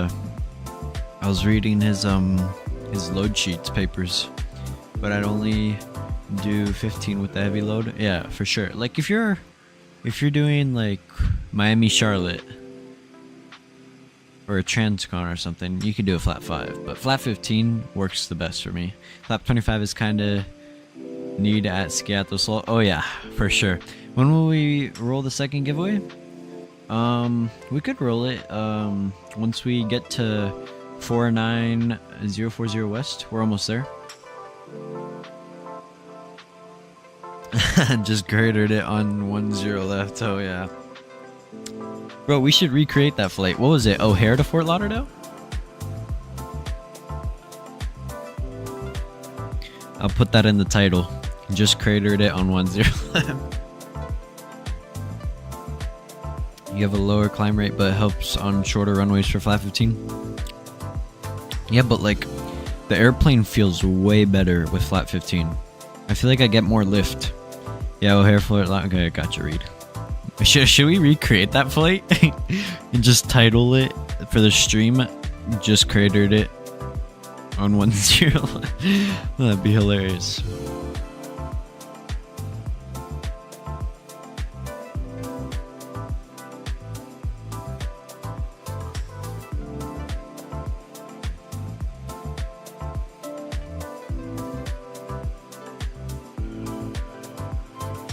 You'll post a crazy detailed post about the mechanics behind a long haul flight and then a story smiling after a slammer. I know, right? Biggest inside joke ever. Yeah. It's a big Anders Young thing. Getting ready to board? Nice, pause rate.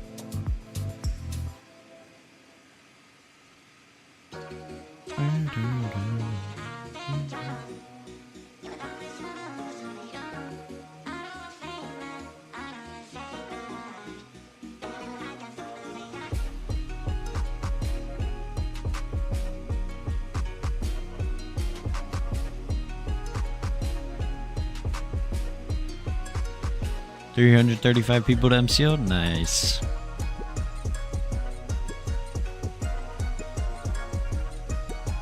You're gonna be pretty heavy, man.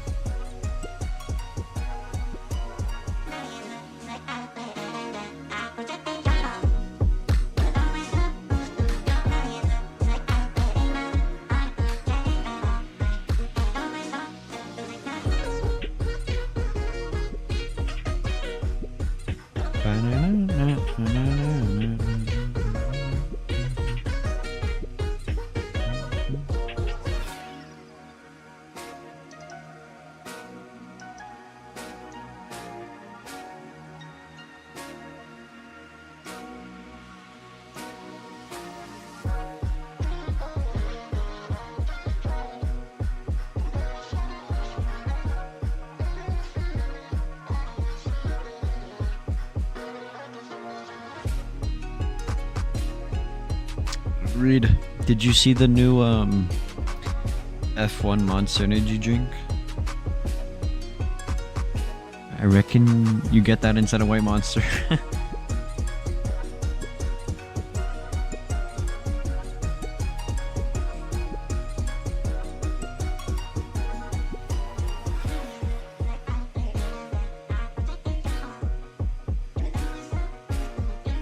No send? Okay. Well, I saw it on a TikTok earlier.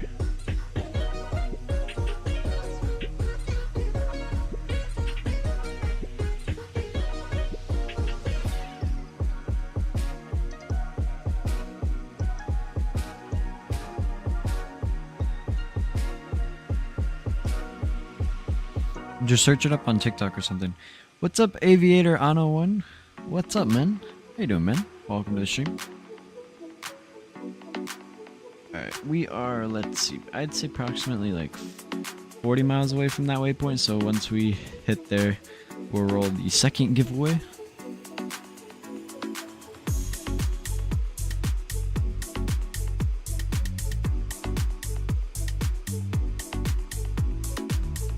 Please give me feedback on my crap landing. Okay. Where'd you put it, Pavlin?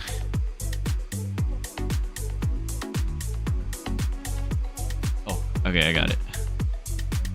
Alright, let me see this here. Let's see.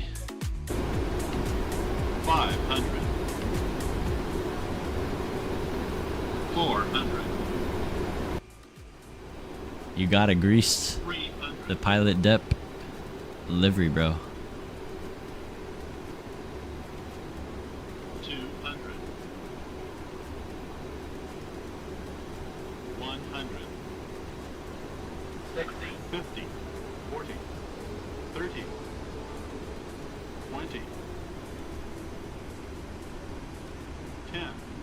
5.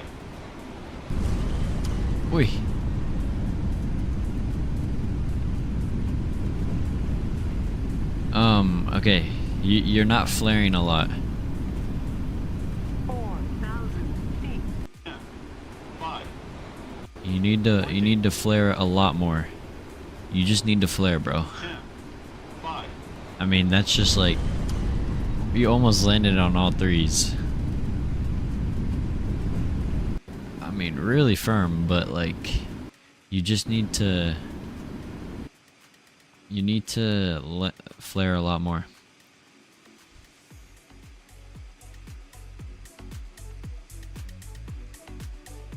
When I flare, it bounces. No, you don't flare that much. Just flare a bit so you can, if you look at your attitude indicator, you see it. That pitch, go for like 3 to 5 degrees of pitch. Holy blue. What's your longest flight? Doha to LA. Hazar.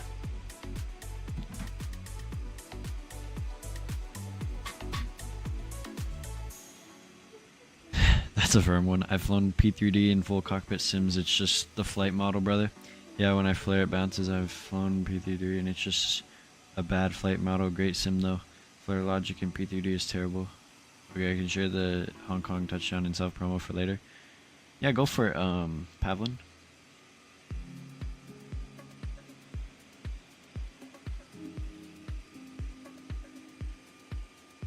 saying that's a long one. How long was that? It was about like, I think, was it 15 hours? In like 22 minutes? Or 14, or I can't remember. It was either 16 hours? Let me check. I'll check for you. We go here.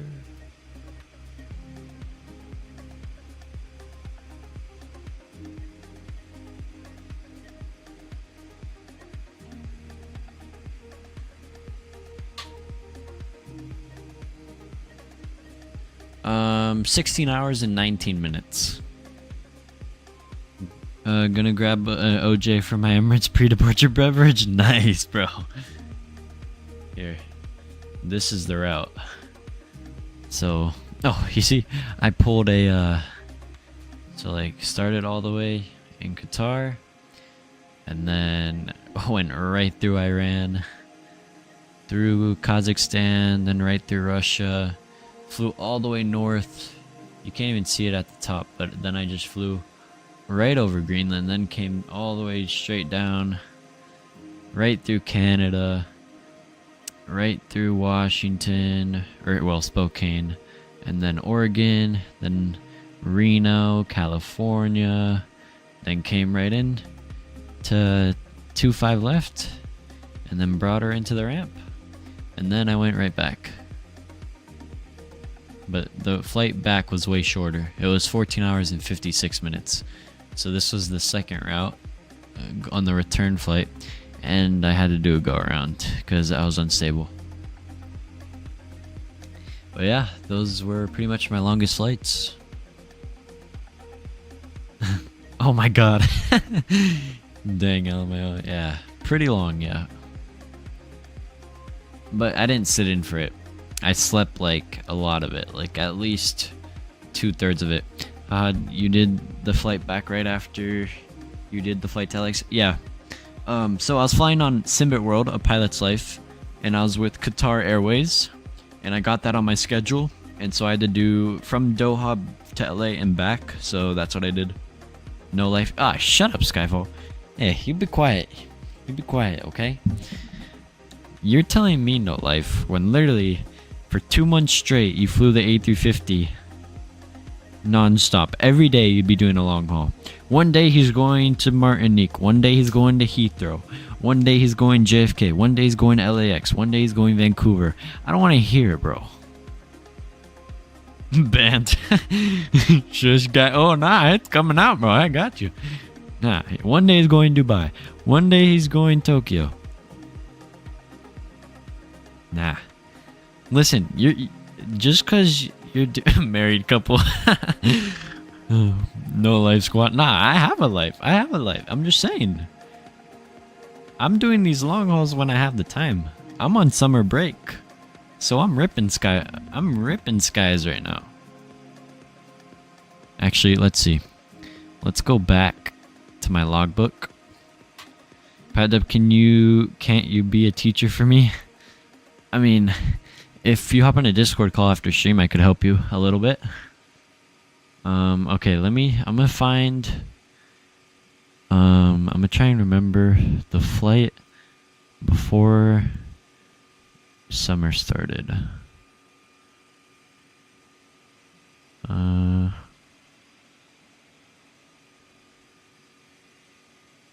Okay, I'm gonna just start here. So pretty much is what I'm thinking of is, wait, what happened to the music? One second. There we go. Time to earn your wings, Lucas, and become a flight instructor. Nah, I'm good. Alright, back to here. So ever since I think summer started, I did Dallas to Narita. These are long hauls. I'm just counting the long hauls. Then Narita back to Dallas. Then let's see what else we did. Philadelphia to Nice and back. Then did JFK, or let's see. Then did Hong Kong to Auckland. Then some other short hauls. Then Philadelphia to Amsterdam. Then let's see. Amsterdam back to Philly. Then Newark to Madeira, Phoenix to Heathrow, Heathrow to Charlotte. What else? Philadelphia to Zurich, Zurich to Philly, Edinburgh to Orlando, Santiago to Auckland, and then Hong Kong, Vancouver. So yeah, and then this one. So we got a lot of long hauls already in the summer, but this is one of my favorite routes because I did a U. That was like my first U, you know. Usually you do like the upside down U, but I actually did a U for this route, so it was fun. Go touch grass. I do touch grass, that is guy.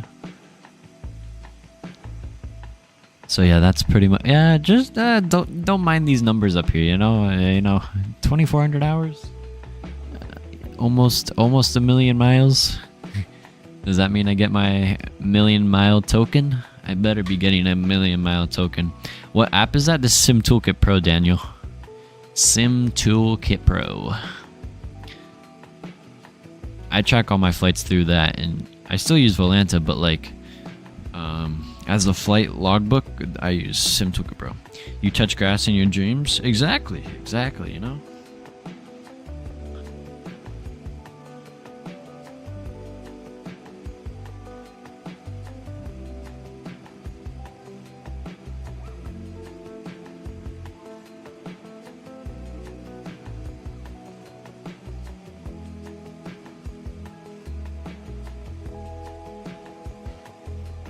I have almost 8,500 hours in Valheim, so those are rookie numbers. Yeah, I got a decent amount, you know. Well, Whisper, I mean, you've been flying a lot longer than me. I dare you to go outside right now and bring back a piece of grass. Nah, I'm good. Read my previous message. What's the word? End stream and do the flight back once we land in Halifax. No, I'm not. Well, if I was with Discover on Simbit World, I'd probably do the flight back, to be honest with you, Azar, but I'm not. So, since I'm just doing this route for fun, I wouldn't do the return. Yo, what's up, Travis? Safe travels. Have a great flight. Enjoy your flight. Thank you, man. Thank you.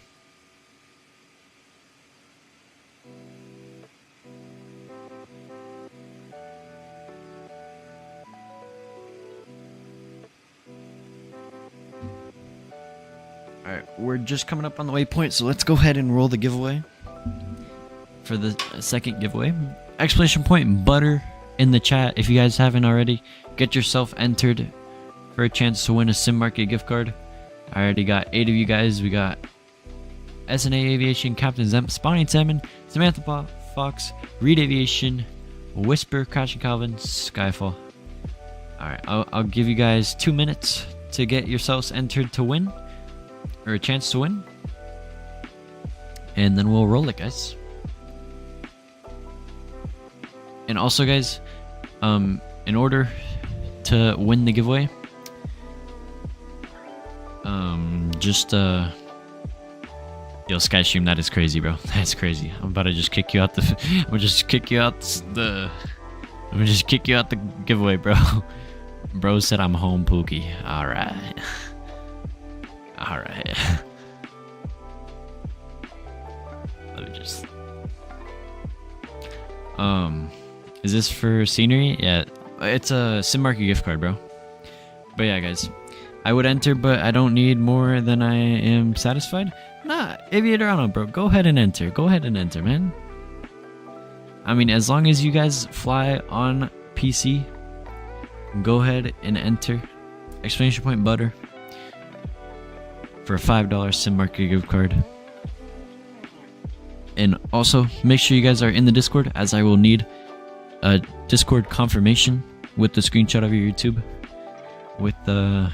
So I'll hand you over the code. It's for Microsoft. Yeah, it's a Sim Market gift card, bro. You can always gift it to someone in need. Yeah, true, that is right, Whisper.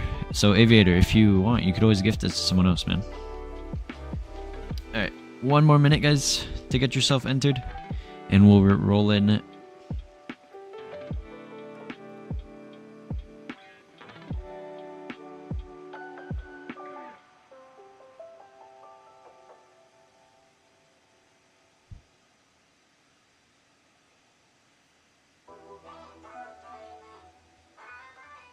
30 seconds, guys. 30 seconds.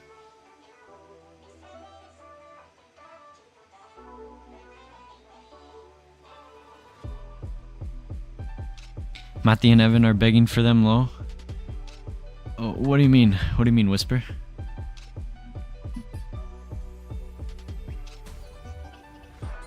Alright, in 10 seconds, guys, I'll be rolling the giveaway. We got 12 of you guys entered for a chance to win. In 5, 4, 3, 2, 1.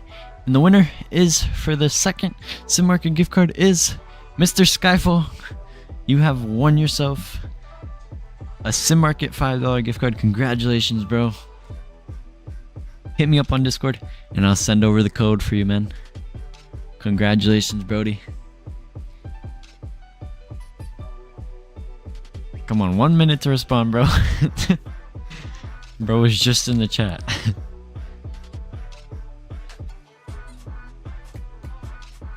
Skyvo, where you at, bro?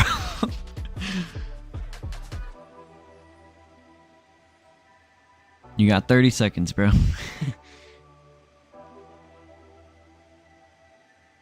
Where's Cat, bro? Oh god. Bro left, yeah. 20 seconds, Skyfall.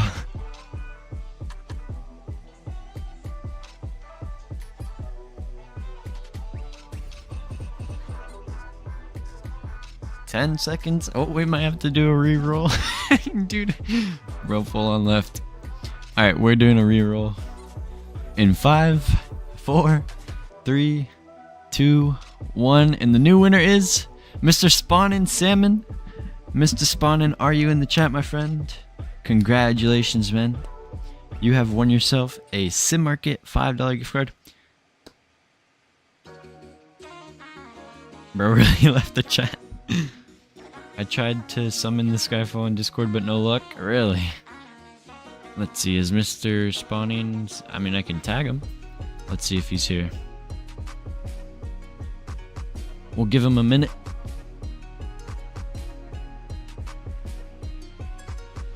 He has 30 seconds.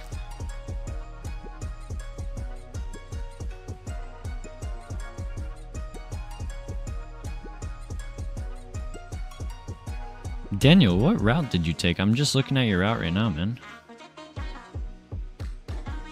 Alright, 15 seconds spawning.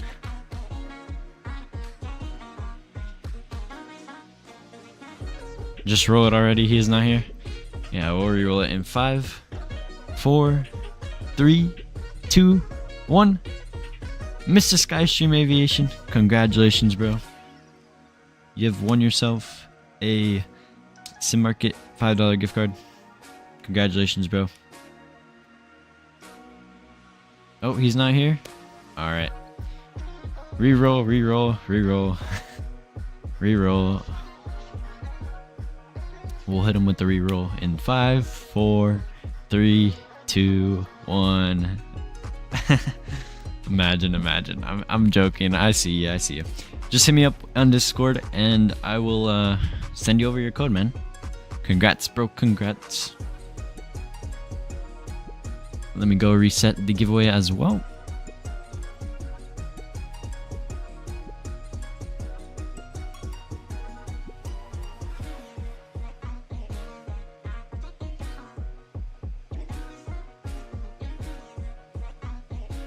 Alright, cool. And for our final giveaway, which will be rolling on the ground once we land into Halifax.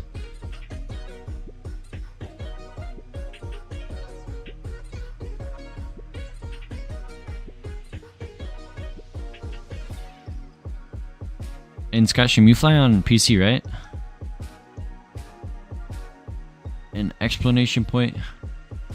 YHG to enter. For the final. Alright, perfect. Skystream sounds good, man. And the final giveaway is up now.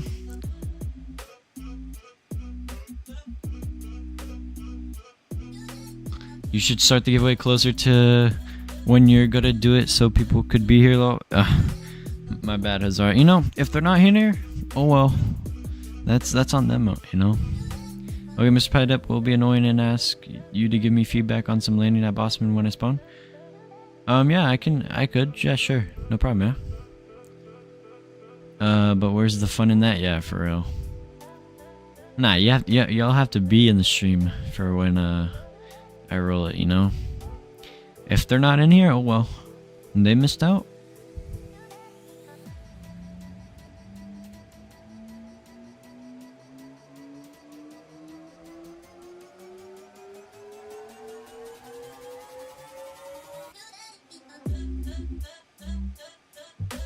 Watch time is important. Oh yeah, Whisper. Oh yeah.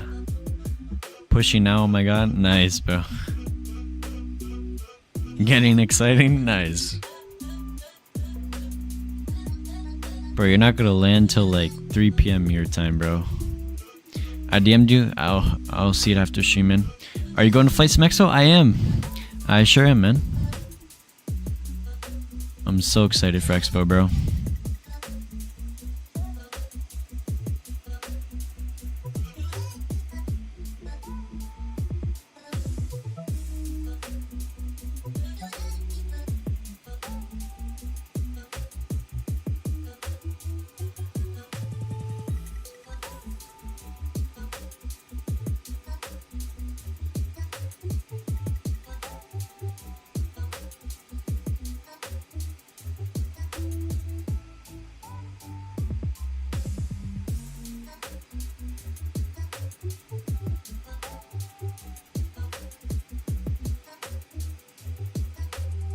Bro, those clouds look so good.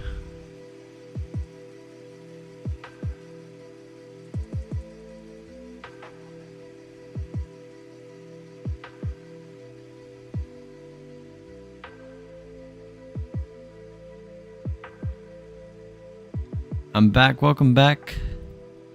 Smashing buttons, nice. Appreciate you, Whisper.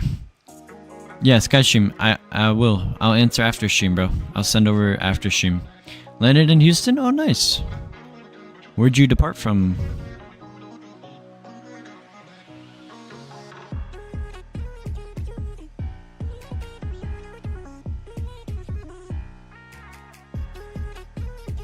I'm about to fly Fort Lauderdale to Houston. Nice. Departed from DFW? Oh, nice. Nice little short hop.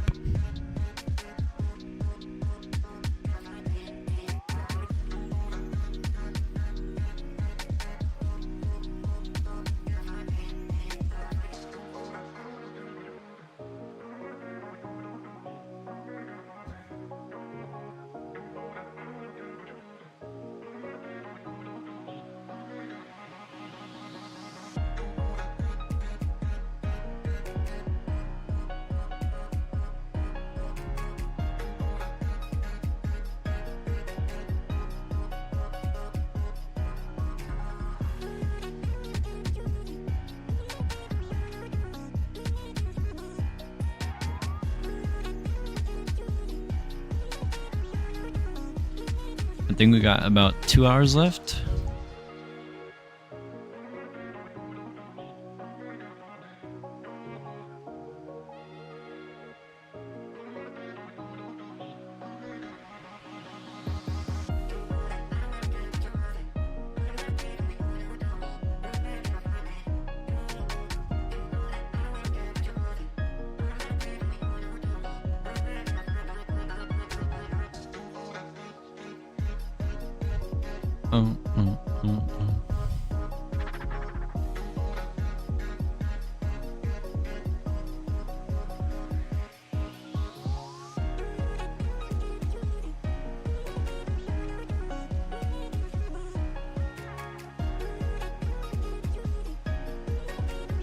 Yeah, we're on our final crossing waypoint. We're direct 49 November 050 West.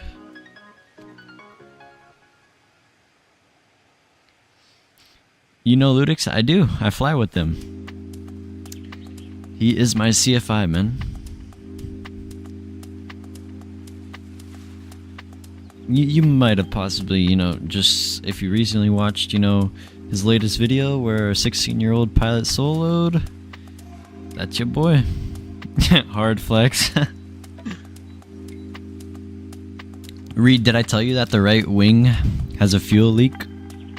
And it's been leaking fuel? Like... I'll send you the video.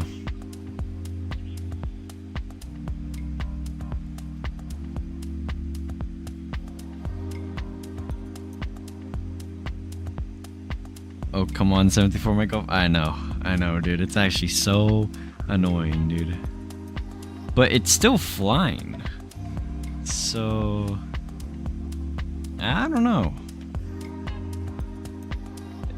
What's up, Mr. Bossman? What's up, buddy?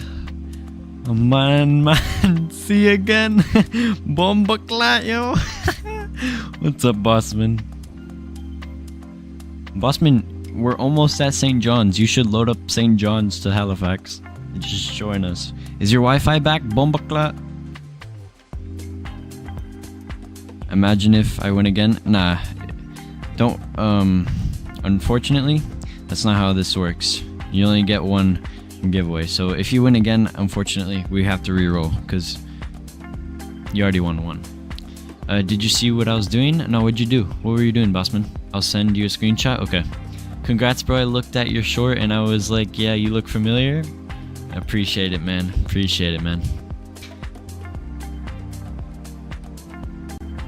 Yeah, Bossman, what kind of activities are you up to, man?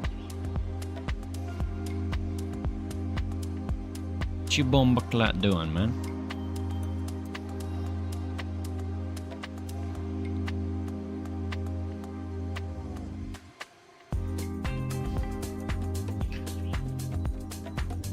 Let's see, we're scheduled to get in at 20:42. It's 18:33. It's like 2 hours, 10 minutes. Bro, I feel like my F key is doing something. Oh, it is doing something with my throttles. Oh, look at that. That is not good. Oh. Okay. Good thing I noticed that. I'm indecisive as on I want to do a Lufthansa 350 route, bro. Reed, you know, keep you know, thinking of different routes so that way you're bypassing, you know, you're spending time, wasting time, and by the time you'll know it, I'll already be landed and ready to do a long haul with you. Okay, loading sim will be entering general if you guys don't mind once I start. Well, yeah, I can hop in after stream, Pavlin, for sure. I can help you. I mean, I guess should we just watch his landings as some entertainment? Imagine.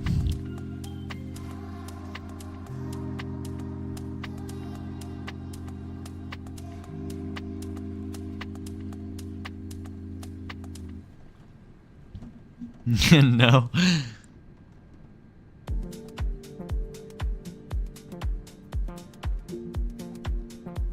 Oh. Okay, Bossman. What'd you put up, a TV?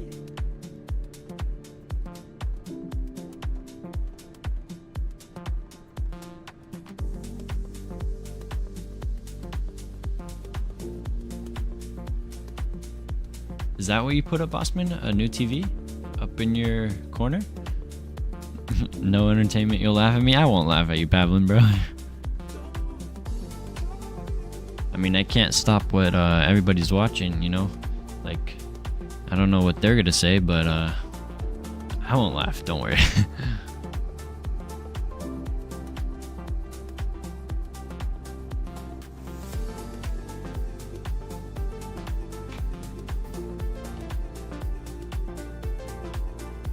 Well, the stream is about you. I mean, not really, man. Bro, not me just warning. Since I'm new in the server. No, Palin, you've been along for a minute, man. Bare metal open send server on top and below dedicated server stream Blackman. Oh! Whoa. Oh, okay. Dang, okay, Bossman. Nice. Bossman, what GPU is that? OBS will be up on the screen. Oh, wow. Nice.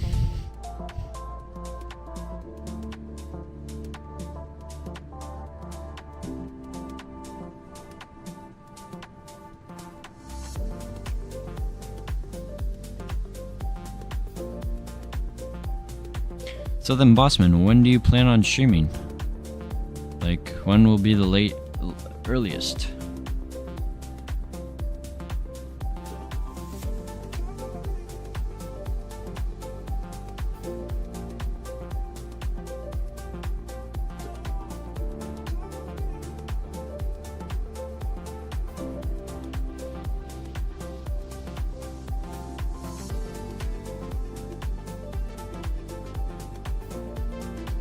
I'm gonna configure this tonight and we'll do some testing tomorrow. Nice, cause dual PC stream is something else. I gotcha. Have you played X-Plane before? I have, but I've been doing some recent tweaking a lot, and I just have some plugins to install, like Sim Heaven and stuff, and then I'm gonna give it a shot. I want to fly some out of eyes A340 ops. So yeah, I'm nearly there to fly an X-Plane. I haven't like done like actual flights. I've flown it around and stuff and just did a couple of traffic patterns and stuff, but yeah, I'm starting to reinstall everything. I just always thought the setup process for X-Plane just takes so long, you know?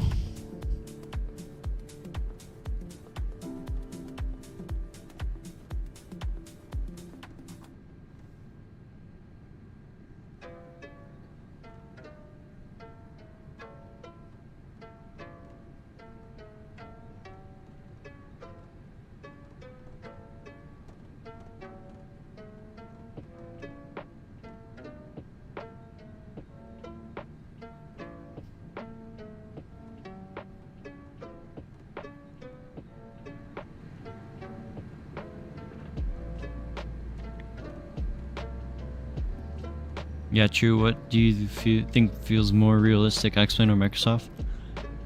I will say that X-Plane definitely has like definitely a different change in physics and stuff. Like their flight dynamic physics are honestly pretty good and well modeled. To compare it from 2020, I feel like 2020 is way behind it. And X-Plane feels a lot better. It's just a big thing for me in X-Plane is the visuals.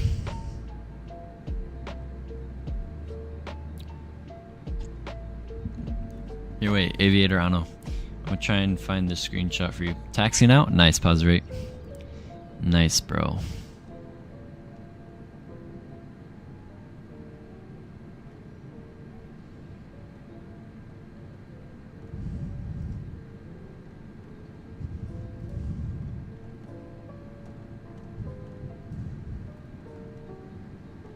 Let me try and find this screenshot for you.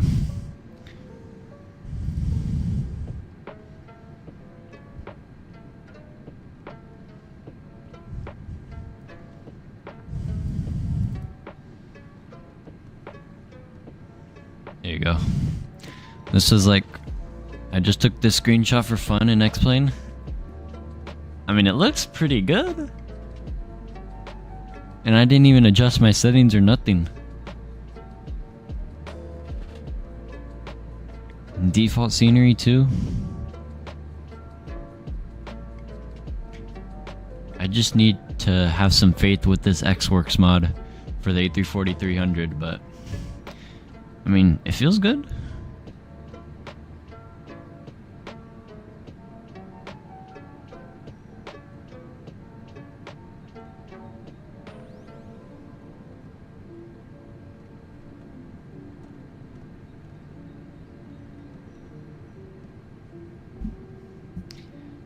Yeah, I really want to do Zurich to Tampa and the out of eyes A340.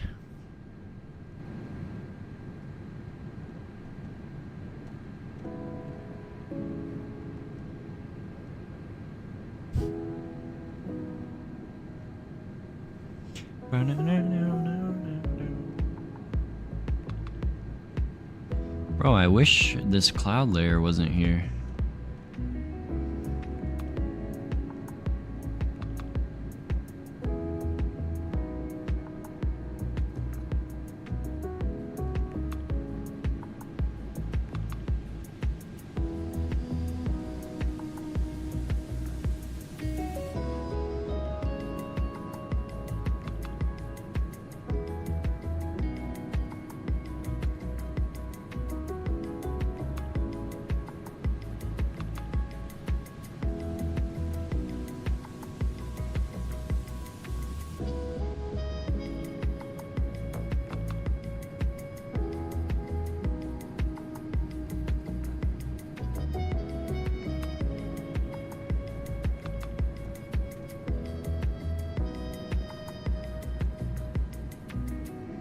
Wait, pause, wait. Have you departed yet? I want to watch you take off. Can you hop into the VC? We can watch you take off on stream.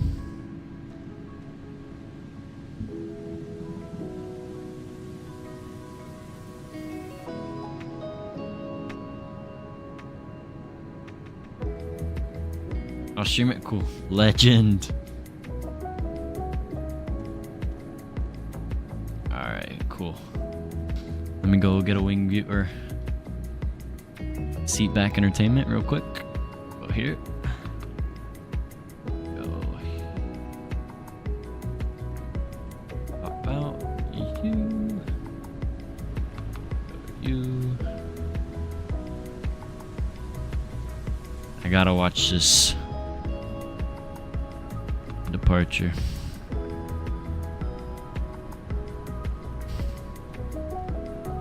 Alright, there we go.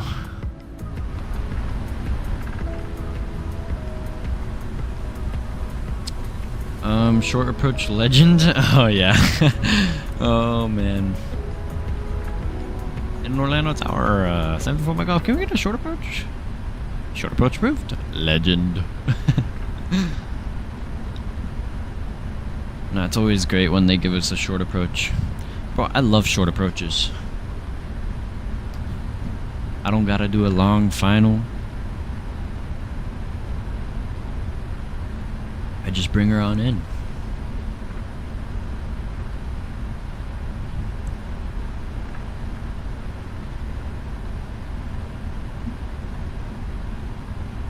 What is this? Waypoint Mike 13 Alpha?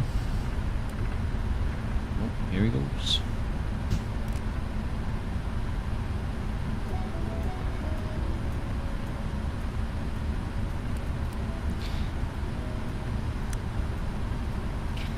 Oh, pause it. You need to get the Mr. Sat light mod.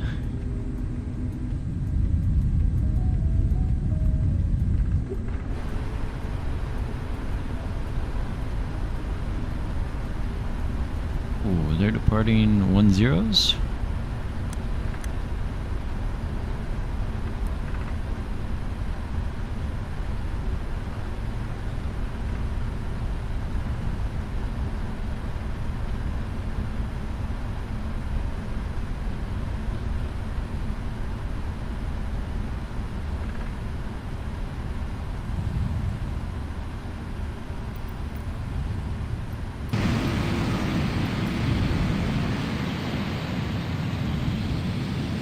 Oh, gotta get the screenshot.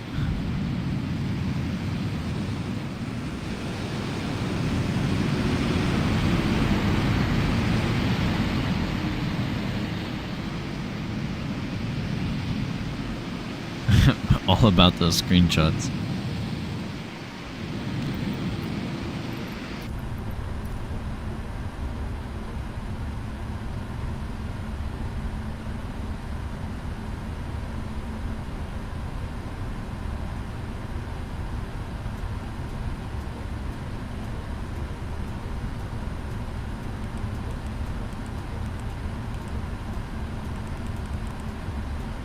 Yeah, go. Yeah, I'm good. I'm ready.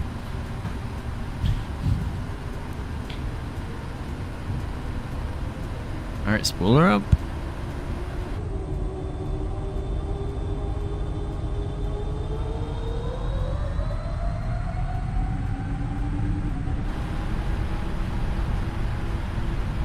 Airspeed's alive.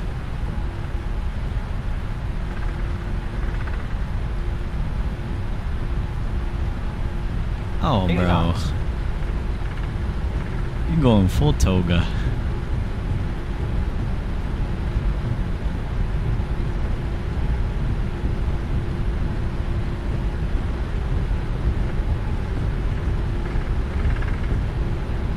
V1. Rotate.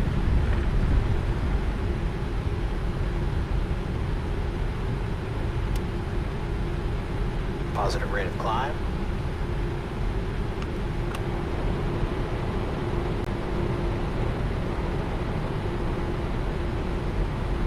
Give us a little wing wave.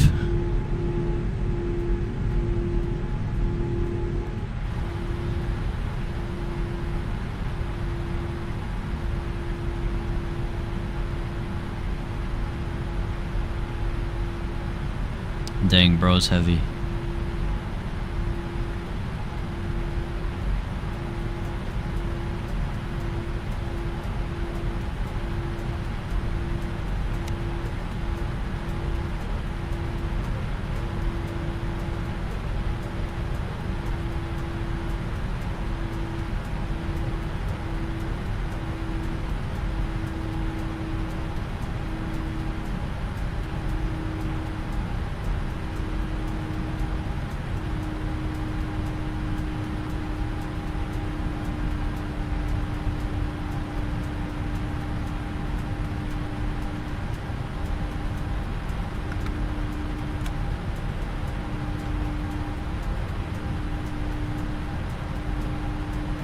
Oh, Aviation Gaming, you're back, bro.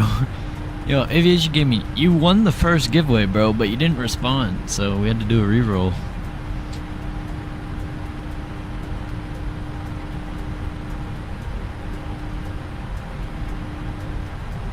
Yeah, you did. Bossman.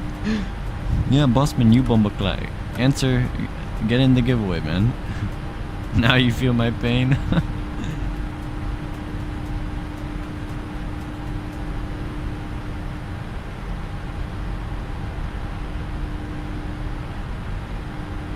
When's the next one? Once we land on the ground in Halifax. So about an hour and a half. She is rigged. Nah, bro, you just weren't in the stream, bro. That's all on you, my friend.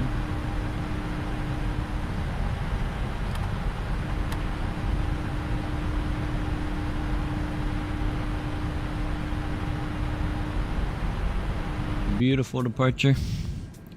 Mr. Posrate, appreciate it. Very nice, bro. I typed in explanation why I'd see nothing happened. Nah, I got you. I got you. Gotta find a way to turn off warnings like that. Which one?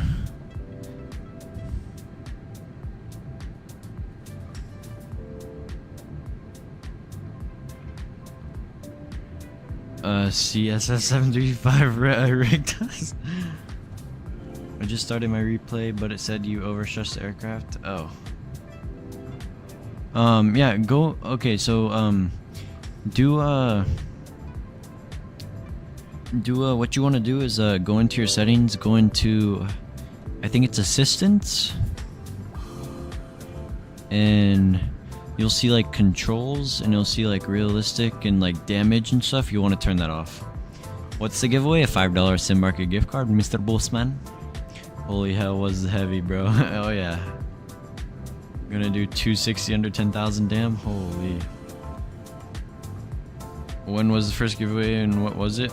$5 Sim Market, and probably like an hour and a half into the flight. So yeah, bro, you missed out, man. You missed out. It's okay. Better luck next time.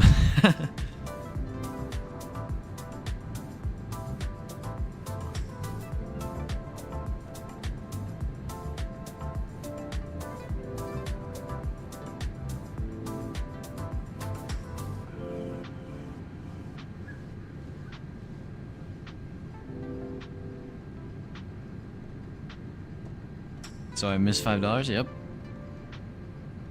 Welcome back, Gavin. Pew, I thought it was 25. Nah. Maybe for like, you know, 1,000 subs we'll do a $25.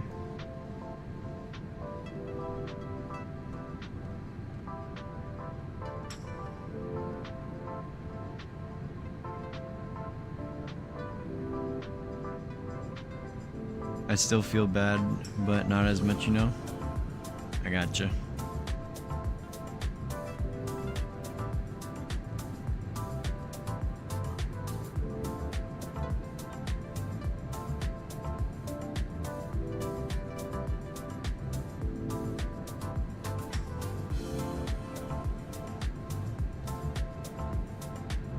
$1,000 subs? Nah.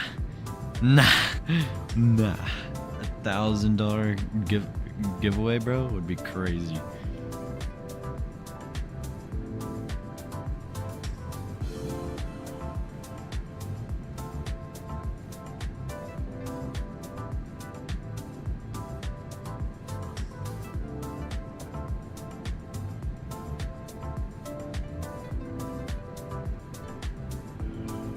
Hey, it's Beanie. I'm headed out to bed. See you next stream. See ya, man.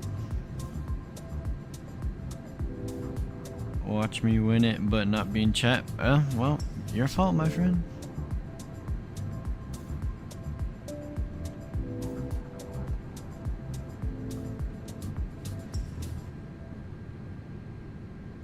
Having a good night, Beanie. We'll catch you on the next one, man.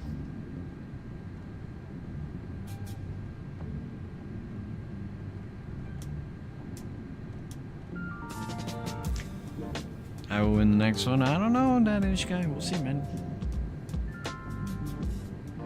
Nah, aviation gaming, that's not how it works, bro. You gotta be in the stream, my friend.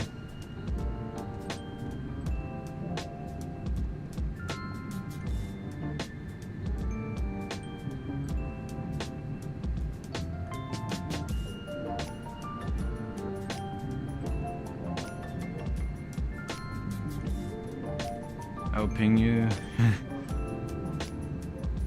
God, I'm sick. I'll pay you for it. Nah, I'm good.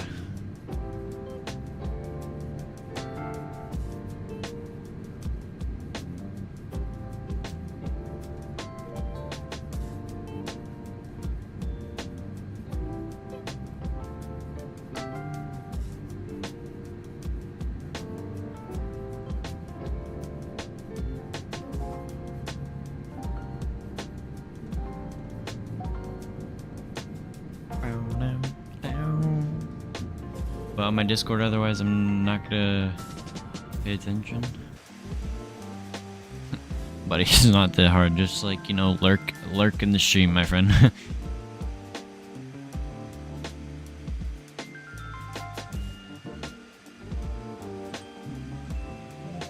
We should be seeing land soon.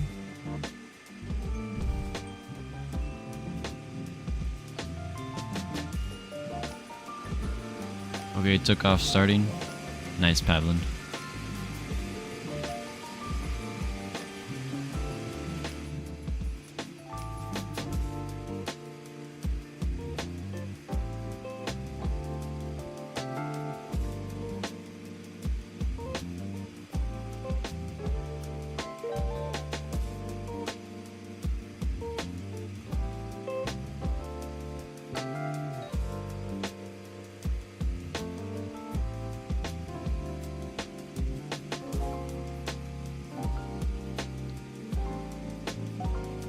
I need to hop back in the 350 soon.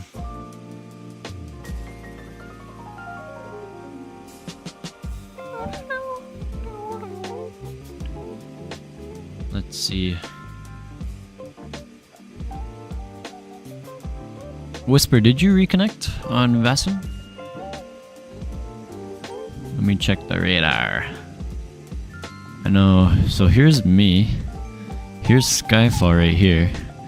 We have Daniel right here. Where are you at, Whisper? Damn, this flight is so long. Dude, pause rate. I know, man. You're gonna be landing at like 3 o'clock your time, man.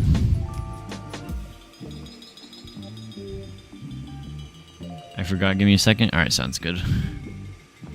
So yeah, there's Halifax. We're almost there. Yo, this guy flying an A400 to Echo Tango Sierra India. Look at that. No, I don't have an issue. It's just holy cow. No, I know. It's just long, bro. Like, it's a long ass flight, bro. Try New York, Dubai. That's shorter. So I will have to download Scenery Pilot app. This might take time, but I will set up the program to download after I go to bed. 6:40 a.m. in my town. Damn, Pavlin. It's early for you, bro.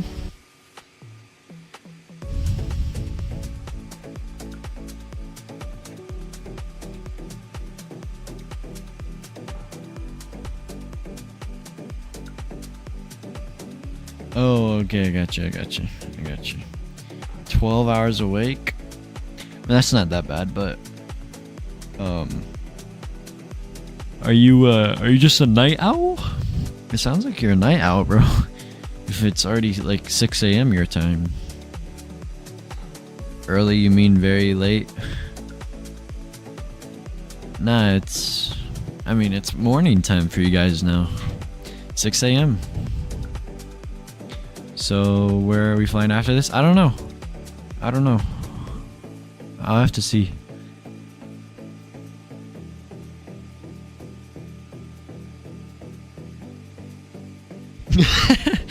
Daniel, bro. I'm honestly thinking about I'm probably just gonna give this computer a rest, you know. I mean, I'm fine with something to Johannesburg, Daniel. Are we there yet? Nah. Bro, about to do another overnight long haul? Oh yeah, Hazar. You already know it, man. Listen, bro, summer's only like 2 months.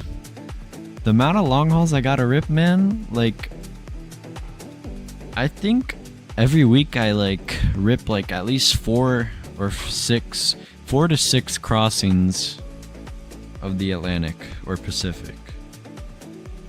I'd be ripping skies, bro.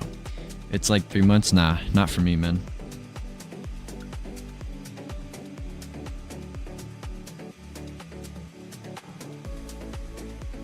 Any aircraft to Johannesburg, or do you want a certain one?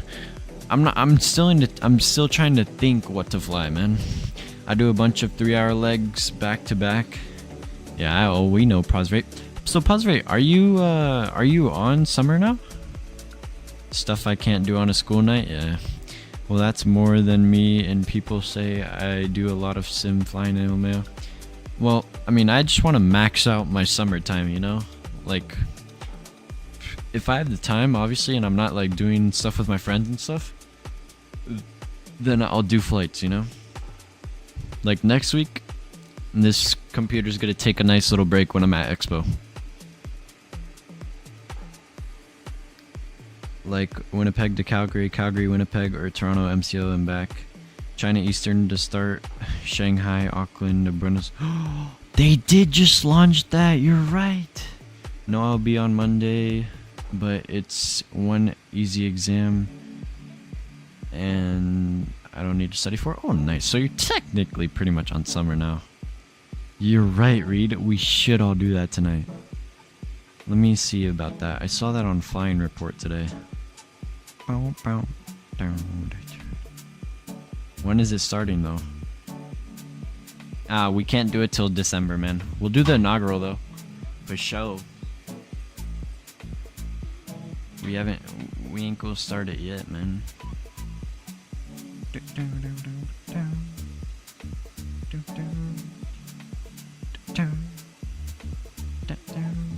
LMAO, we have to wait. Yep. Oh yeah. Don't worry, time will go by like crazy. Hey, who knows? Maybe by that time I'll have my PPL. Crosswind landings like the one in Shanghai, I think. Yeah. I did a thing. What'd you do, Whisper? Might do either Sydney to Johannesburg or Boston to Abu Dhabi. I connected. Hey, let's go, Whisper. Let's go.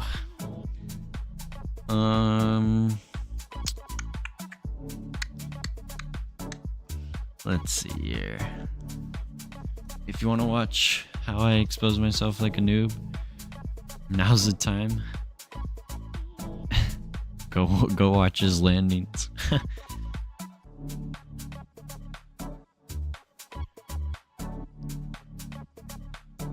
I'm gonna do Johannesburg, Atlanta this summer. Gonna be my new longest flight, about 15.5 hours. Go for it, Hazar. Go for it. Does the 777 step climb automatically? Yeah. I'm a long haul noob.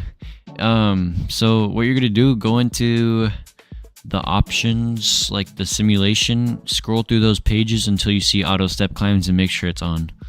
You should do Oslo to Sierra Charlie Romeo Mike. What's that? ICAO. That aviation guy?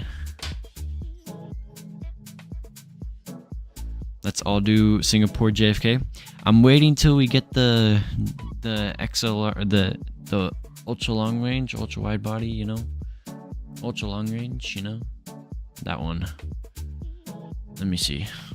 What are the top 10 longest flights right now?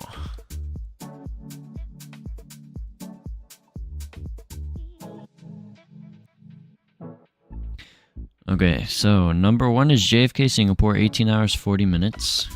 Singapore to Newark is number 2, 18 hours 25 minutes. Then there's JFK to Auckland, 18 hours. San Francisco to Bengaluru, 17 hours and 55 minutes. Me too, I want to do Singapore JFK, but I'm waiting for that as well. Yeah. Then there's Los Angeles to Singapore, 17 hours 35 minutes. Dallas to Melbourne, which is 17 hours 35 minutes. Then you got Perth to London Heathrow, 17 hours 30 minutes. Then you have Dallas to Sydney, that is 17 hours 15 minutes. Then Auckland to Doha, 17 hours 20 minutes. And then Auckland to Dubai, 17 hours and 5 minutes.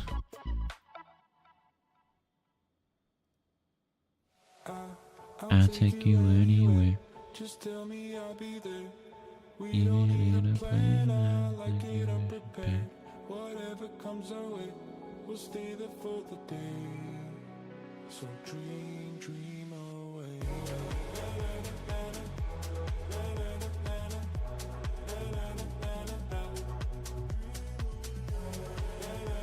Gotta go see it.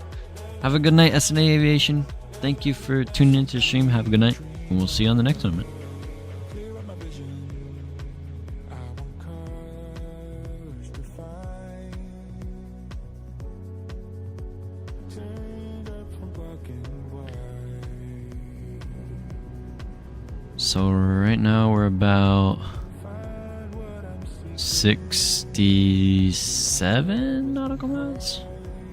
66 from our last waypoint, then it's Jopi, and then top of descent after that. So we have top of descent in 543 nautical miles. Nice. So we should be landing in an hour and like 37 minutes. If I just set my MCP altitude to 420, will it step climb? What's your first climb, Positive 8? What's your first cruising altitude? Set it to that one. And then after that, it'll auto step climb to your highest throughout the flight. It'll like calculate your step climbs. I'm surprised you don't know this, man. Waggy, how long you been streaming? 5 hours, 51 minutes. Flying the Starship right now? Really, Mati? How does she fly, man? I gotta do a Starship flight soon. Flight level 300. Okay, yeah, so set up 300. And then as long as you turned on auto step climbs in the simulations page in the FMC, you'll be good. No on YouTube, Bombaclat? Let me see. So just leave my MCP at... Yeah, 300, yeah, that's fine. Let me see here. I started 4 months ago on... Let's see what day. February 7th is when I started.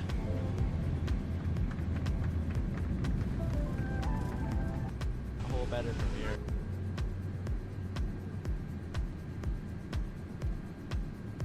So dream away. Oh yeah, bombaklat. I think I'm doing pretty good. Okay, wait, hold on. Pavlin's Landing. I gotta watch this. Oh wait, I missed it.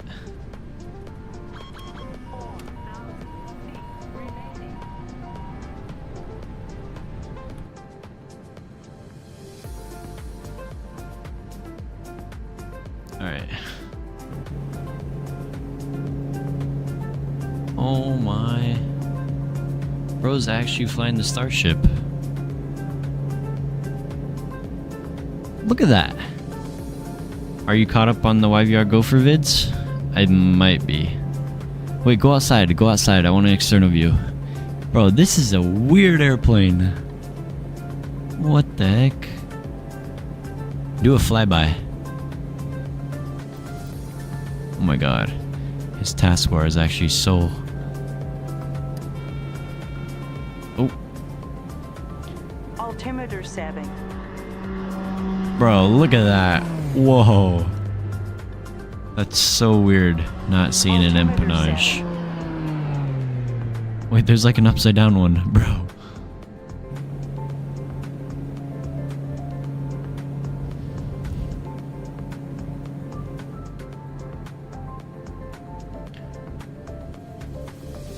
Sounds are amazing.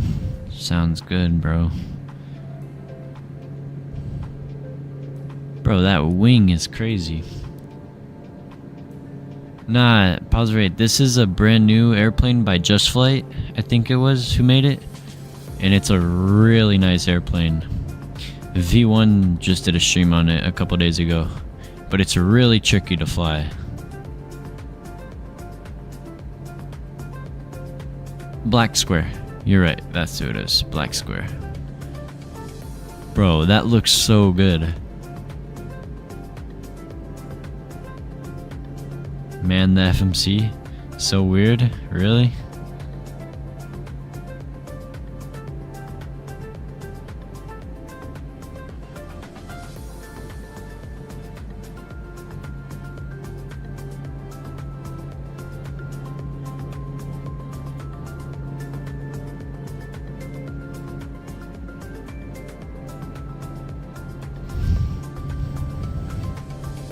And the propellers are in the back too, so that's like, bro, what a design of an airplane. Oh, gear horn.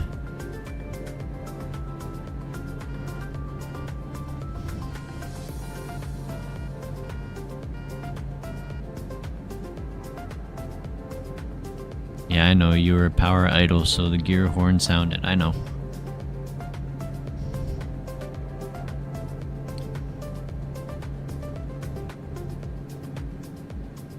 No, that is the gear horn. The throttle lights up, yeah. Once you go idle, it's gonna tell you to pull your gear down. That's why it yells at you. Now you can just ignore the gear horn by hitting the button. Right under it, or to the side of it, it'll be like, ignore gear horn.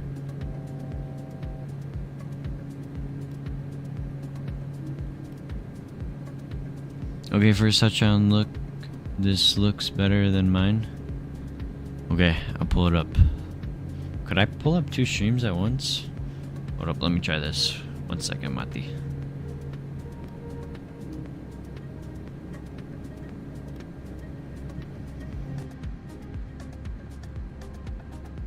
Oh, I can't. Dang it. Hold up. We'll watch Mati land first. Mati, can you just land already? Golly. I am far from landing. Okay, I gotcha. This view, yeah, that does look good, man.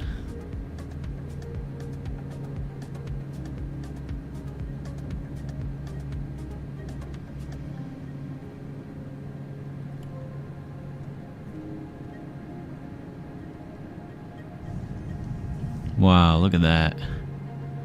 Bank angle? Bank angle, hello? Oh.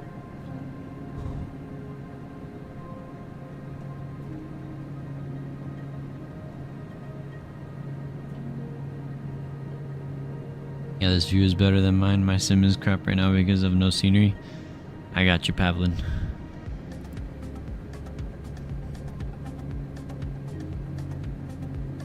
Yeah, I ain't winning this giveaway and I'm sick, so I'm gonna just get some sleep. Good night, Aviation Gaming. We'll see you, bro.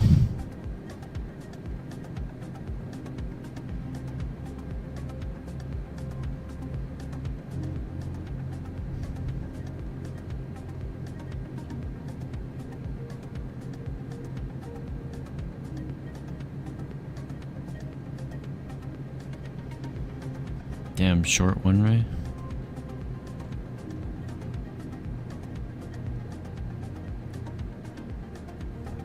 Wee. If I win, my phone better be on fire. I don't know, man.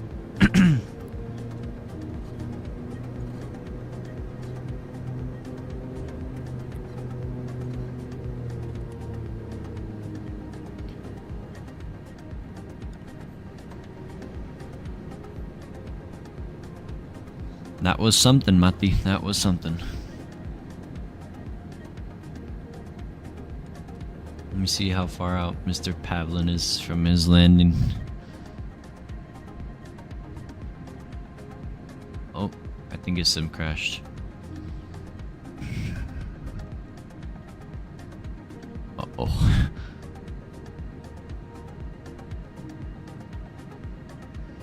Oh, what's up, Evan? What is up? Evan, we're almost at St. John. Oh, I got you, Pavlin. I got you.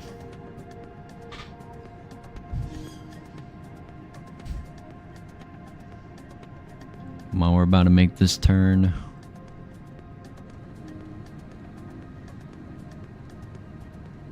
Turning for approach? Okay, I got you.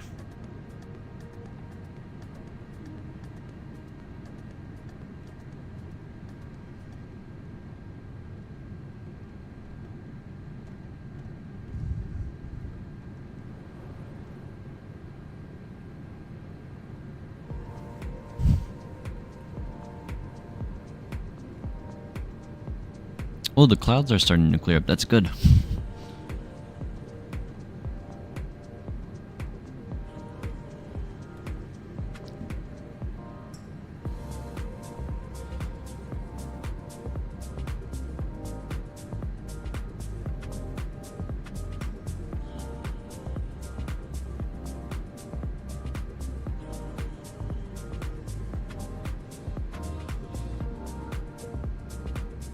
And we just hit the 6-hour mark.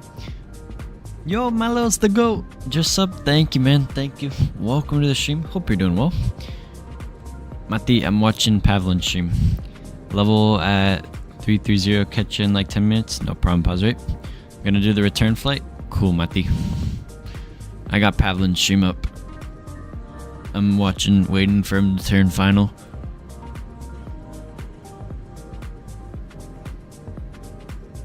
I'm gonna watch more of your vids. I appreciate it, man. Thank you, man.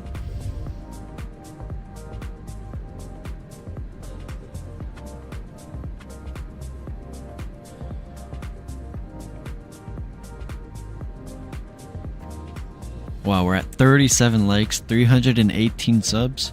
We're 2 away from 320. Let's see if we could hit 320 by the time we end stream tonight, guys.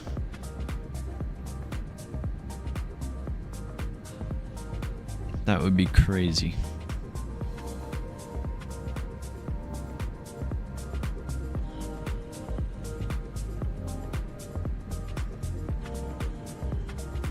You should fly the pilot depth livery. That Pavlin is fine.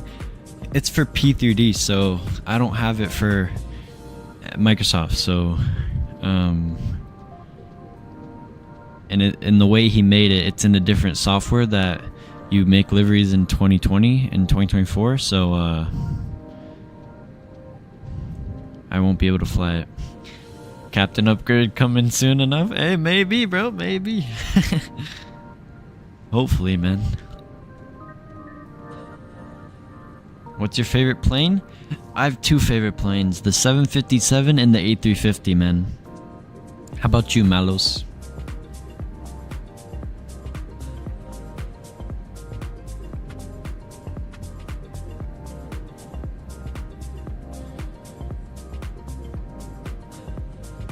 I'm sure he can export it to work with 2020 or 2024. No, it's the thing he makes the livery with. It's a different software. Yeah, he just said 2020 requires 3D software knowledge to create liveries. Otherwise, I would adapt the design for sure. So pilot up to fly it freely. Yeah. I like 777 and A350. Nice. Nice, man.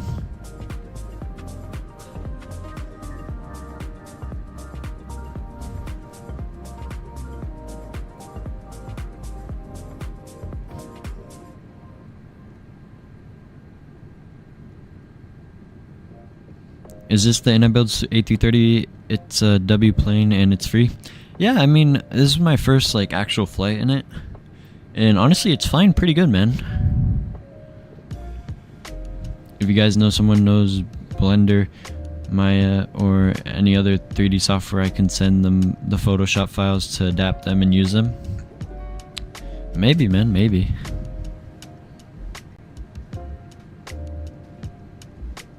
Down, down, down, down, down, down.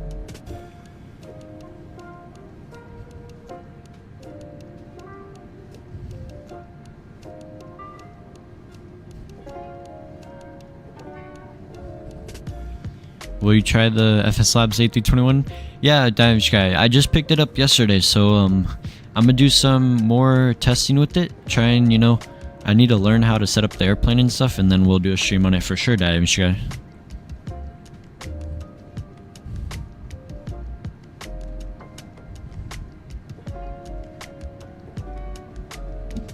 Alright, Pavlin's about to land. We'll go pull him up here.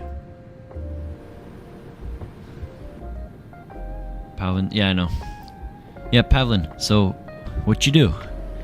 Flare, just hold that flare, man. Keep your flare as far back as possible, you know? Because on the last one, it was a planter.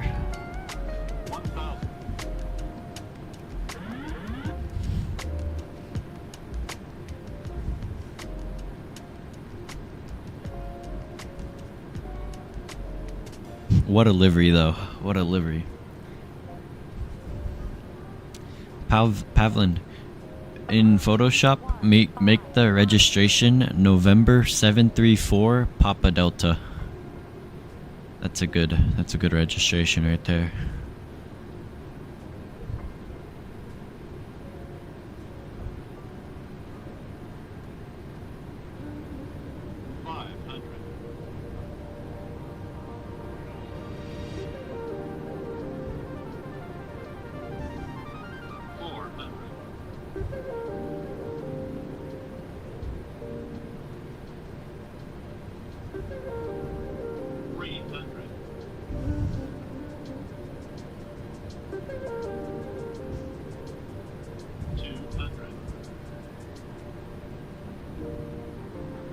Just hold that flare, Pavlin.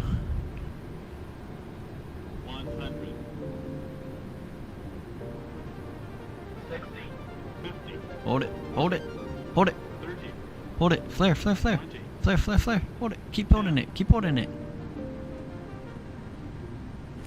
Okay, not bad. Not bad. Not bad. That was actually good.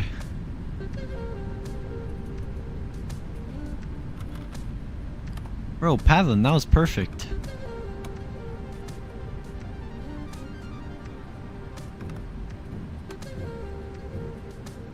I bought the PMDG 777.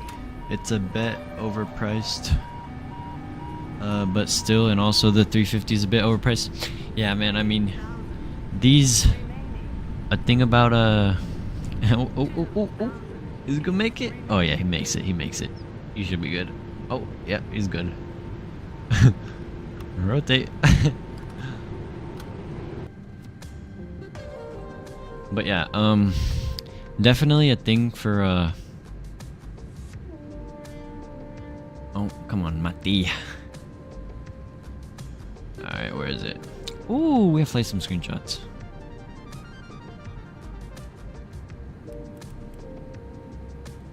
Mati, once you're ready to depart, I'll pull it up.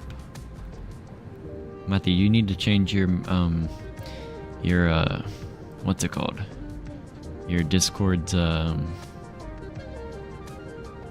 your wallpaper. Sim crashed? No way. Damn. But yeah, back to your saying, Malos. The A350 and 777, you know, obviously they're pretty expensive, but you know, we're us flight simmers, we're always gonna pay, no matter what the price is, you know, because first of all, PMDG is like the best 777 right now. I mean, we had captained them for so many years, and that was terrible. So we might complain about the price all we want, and either way, we're gonna still end up buying it. Like, I forgot how much the A350 was. What was it, like 80 bucks? 70 bucks? Something like that? I was like, when I first saw the price, I was like, damn, but I barely looked at it, bro. I think I was like one of the first persons to buy when it came up on sale. I was like, oh, yep, I'm ready. I'm buying it right now. Here we go. I like barely waited. As soon as I saw it available, added the cart, checked out, no problem. Totally agree, yeah. But I mean, I enjoy the planes, because I mean, they're pretty good. They fly great. It's just, I mean, it's not a perfect airplane, but like PMDG, they lack a lot on sounds. And I mean, honestly, the 200 ERs, they definitely have better sounds than what the 300 ER sounds like. I mean, the 300 ER sounds like absolute hair dryers, which is not what the GE90s sound like. But as long as they did like a better sound tweaks on their sounds, they would be a pretty good airplane. Like I have the sound pack for the 777-300ER, and definitely helps a lot. But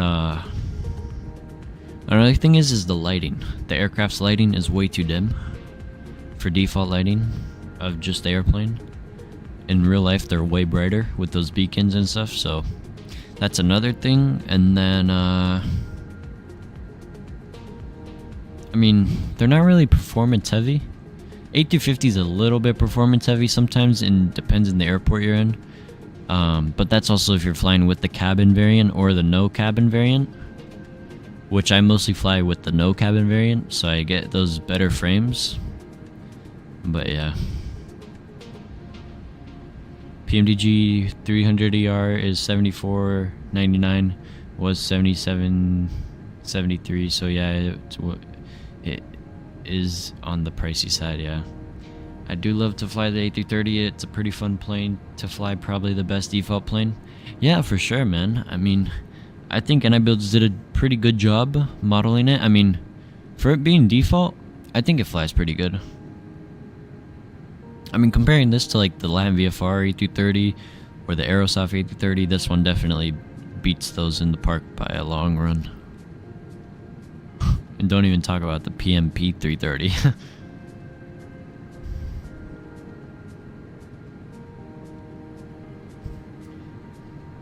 I can't tell. It looks like they didn't model like the, I think, is this the fuel jettison? That's the fuel jettison. They didn't model like the little hole where the fuel will dump out of.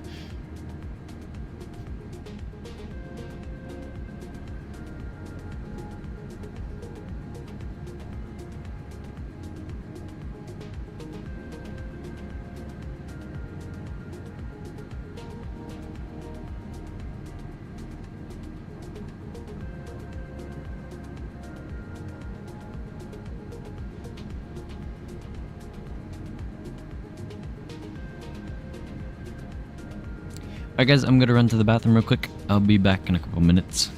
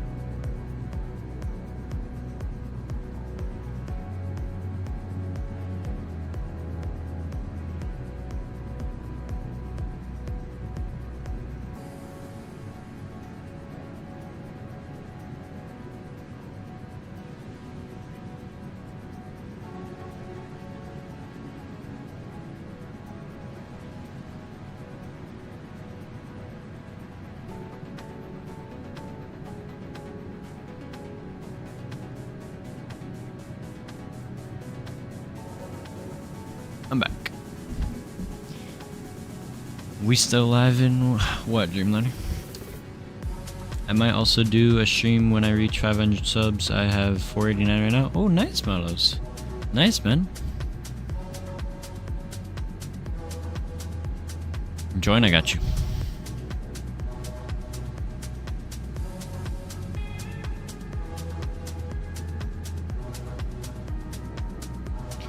Bruh.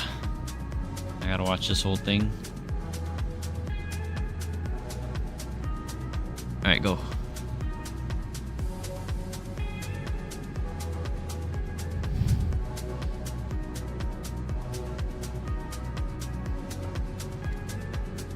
Batteries, okay.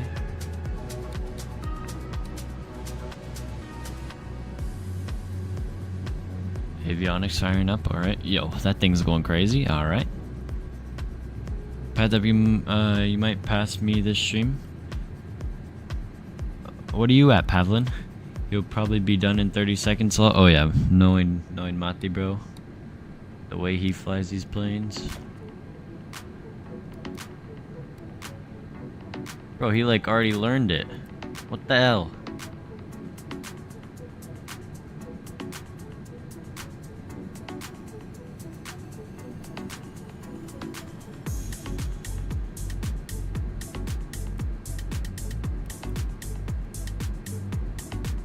I'm at 329 subs. I wish to you to pass them till end of your flight now. I don't know. We're at what are we at? 318? Yeah, we're at 318 right now, so I still got a bit to go to pass you, Pavlin. But 38 likes, man. Y'all are awesome, man.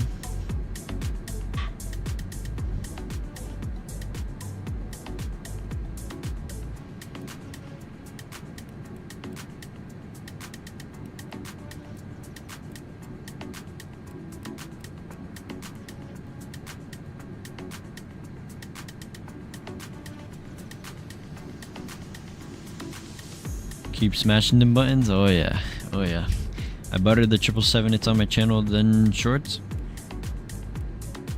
Gotcha, malos.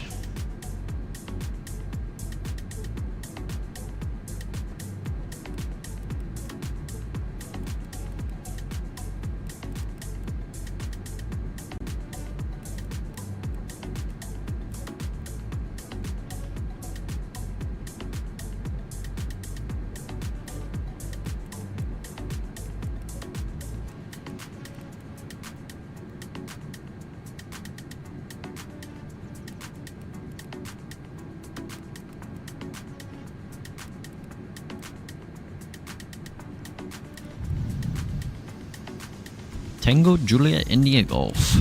Oh, okay. Alright.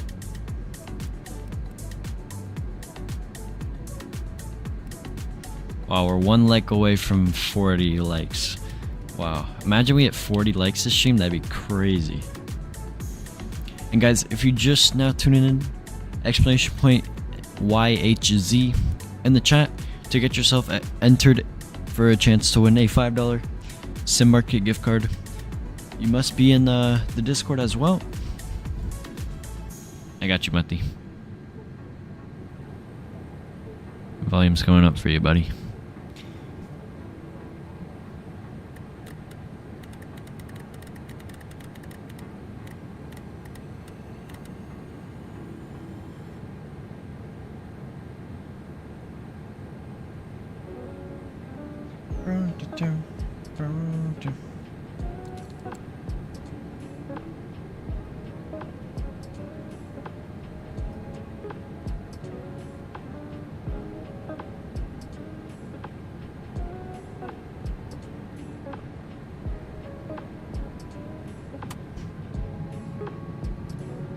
Yeah, go for it, Malos.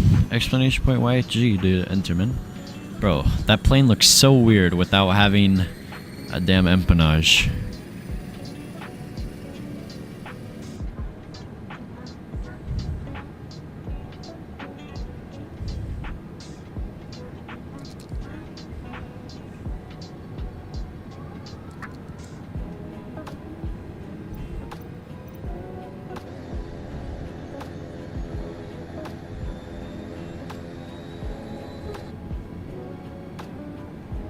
I'm in the Discord server. Perfect, Malos. Appreciate you joining, man.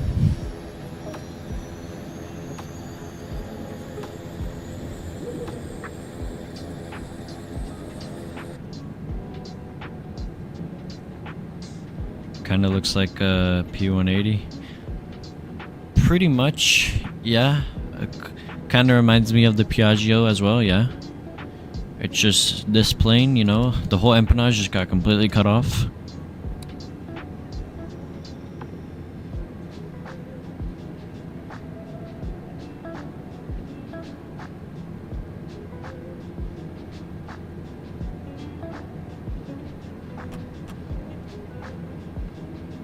I mean, it kind of reminds me of the TBM a bit. It looks very familiar.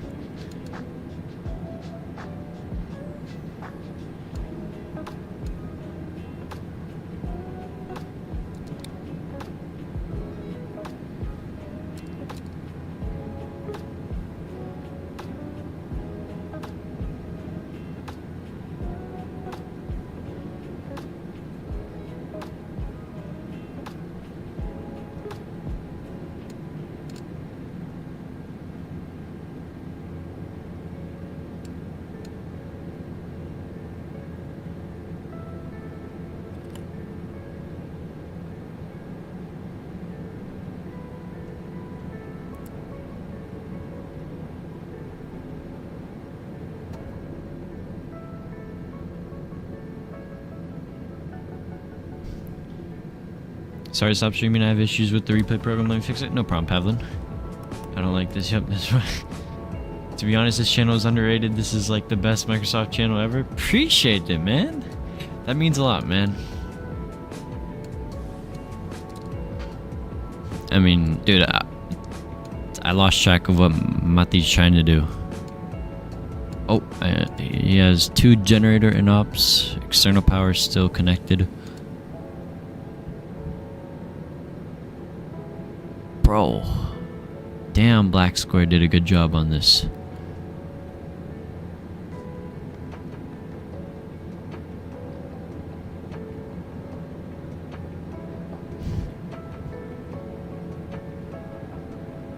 If I were you, Mati, just control E.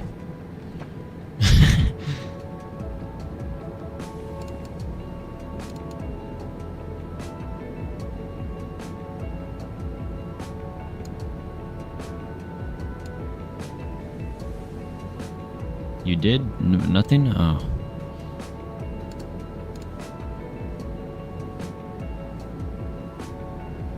Rip. Oh.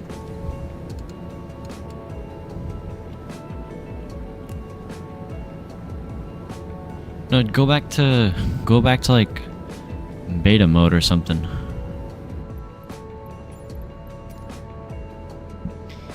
Alright, I'll just come back for the departure. You put so much effort, like 5+ streams, like that must be tiring. Well, I mean, I enjoy it, man. Beanie Baby, did giveaway happen? Nah, once we land into Halifax, we'll be rolling the final giveaway, man. Oh, we have top of drop in sight, guys. We're about, what are we, like 300 miles out? 299. I will take it. We're getting closer. I mean hours? Ah, I gotcha.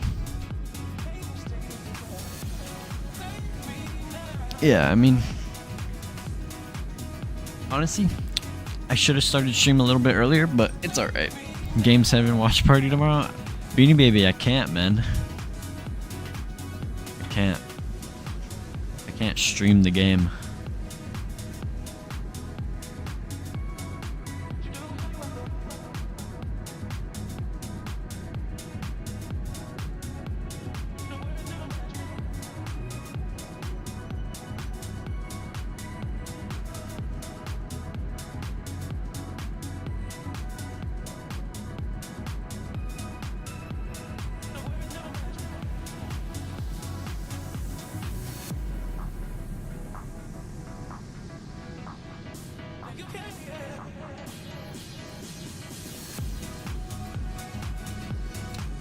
Why? Because it's illegal. You're not allowed to broadcast NBA games, because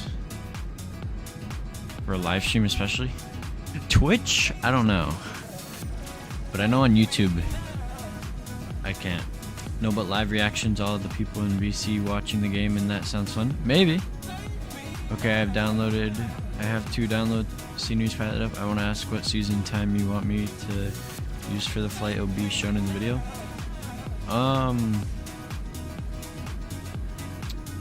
mean, you could just stick with, you know, either summer or winter time. Ooh, you know what would be nice, Pavlin? Departing LA. Like, nice and like, or actually do like a low visibility, like pouring down time, and then into Boston, a nice snowy arrival, you know? Like Christmas time would be lit. That'd be like good time. Like December, that'd be cool.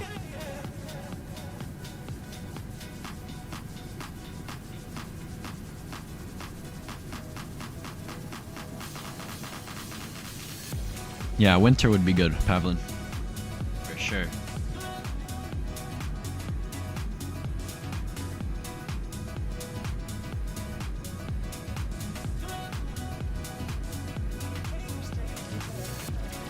What about sunrise, sunset?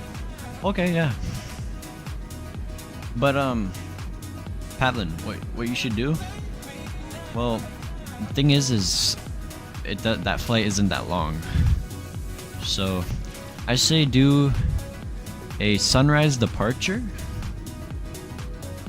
where it's like you should do like bad weather out of LA, so that way like, and then like a nice breakout with that sunrise, you know, and then into Boston it's like, you know, a couple clouds, and then it's like snowing, like snow on the ground. That'd be cool. That'd be real cool.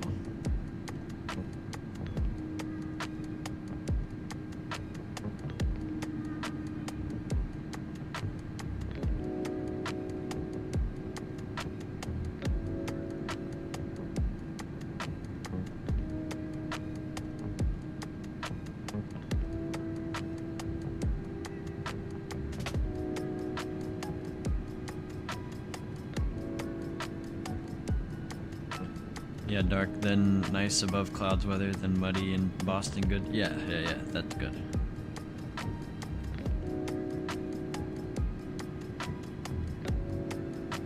Starting creating scenery now, I don't have much time. Take your time, Pavlin, don't worry, man.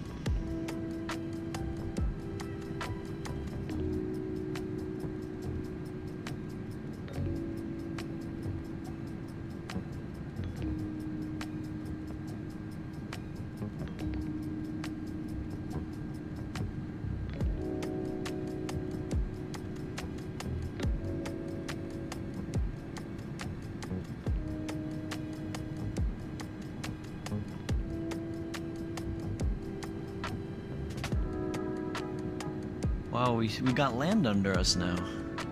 There we go.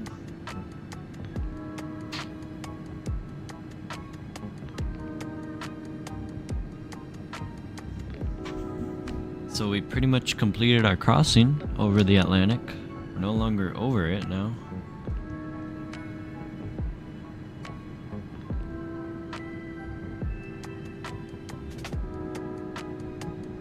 Oh, Whisper's actually right off our right wing. Let's see if we can see him. Whisper's at 380 as well. It's gonna be tricky because he's way farther north than us, so I don't think we'll be able to see him, but somewhere over there. And then Daniel, are you in chat? You're flying like really south. I forgot you could get a salty simulations add-on for the Captain Sim 777. Bro, I wouldn't even do that, Mallow. To be completely honest with you, man. So it fixes cockpit and makes it handle like a real 777, not like a 747. Bro, I don't even know if it would be a real 777 at that point, too. I mean, the Captain Sim, and, you know, it's just, you know, a terrible airplane. So even with that mod, I probably wouldn't even fly it, bro, to be honest with you.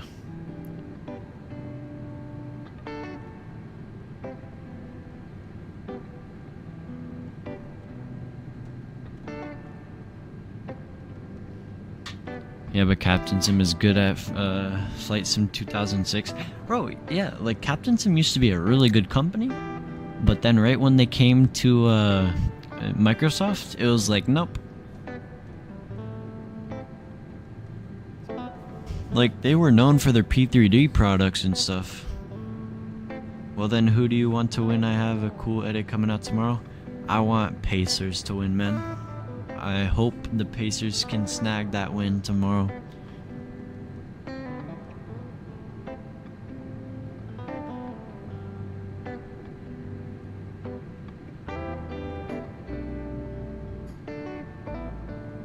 Actually, they were crap even in P3D. Really, Pavlin?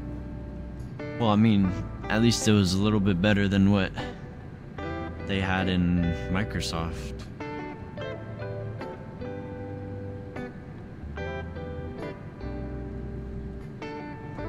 I still can't believe I flew that plane from JFK to Heathrow. Their planes compared to their competition are worse? Oh yeah, for sure.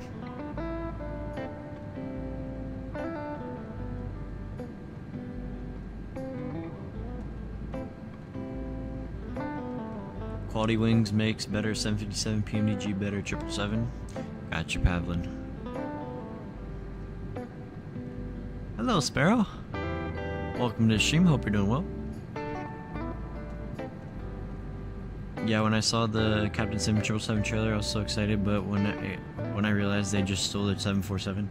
Yeah, I mean, they didn't even care to change the sounds at all. And if you looked on like the MFD and stuff, you could like see they darkened out like the 747 like engines 3 and 4. I was like, bro, you gotta be kidding me. And then in the FMC, it all said 747. I mean, I had a sound pack for that airplane, I remember.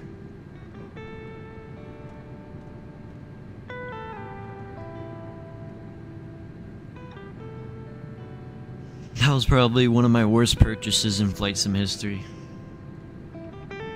It's Captain Sim. I owned every 777.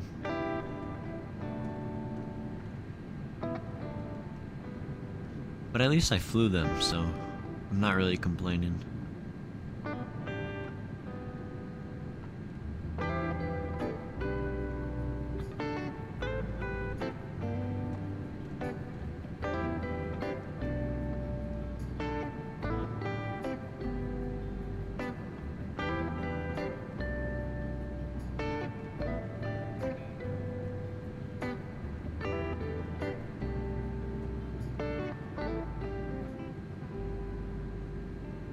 But yeah, I just wish that we had our 757 already from Bluebird. That's like the most excited the airplane I'm most excited for. But when I saw PMDG 777, I knew it was going to be good because they detail and the 737 is so good. Yeah.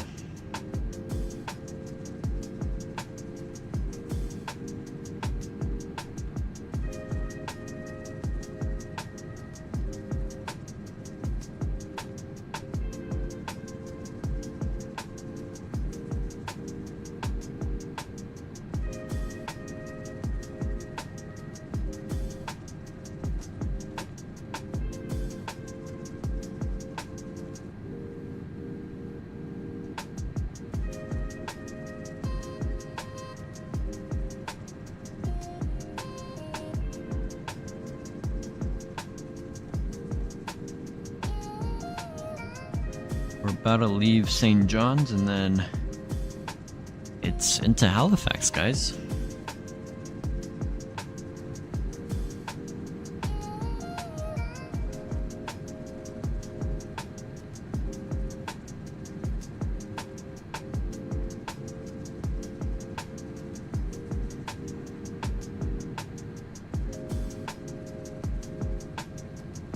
I use the T-Flight Hotess one. What do you use? So I have a lot of things. For throttles and stuff, I use the Honeycomb Bravo throttle quadrant. For my Airbus flying, I used the Wing Ursa Minor side stick. I used to use the Thrustmaster TCA Airbus side stick, but I retired that. Honestly, well, if I turn on my webcam, you can see it right down there, just chilling. I haven't used that in a while. So yeah, I used to use that, and then for my rudder pedals, I'm using the Turtle Beach Velocity 1 rudder pedals. And then for flying like Boeing and stuff, I use the Thrustmaster TCA yoke. And then I have a tiller for steering the airplane on the ground, and then you know, just the autopilot panel from Wing and the MCDU. So yeah, that's pretty much it right now.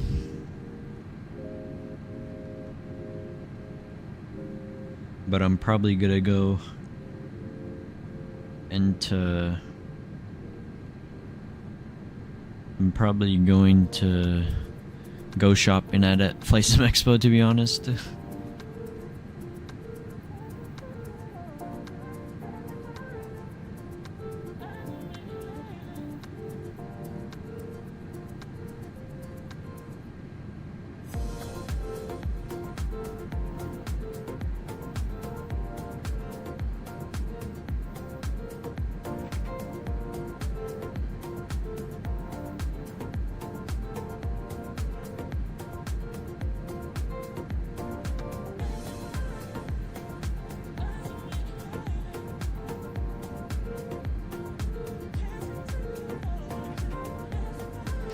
What airline / plane you taking to FlightSim Expo? I'm flying a Southwest from Orlando to Providence. It says I'm booked on a 700, but the route's been always changing variant, so I could either be on a 700, 800, or a Max. I hope I fly on a Max, because the Max is so comfortable to fly on.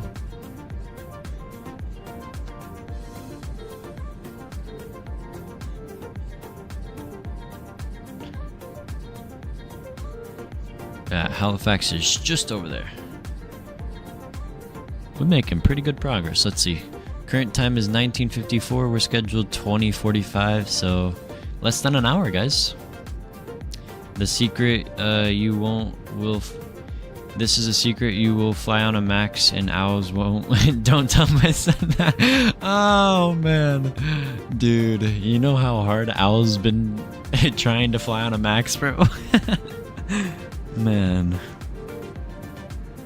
dude, I know, maybe.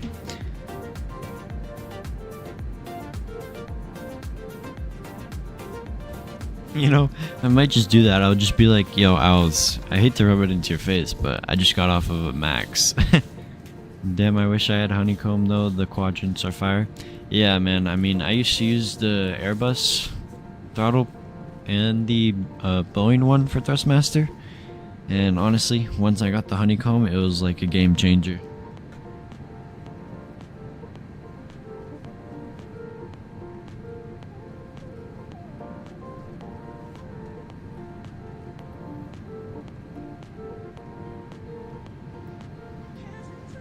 But I mean, I've upgraded over the years with my setup.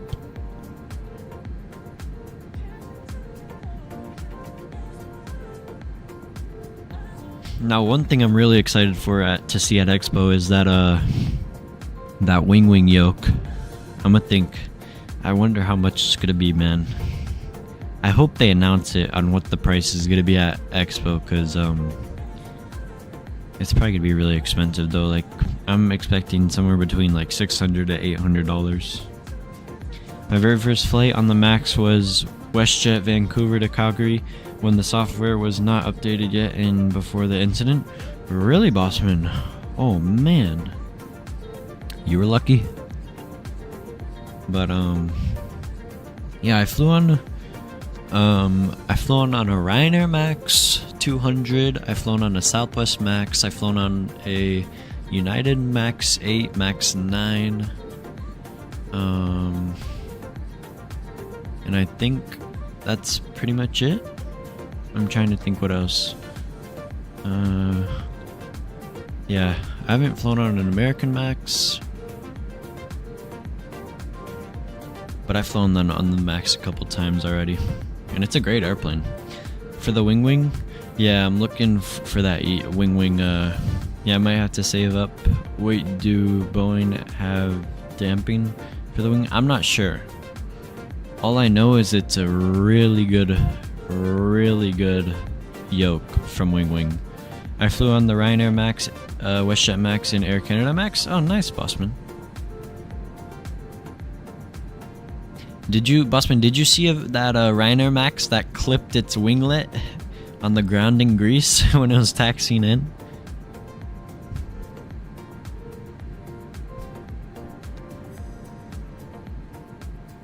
But they're yes, but the what is it?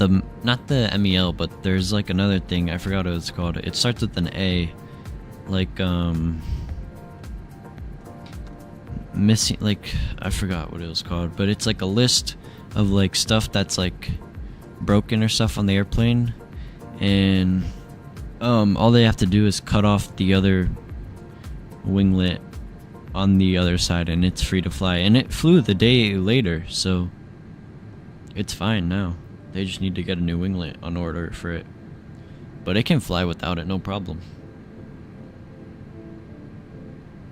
But it was kind of annoying because like all the news reporters and stuff were like, Ryanair plane crashes at airport in Greece. It's like, oh my gosh, bro, like relax. It was taxiing in and just knocked into the wall.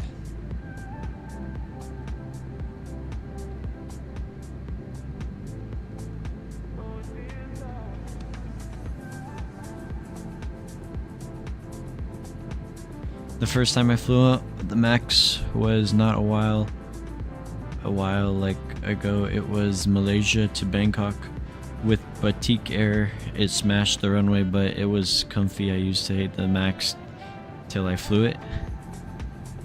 Wow, where do you live, Malos? All the way in Malaysia. Wow, Malaysia to Bangkok. Sorry for the grammar. All good. No worries. No worries. I can understand what you're saying, man. So the investigation for the Indian flight still not done? Bro, Bossman, that's gonna take like 1.5 years, you know? You live in Kuala Lumpur? Really? Oh my, wow. That's awesome. I want to go to Bali one day. I know it's kind of close to Kuala Lumpur, but... and Singapore. I want to visit there too. Yeah, but I was born in France. Oh, really? Nice.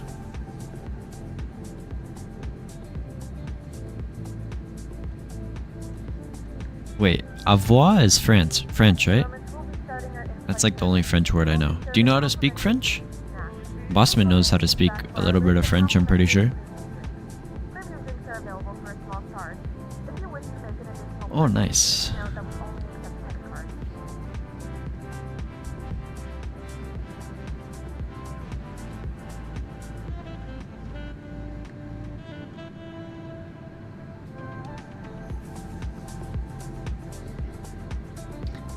Muy Jesus pas un bombaclac come lui. What does that mean, Bossman? Muy Jesus pas un bombaclac come lui. How bad did I say that? I'm not a bombaclac like you. Oh, bombaclac.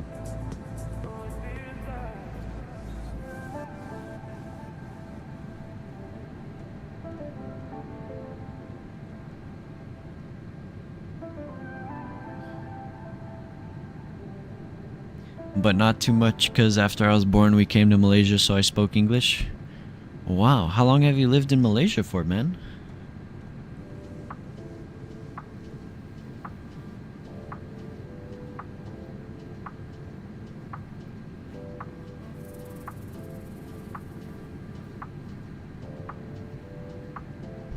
Oh wow, 10 years, wow. Do you enjoy Malaysia? But you still have your citizenship, isn't it? Oh. talking to Malalos. Malos.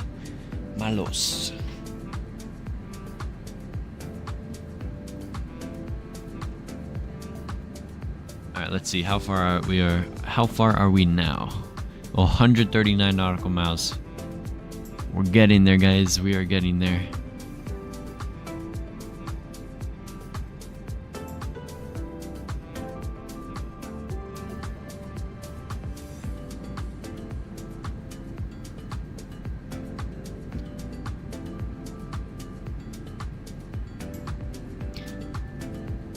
There's a place in France called Malo.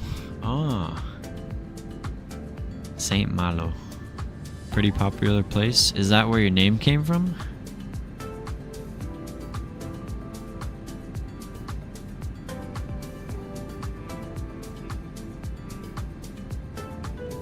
Oh, nice.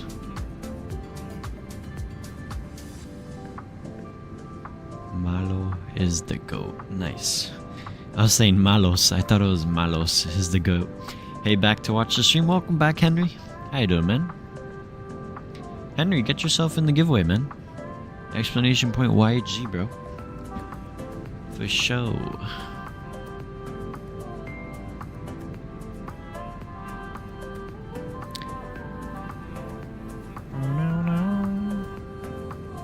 Yeah, I thought I'd be landing before midnight. Nah. We're gonna be landing at like 1:30. What's the giveaway?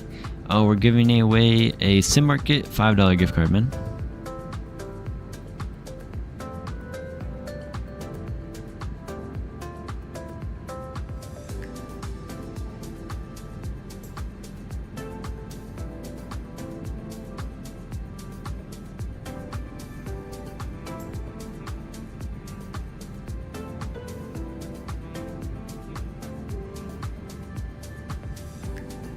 I'm going to Maldives next Monday. Nice, with Air Asia. Wow. Malo, you have to put some pictures or videos of your arrival, man. That's gonna be awesome. I don't have a computer just yet for any big flight sims. Oh, I got you, Henry. We should do a Malay flight bombaclat. For sure, we'll find something. Maybe take like Emirates 777 or Singapore 350. Maybe.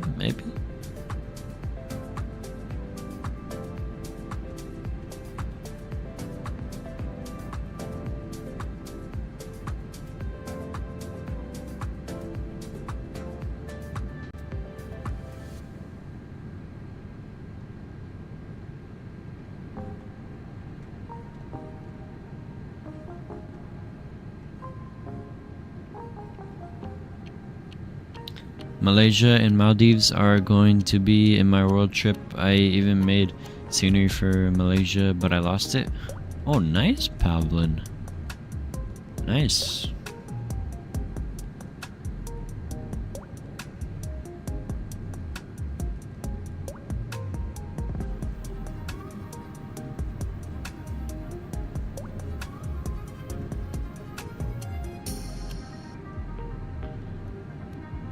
My favorite sounds is GE90s. They're literally music to my ears. Nice. I like the 757 Rolls Royce and what is it, the RB211s, and then the Pratt & Whitney's on the 757, and then also I love the Trents on the A350. Downloading whole US will be long, but I need it anyway for the road trip. I got you, Pavlin.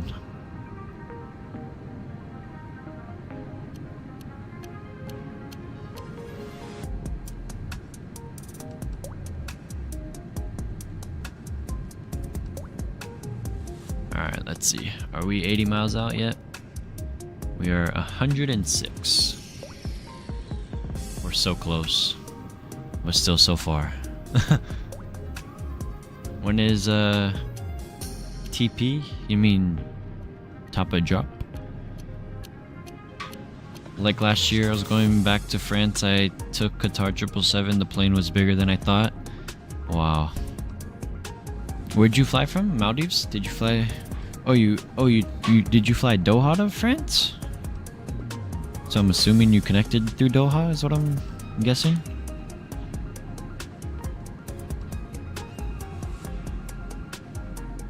Oh, out of Kuala Lumpur. Okay, I gotcha.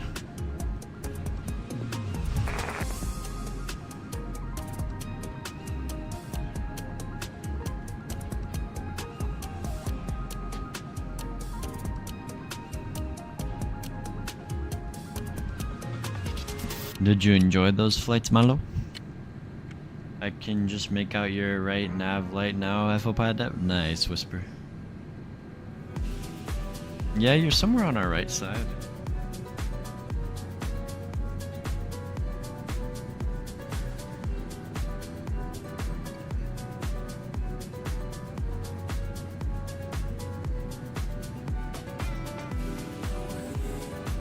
Yeah, night flight just gives vibes. Oh, for sure. How long is that flight time, man?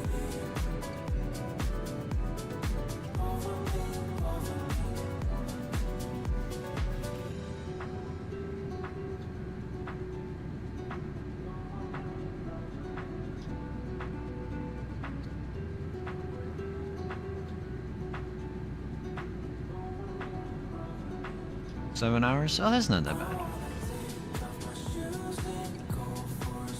Did they have a pretty good meal service?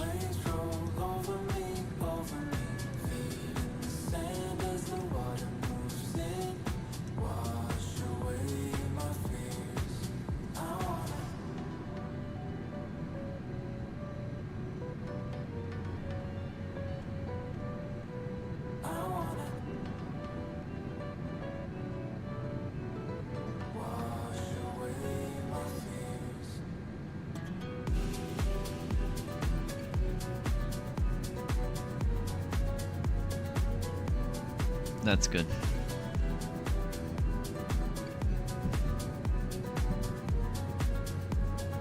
So you flew Kuala Lumpur to Doha? 6.5 hours to Kuala Lumpur to Doha, then 7 hours from Doha to Paris? Oh, nice. So does Kuala Lumpur not have a direct flight to Paris?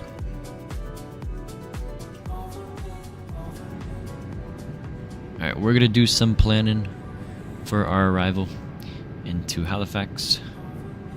Now they do? Oh, nice. So when did you take the flight then?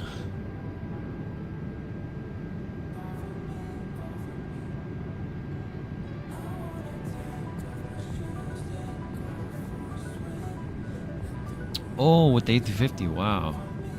Like last summer? Oh. Wow.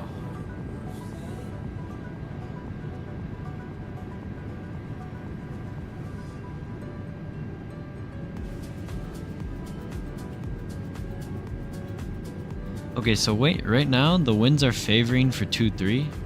So I'm gonna change to the ILS for 2-3. Because I don't really want to do an RNAV in this airplane, because Bossman said that the RNAV is not that good. So we're gonna change this arrival. ILS 2-3.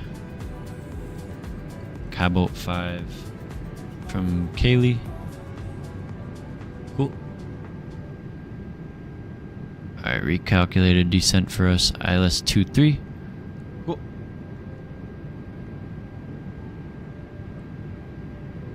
And we'll go find some weather data.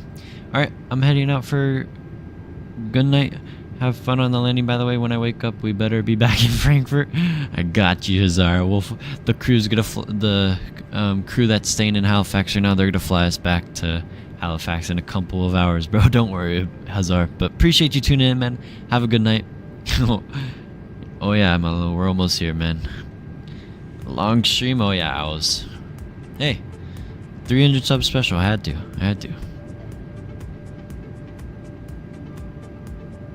Alright, so weather's looking like we'll go destination approach. So current altimeter is 3007. Go put that in. Temperature 17. Not that bad. Like 65 degrees. 62 Fahrenheit. Pretty good. Winds 250 at 9. And let's see, minimums for this approach are gonna be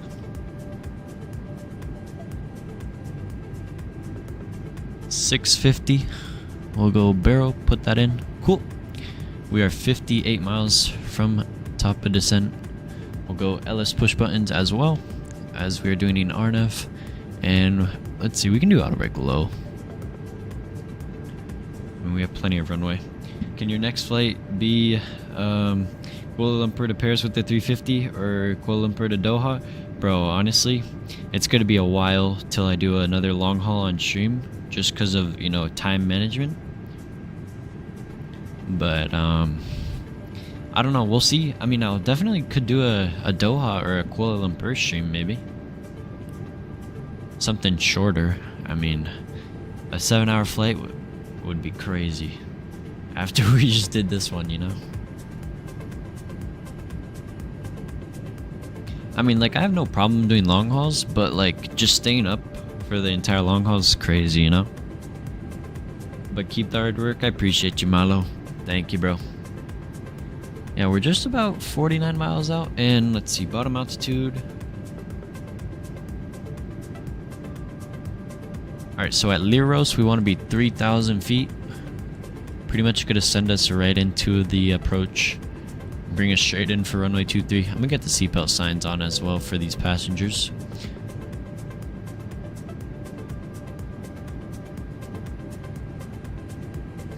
It's not 7, I think it's 10 hours from Kuala Lumpur to Doha. No, Malo did the flight in real life. He said it's about 6.5. Malo said it was about 6.5 hours flight time for him.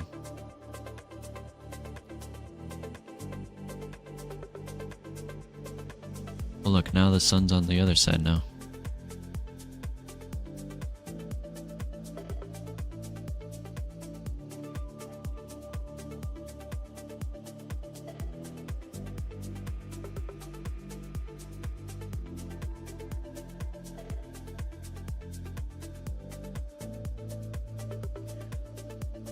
Maybe Windsor route might be different. Yeah, maybe, man. Maybe.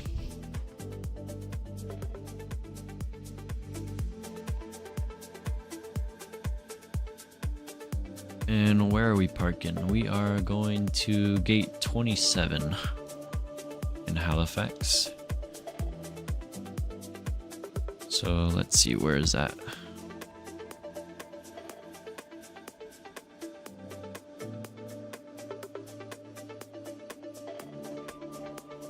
Alright, so it's on the north side of the terminal.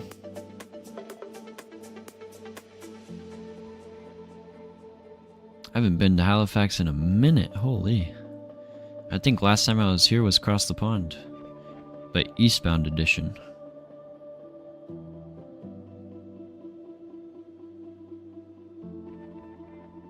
My longest flight in Microsoft was Dubai to Paris with the 777-200ER. Oh, nice, Malo.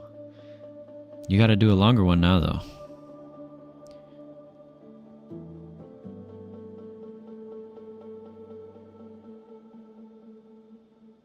I'm actually so happy we get to do an ILS. Like, after what Bossman told me about there being a terrible RNAV in this airplane, I think I'm good with not doing an RNAV. And before we started descent, I'll go and check these final screenshots from you guys in the Discord. We got Mati flying the Starship. Crazy winglet right there, man. And then T-Fox flying her Korean Air 737. Very nice, T-Fox, very nice. Ooh, and no winglets? Nice. That's cool how in X-Plane you guys have the option to choose. Bro, but that ortho looks so good. Whoa. What mods do you use, T-Fox? Then inside the cockpit, wow. This looks good. This really looks good. Appreciate you sending those. Bro, Spawnin', you're back! Spawnin', you won the second giveaway, bro, but you didn't respond, so I had to re-roll it, man. My longest flight would have been LA to Singapore, but my sim crashed. Oh, damn, Spawnin'.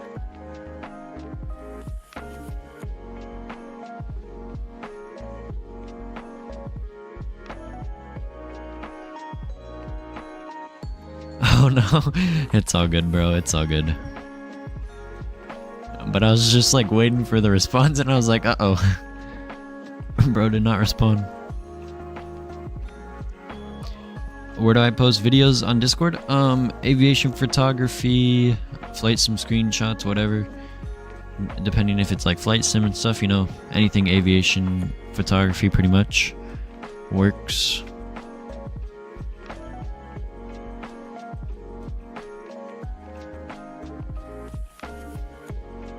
Can't believe I won something. Imagine that.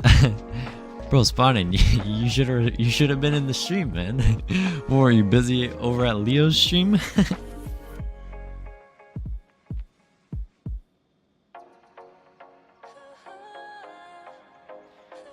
I need to change this playlist. I need to make a new playlist. Alright, we're almost at top of drop. We are 11 miles. It's almost time to go down, guys.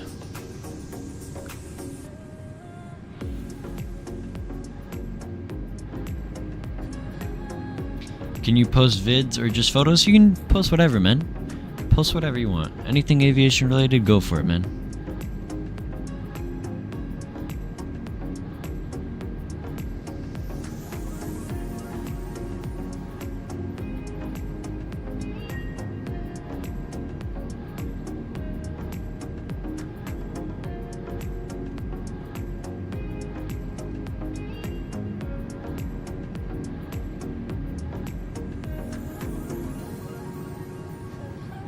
I did pop over there, but I didn't stay long. I got stuff going on here at home. It is what it is. I got you spawning, no problem. Well, you could enter in for the final one, man, if you haven't already. Exclamation point YHG. Alright, we'll go slower down. And let's see, we got 3,000 set. Once that hits 1, we'll bring it down. There we go.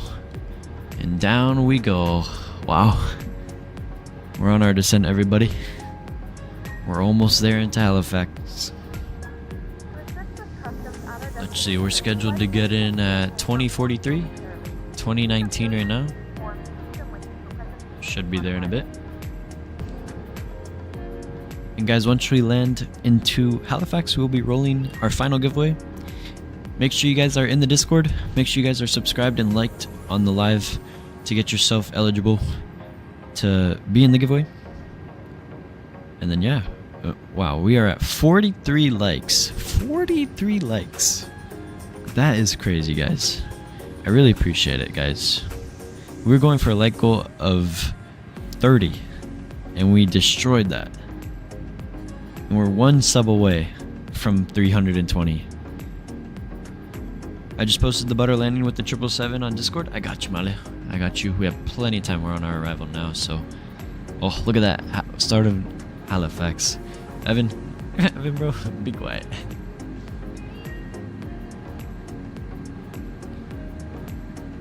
Let me find it. Here we go.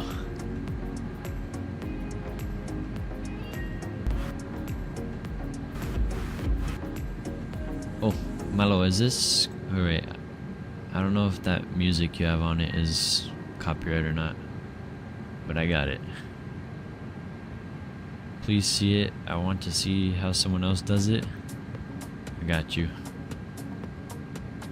What is this view though?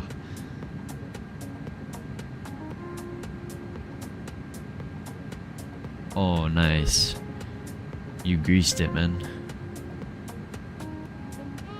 Very nice, Malo. Very nice, bro. Nah, Skyfall, get out of here. Get out of here. Skyfall, when we re-rolled first, you know you won the second giveaway. And then I had to re-roll, and then Spawnin won it. And then I had to re-roll again, and then Skystream run it. Get out of here. Get out of here. I already know you were on Call of Duty.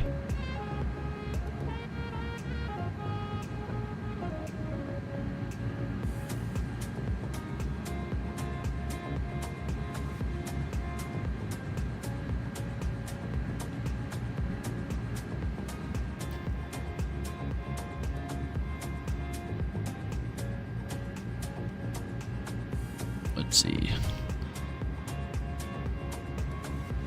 I mean, this is pretty much straightforward arrival. it's like pretty much one waypoint. It starts at Kaylee, then it goes to Bosub, and then straight into the ILS. So pretty standard arrival. Yeah, Skyfall. I changed to the ILS 2-3. Winds are favoring it a little bit, so a little bit of crosswind, no problem. My bad for the music. I don't think it's copyright because I posted it on my channel. It wasn't, but I'm not 100% sure. No, you're good, Milo. I just had to make sure, man. I'm doing ILS 2-3, wind 250. Perfect. Yeah, we're good. Yeah, that's gonna be like quartering headwind. Not that bad. And let me get Sky Vector up in the background, just so we have that ready for our replay.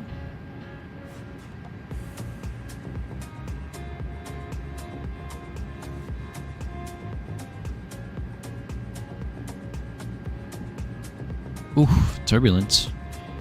47 knot crosswind, bomba clat. At least we're not in a headwind. That headwind earlier was crazy.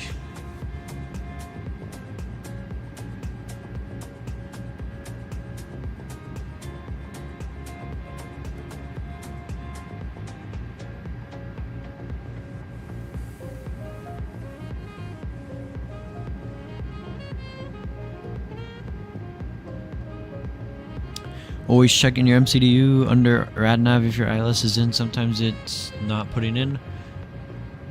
Thank you, Bossman. Let me see. 109. Oh. Bomba clap. 109.9. I put it here, right? Right here? Oh. Or make it, let's see. It's pulling up YYG.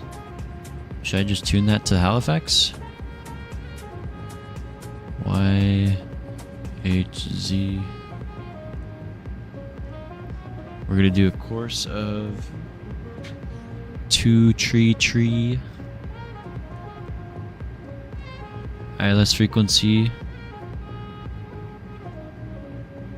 Do I do 223/109.9? Holy turbulence, golly. Oh, no. Reach top of drop, let's go. Oh yeah, Daniel, let's go. Just put the ILS name.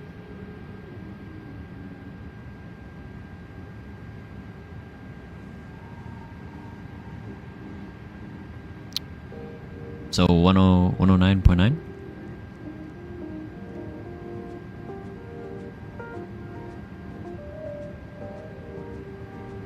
Or the IJD.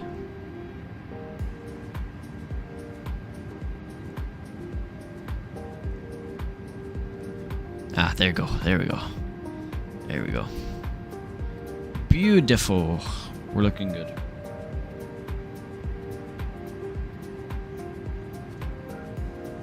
Thank you, Mr. Bossman.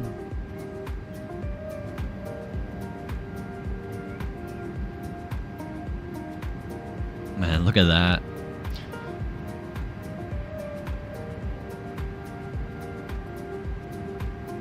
We are finally descending. Oh yeah, Davish guy. Oh yeah, man.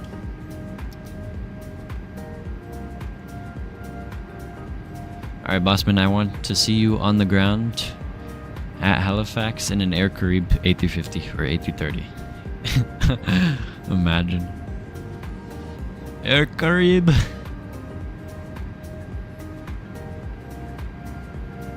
Whisper, what approach are you doing?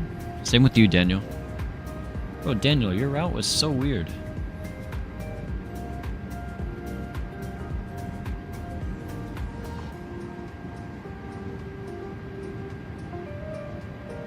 Oh my gosh, Evan's coming in too.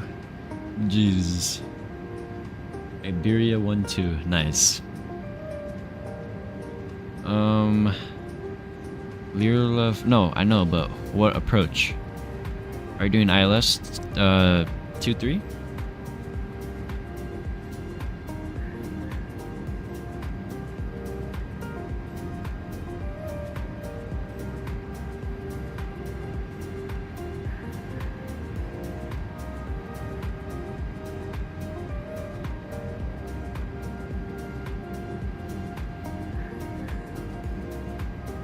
You know, it keeps a pretty high speed on the descent. That's pretty good. What's our landing speed? 133. Damn! That's slow for a 330. Holy. We coming slow, real slow.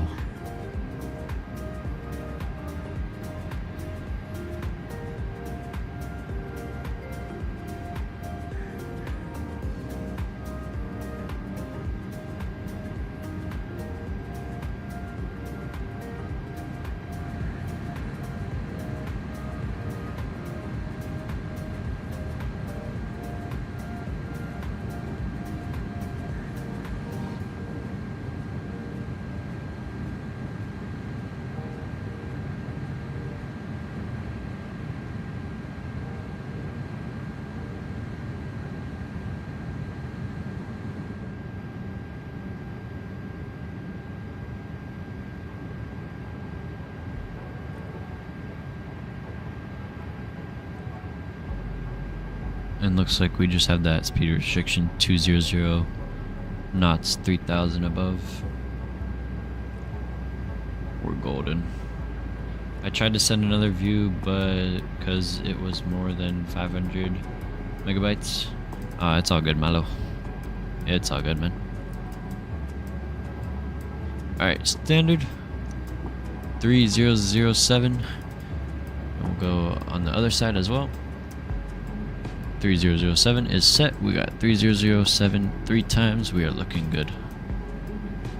Go to CTAF 18.4. Ooh, they use CTAF in Canada. Oh wow. I swear, if Evan's saying dumb shit on frequency, I'm gonna lose it. I'm a dot wallop.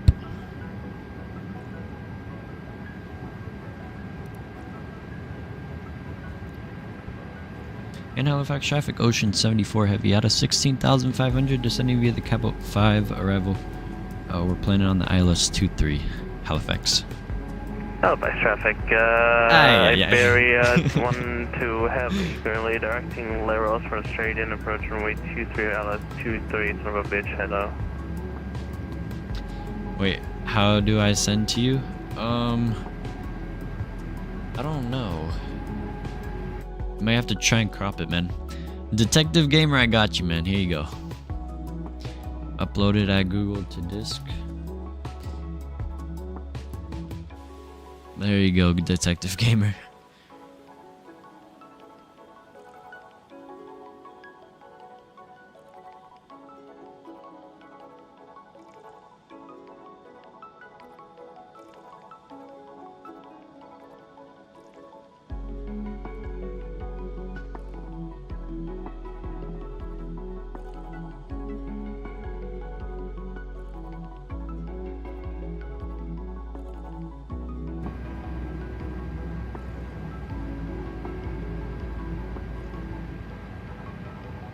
We're about like 50 miles out, somewhere about that.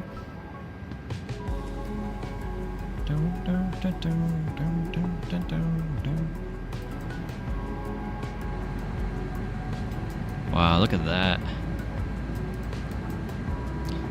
Once Sim Update 3 comes out and we get to download all the sceneries and stuff, that's gonna be so awesome.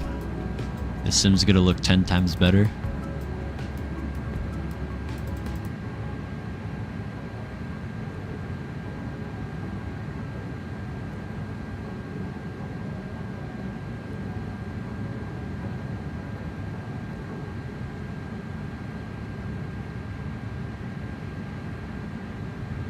Do I post it on... you could put in like aviation or flight sim screenshots or something.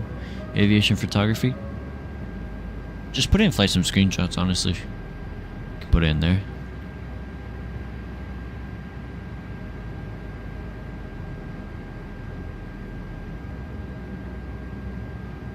Alright, coming through 12,000 feet. Probably be on the ground in the next 10 minutes, somewhere about there.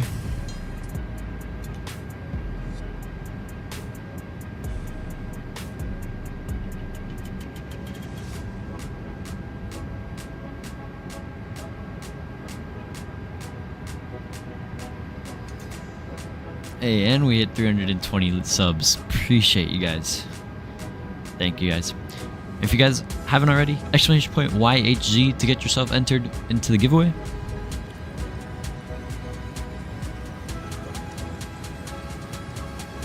Frame generation is helpful for you? Nah, I mean I have a 4080 Super, so I don't use frame gen, man.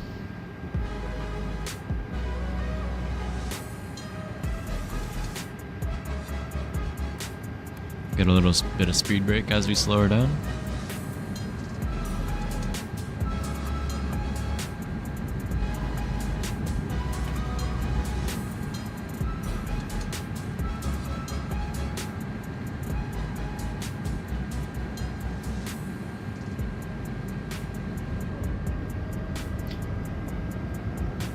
Alright, cool.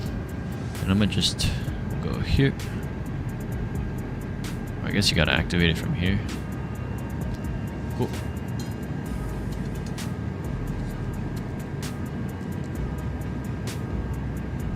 And 10,500, we'll go landing lights on. Go ding the cabin. And I'm gonna pause the music here, guys. I'm gonna bring up the sim sounds for you guys.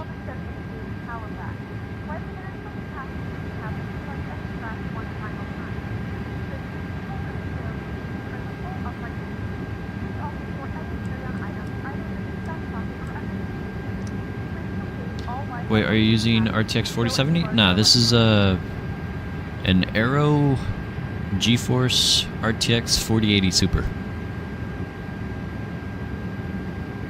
Explanation point specs, and it should come up.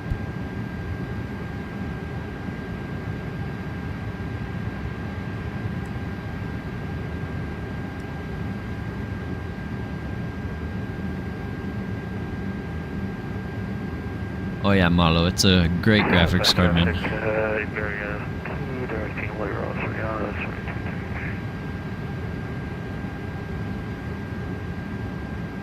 Cool.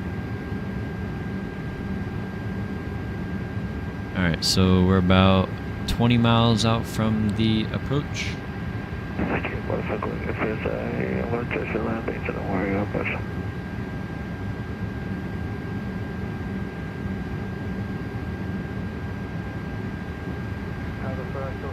Too heavy inbound for the RNAV Yankee 32 07 center, descending through 11,000 for Halifax. Start to slowly slow her down. Runway 32, Ocean 72 heavy. No, he said 07 center, bro. Yada. Too sleepy, bro. Thought he's going into Frankfurt.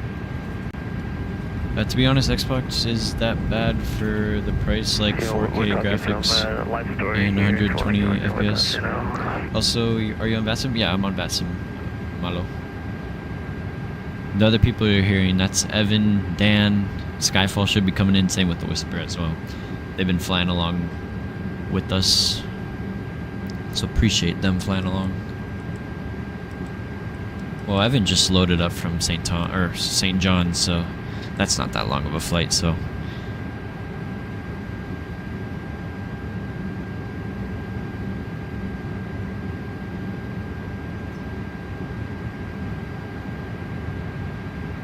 You better what?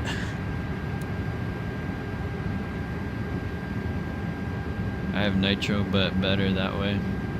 I used to have nitro, but then I canceled it. Let's go. I'm gonna go vert speed.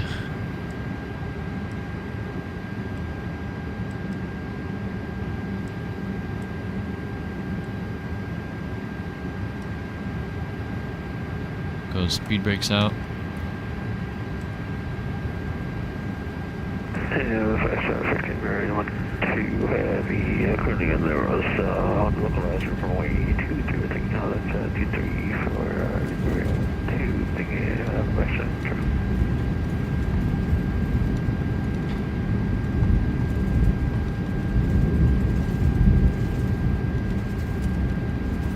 Welcome back, it's not just in time, man. This is Boston here.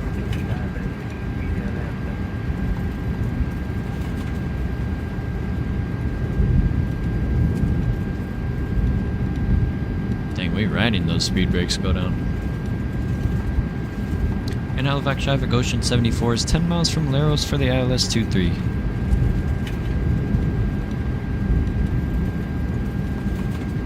Halifax traffic, Iberia 12 heavy, we're 6 miles, 23. You landing runway 23? Yeah, we are, Divish guy.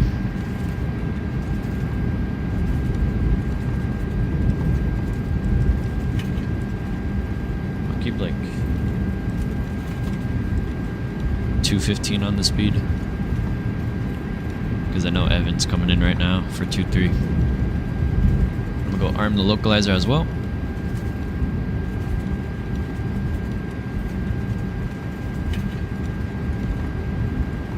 That's traffic, Iberia 12, we're so final, or wait, Q1 on traffic, sorry, correction, 5 mile final, Q3, Halifax traffic.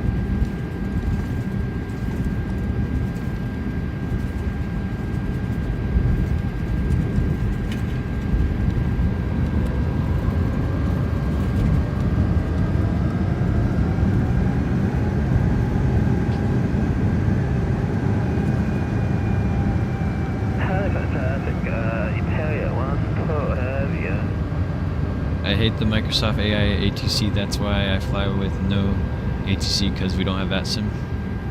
Why don't you have VATSIM, Malo? You gotta hop on VATSIM, bro.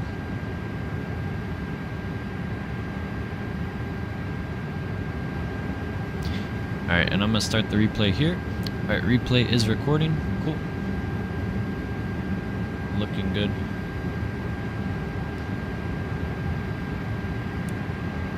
Go slow her down to 200 as we bring her in.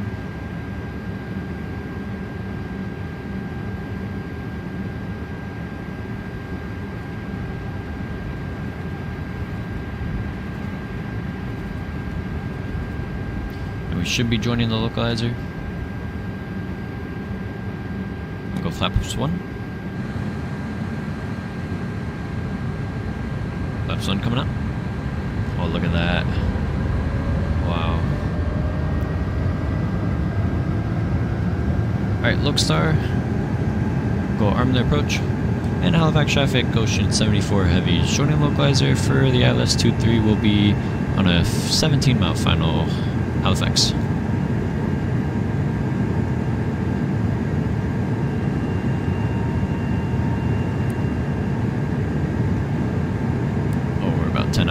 Whoops, I thought we were 7:15. And Ocean 74, Halifax traffic, 10 mile final, runway 23.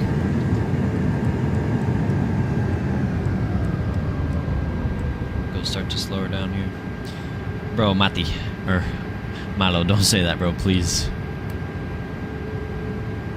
I can't have that happen. We'll go flap 2. Flap 2 coming out. Oh, look at that.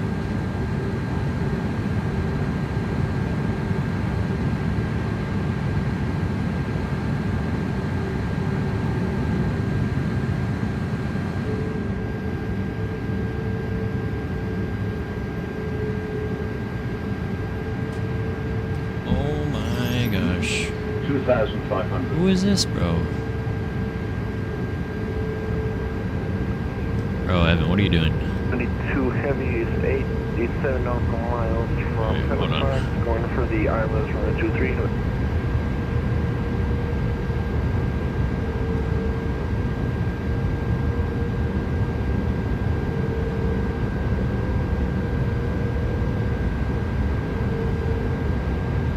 Alright, 5 mile final. We'll go slow to final.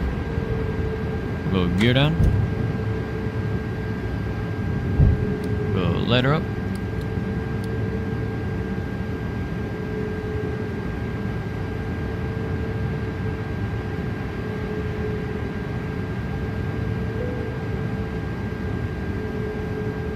Alright, gears coming down.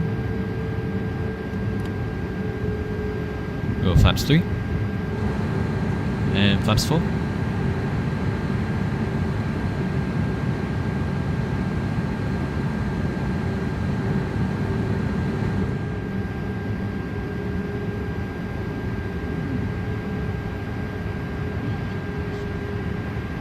We'll go ding the cabin. Alright, Cabin is ready. 1,000. And landing checklist, EK memo, all green, no blue. We're looking good, everybody. Control cam coming on, guys. Enjoy this arrival into Halifax, everybody. Let's go give this airplane a feel. Airplane.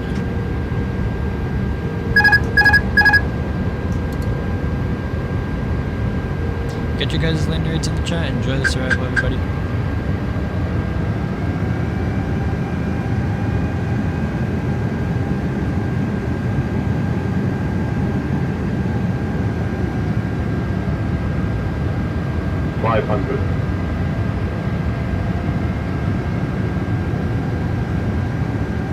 Little low, that's all right.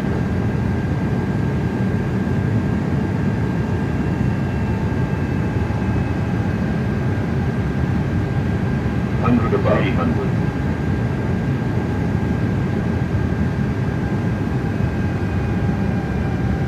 200. Minimum. Continue.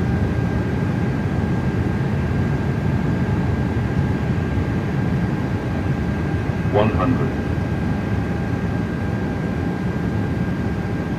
50, 40, 30, 20,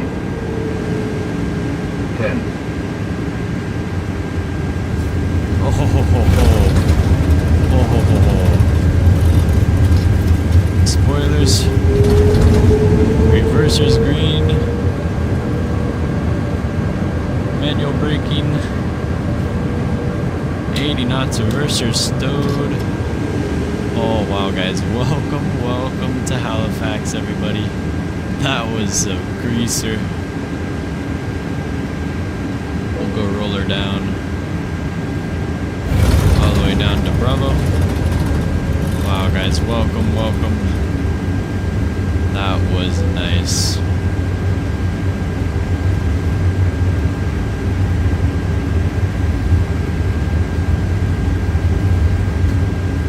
Control cam coming off, guys.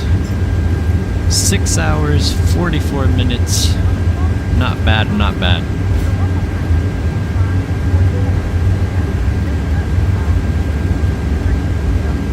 Yeah, we got the recording spawning.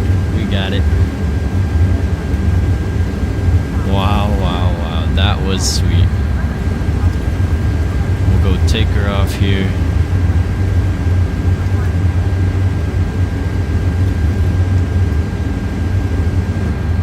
Her up as well. Welcome to Halifax, everybody.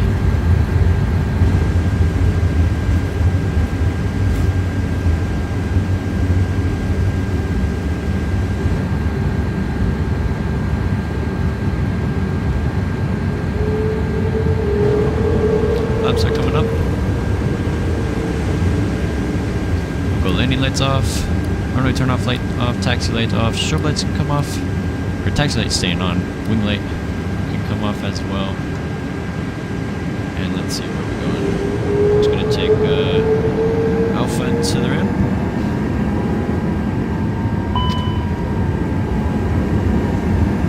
And Halifax traffic, Ocean 74 is clear, runway 23 on Bravo, taxi Bravo Alpha into the ramp.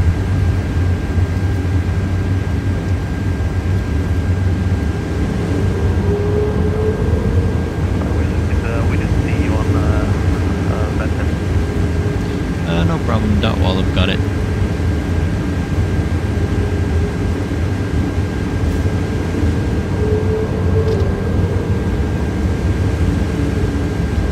We'll start the APU.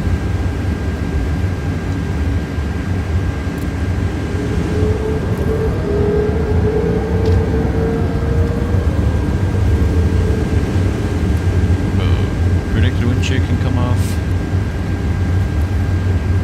Off as well. Oh, Skyfall just landed.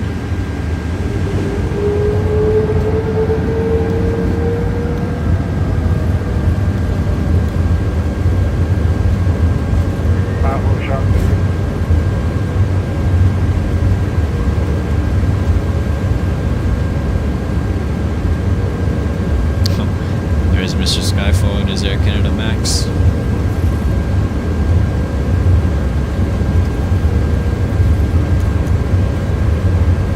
is giving way. Appreciate it. Thank you, Mr. Skyfall.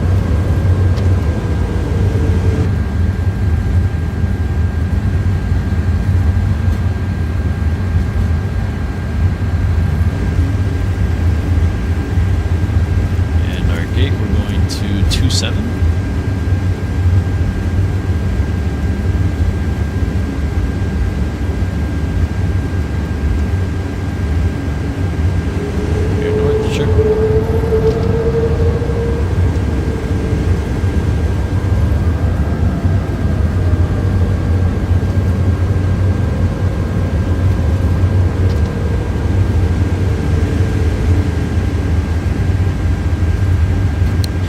With T-Flight hold test 1 and I go to halfway, it goes 100% power, but it says climb.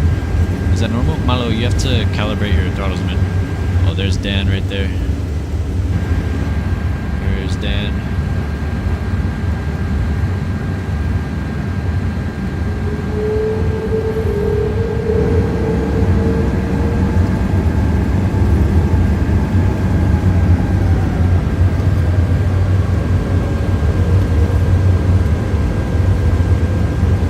Whisper in front of us.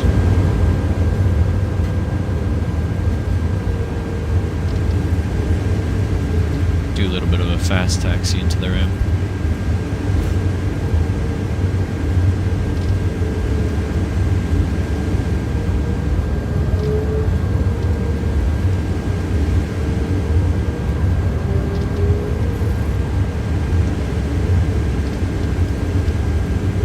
I always enjoy coming into Halifax. Oh yeah, Dimes, you got a giveaway time. Do you go to the EFB? Yeah, you have to calibrate it in the EFB, man. Halifax traffic, caution 72 heavy, cleared of runway 23 on to Bravo.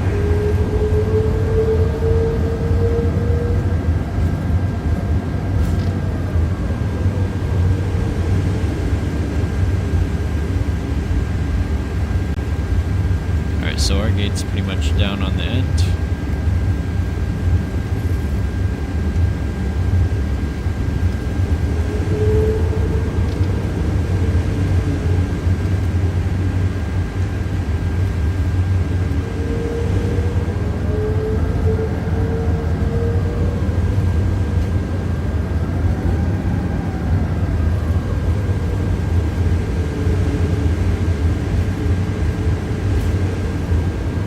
But I don't really know how, like, do you move the throttle when toga, climb, flex, and idle?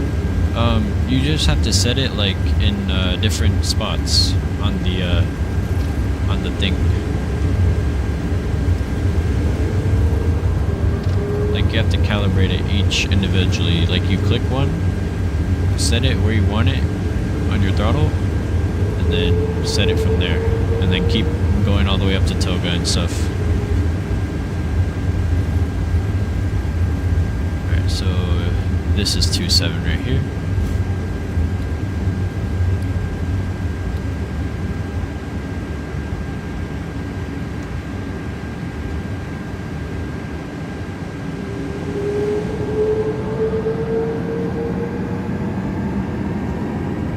As we pull her in.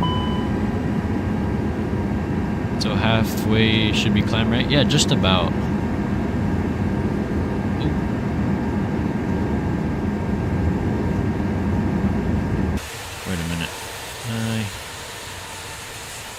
Bro, this is like... Alright, we're just gonna pull her in like this, I guess. This is one weird parking.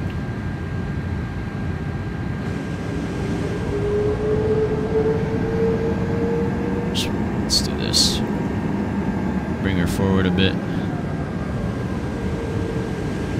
Just swing her to the right.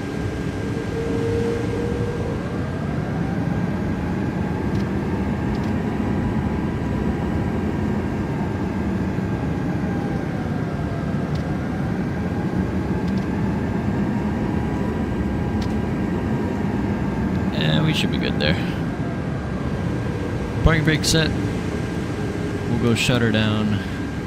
Beacon light coming off. Seatbelt signs coming off. And we're deboarding. Let's go. Deboard. Alright, boys, it's been a pleasure. Have a good night. Appreciate you flying with, man. No problem. Alright, let me just, there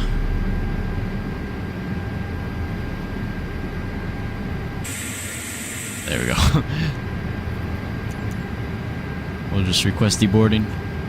We'll go stop the clock. 7 hours, 7 minutes from gate to gate. And deboarding is starting. There's Mr. Skyfall parked right next to us. So yeah, we were supposed to come in at 27 Alpha, but they put us in for 27, I don't know. Anyway, let's go bring back some music. As we deboard. Let me go stop the replay.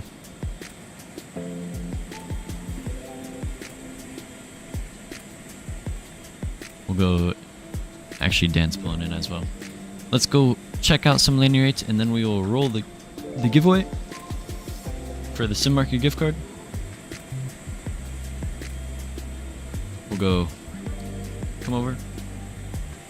We'll go Sim Toolkit Pro. Sim Toolkit Pro gave us a negative 184. I will take it. I will take it. 1.08 G. Let's see where we touch down. Oh yeah.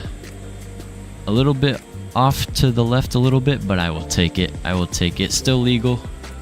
I will take it. We'll go quit that. We'll go PACX Inflight negative 167. I will take it. 98% satisfaction. I will say that's a pretty good landing. We'll go review flight negative 167 at 1.01 G. Oh yeah, I will take it, man. Nice, Daniel. You got a 125. Nice, bro. Let me go back here. We'll get that out of here. And guys, as you've been waiting, it's our final giveaway. We're gonna be rolling it in 2 minutes. If you guys haven't already, exclamation point YHZ to get entered for a chance to win.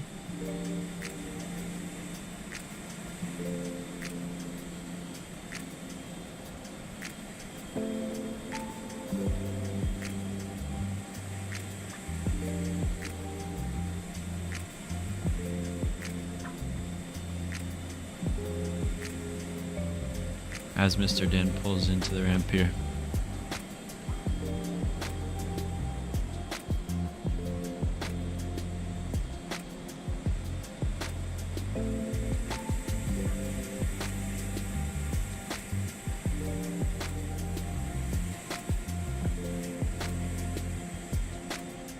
Oh, look at that. Nice.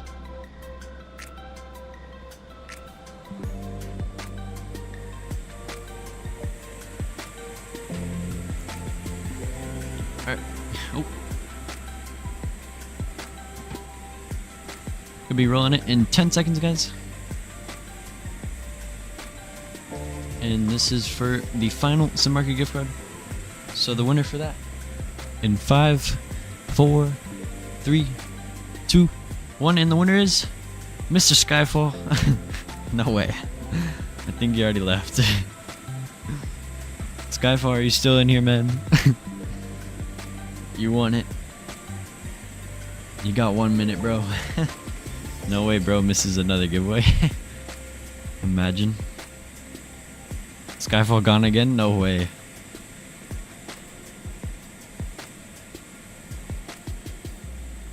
Let me go disconnect from VATSIM as well. Skyfall, you're not here, bro? Bro got to the gate and dipped so quick. Alright. We'll give him 20 more seconds and then we'll hit him with the re-roll.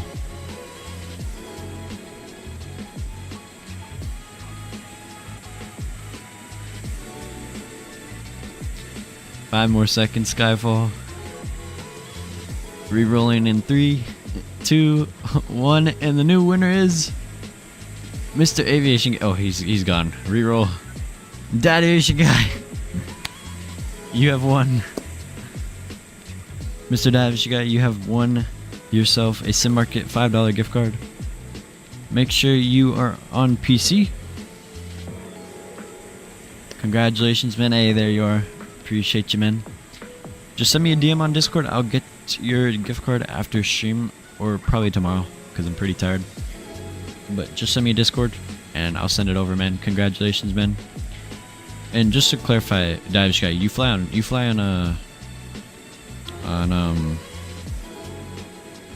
computer, right? But congrats, man.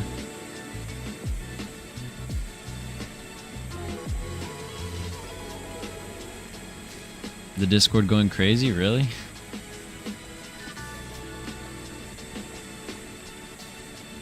What, the Bossman Discord or what?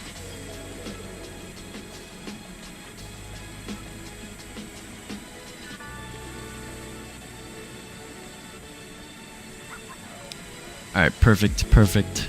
Congrats, man. Let's go look at some replays. We'll go reset in GSX. GSX can get up on out of here. Let's go close all these doors. Go take a look at some replays. And call it a night, everybody. Just go fire these up. Get all the lights on. And we'll go load up this replay. Wow, what a flight, everybody. 2,500, 1,500, 300. Let's go see how we did.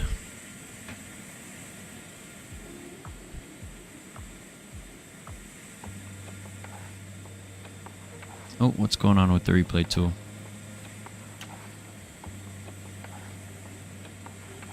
Here, let me get the...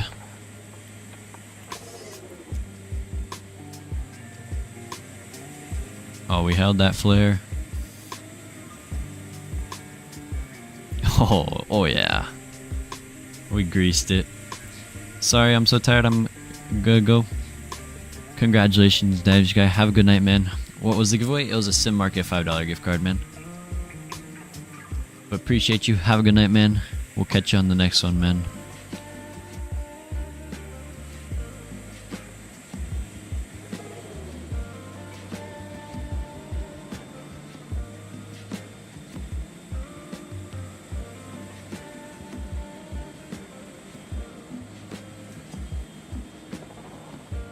Oh yeah. Yeah, Malo, it's 1:44 a.m. for me, so you're 12 hours ahead of us. Wow. Let's go do a couple wing views. We'll do our final flybys and call it a night, guys. I'm pretty tired. Let's see this.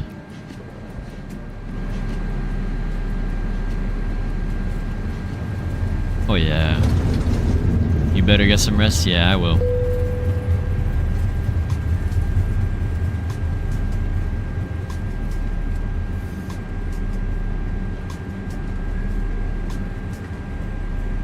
Oh wow, it's 8:44 for you, Pavlin? Wow. They fixed the engine, it used to be glitchy. Yeah, and some updates, yeah, for sure, man.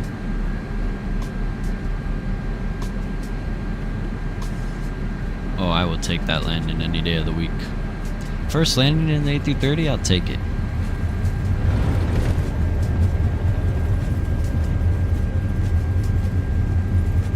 It's a pretty sensitive airplane.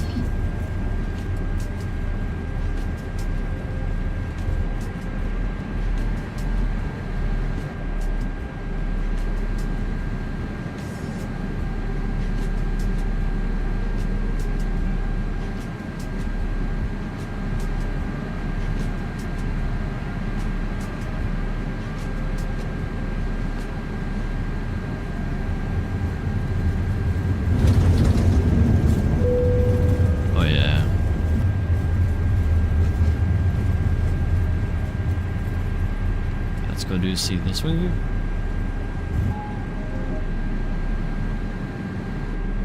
Wow. Look how big the aileron is. That is crazy. Have a good one. I'm gonna go by. Thank you, Malo, for staying. Have a good rest of your day. And we'll hopefully catch you on the next stream, man.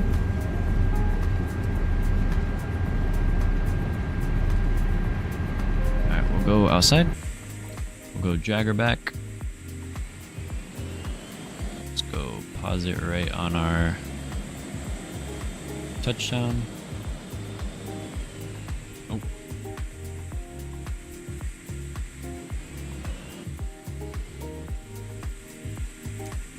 Have a good one. I'm gonna go by. I have notifications on. Perfect, Malo. Thank you, man. And glad to see you in the stream. We'll see you, man. That's a bombaclat landing. Oh yeah, boss man. Let's see.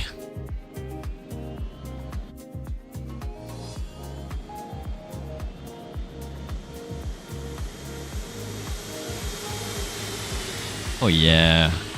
Oh yeah. Thanks for the stream. Glad I was able to catch the landing. Thank you for staying, Samantha Fox. I appreciate it. Rest well. Oh, I will. Don't worry.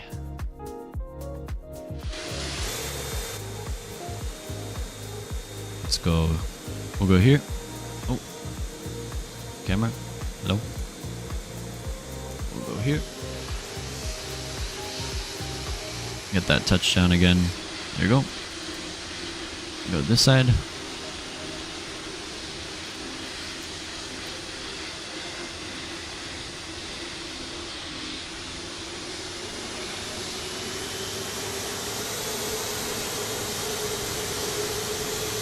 Go drone lock.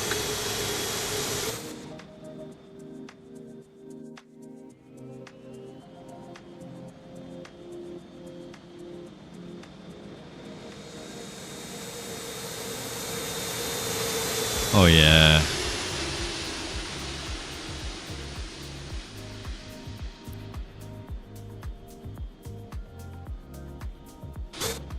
Alright, we'll go here.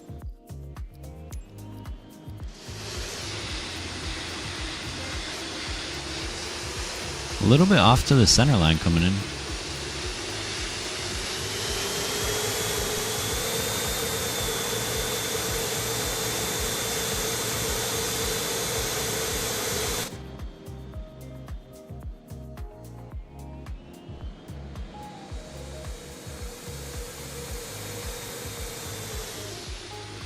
Oh.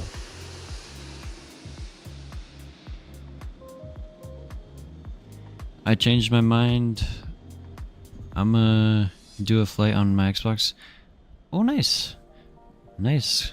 With 330 GEs. Nice. Nice, bro.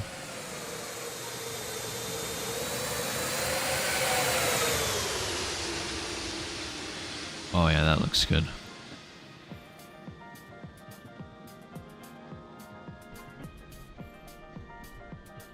Alright, we'll go pause her there. We'll go boom.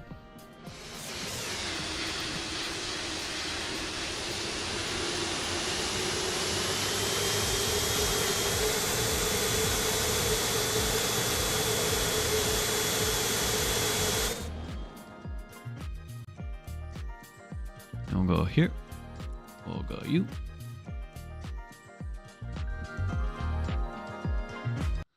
Well guys, it is that time. I gotta call it a night.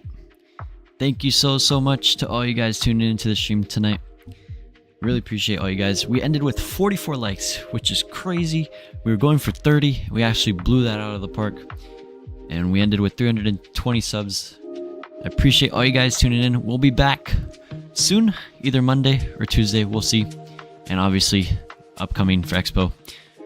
Good night, everybody. I'll catch you guys on the next one. And it's been your boy, FO Pilot Dep, also known as Lucas. And I'll catch you on the next one. Good night, everybody.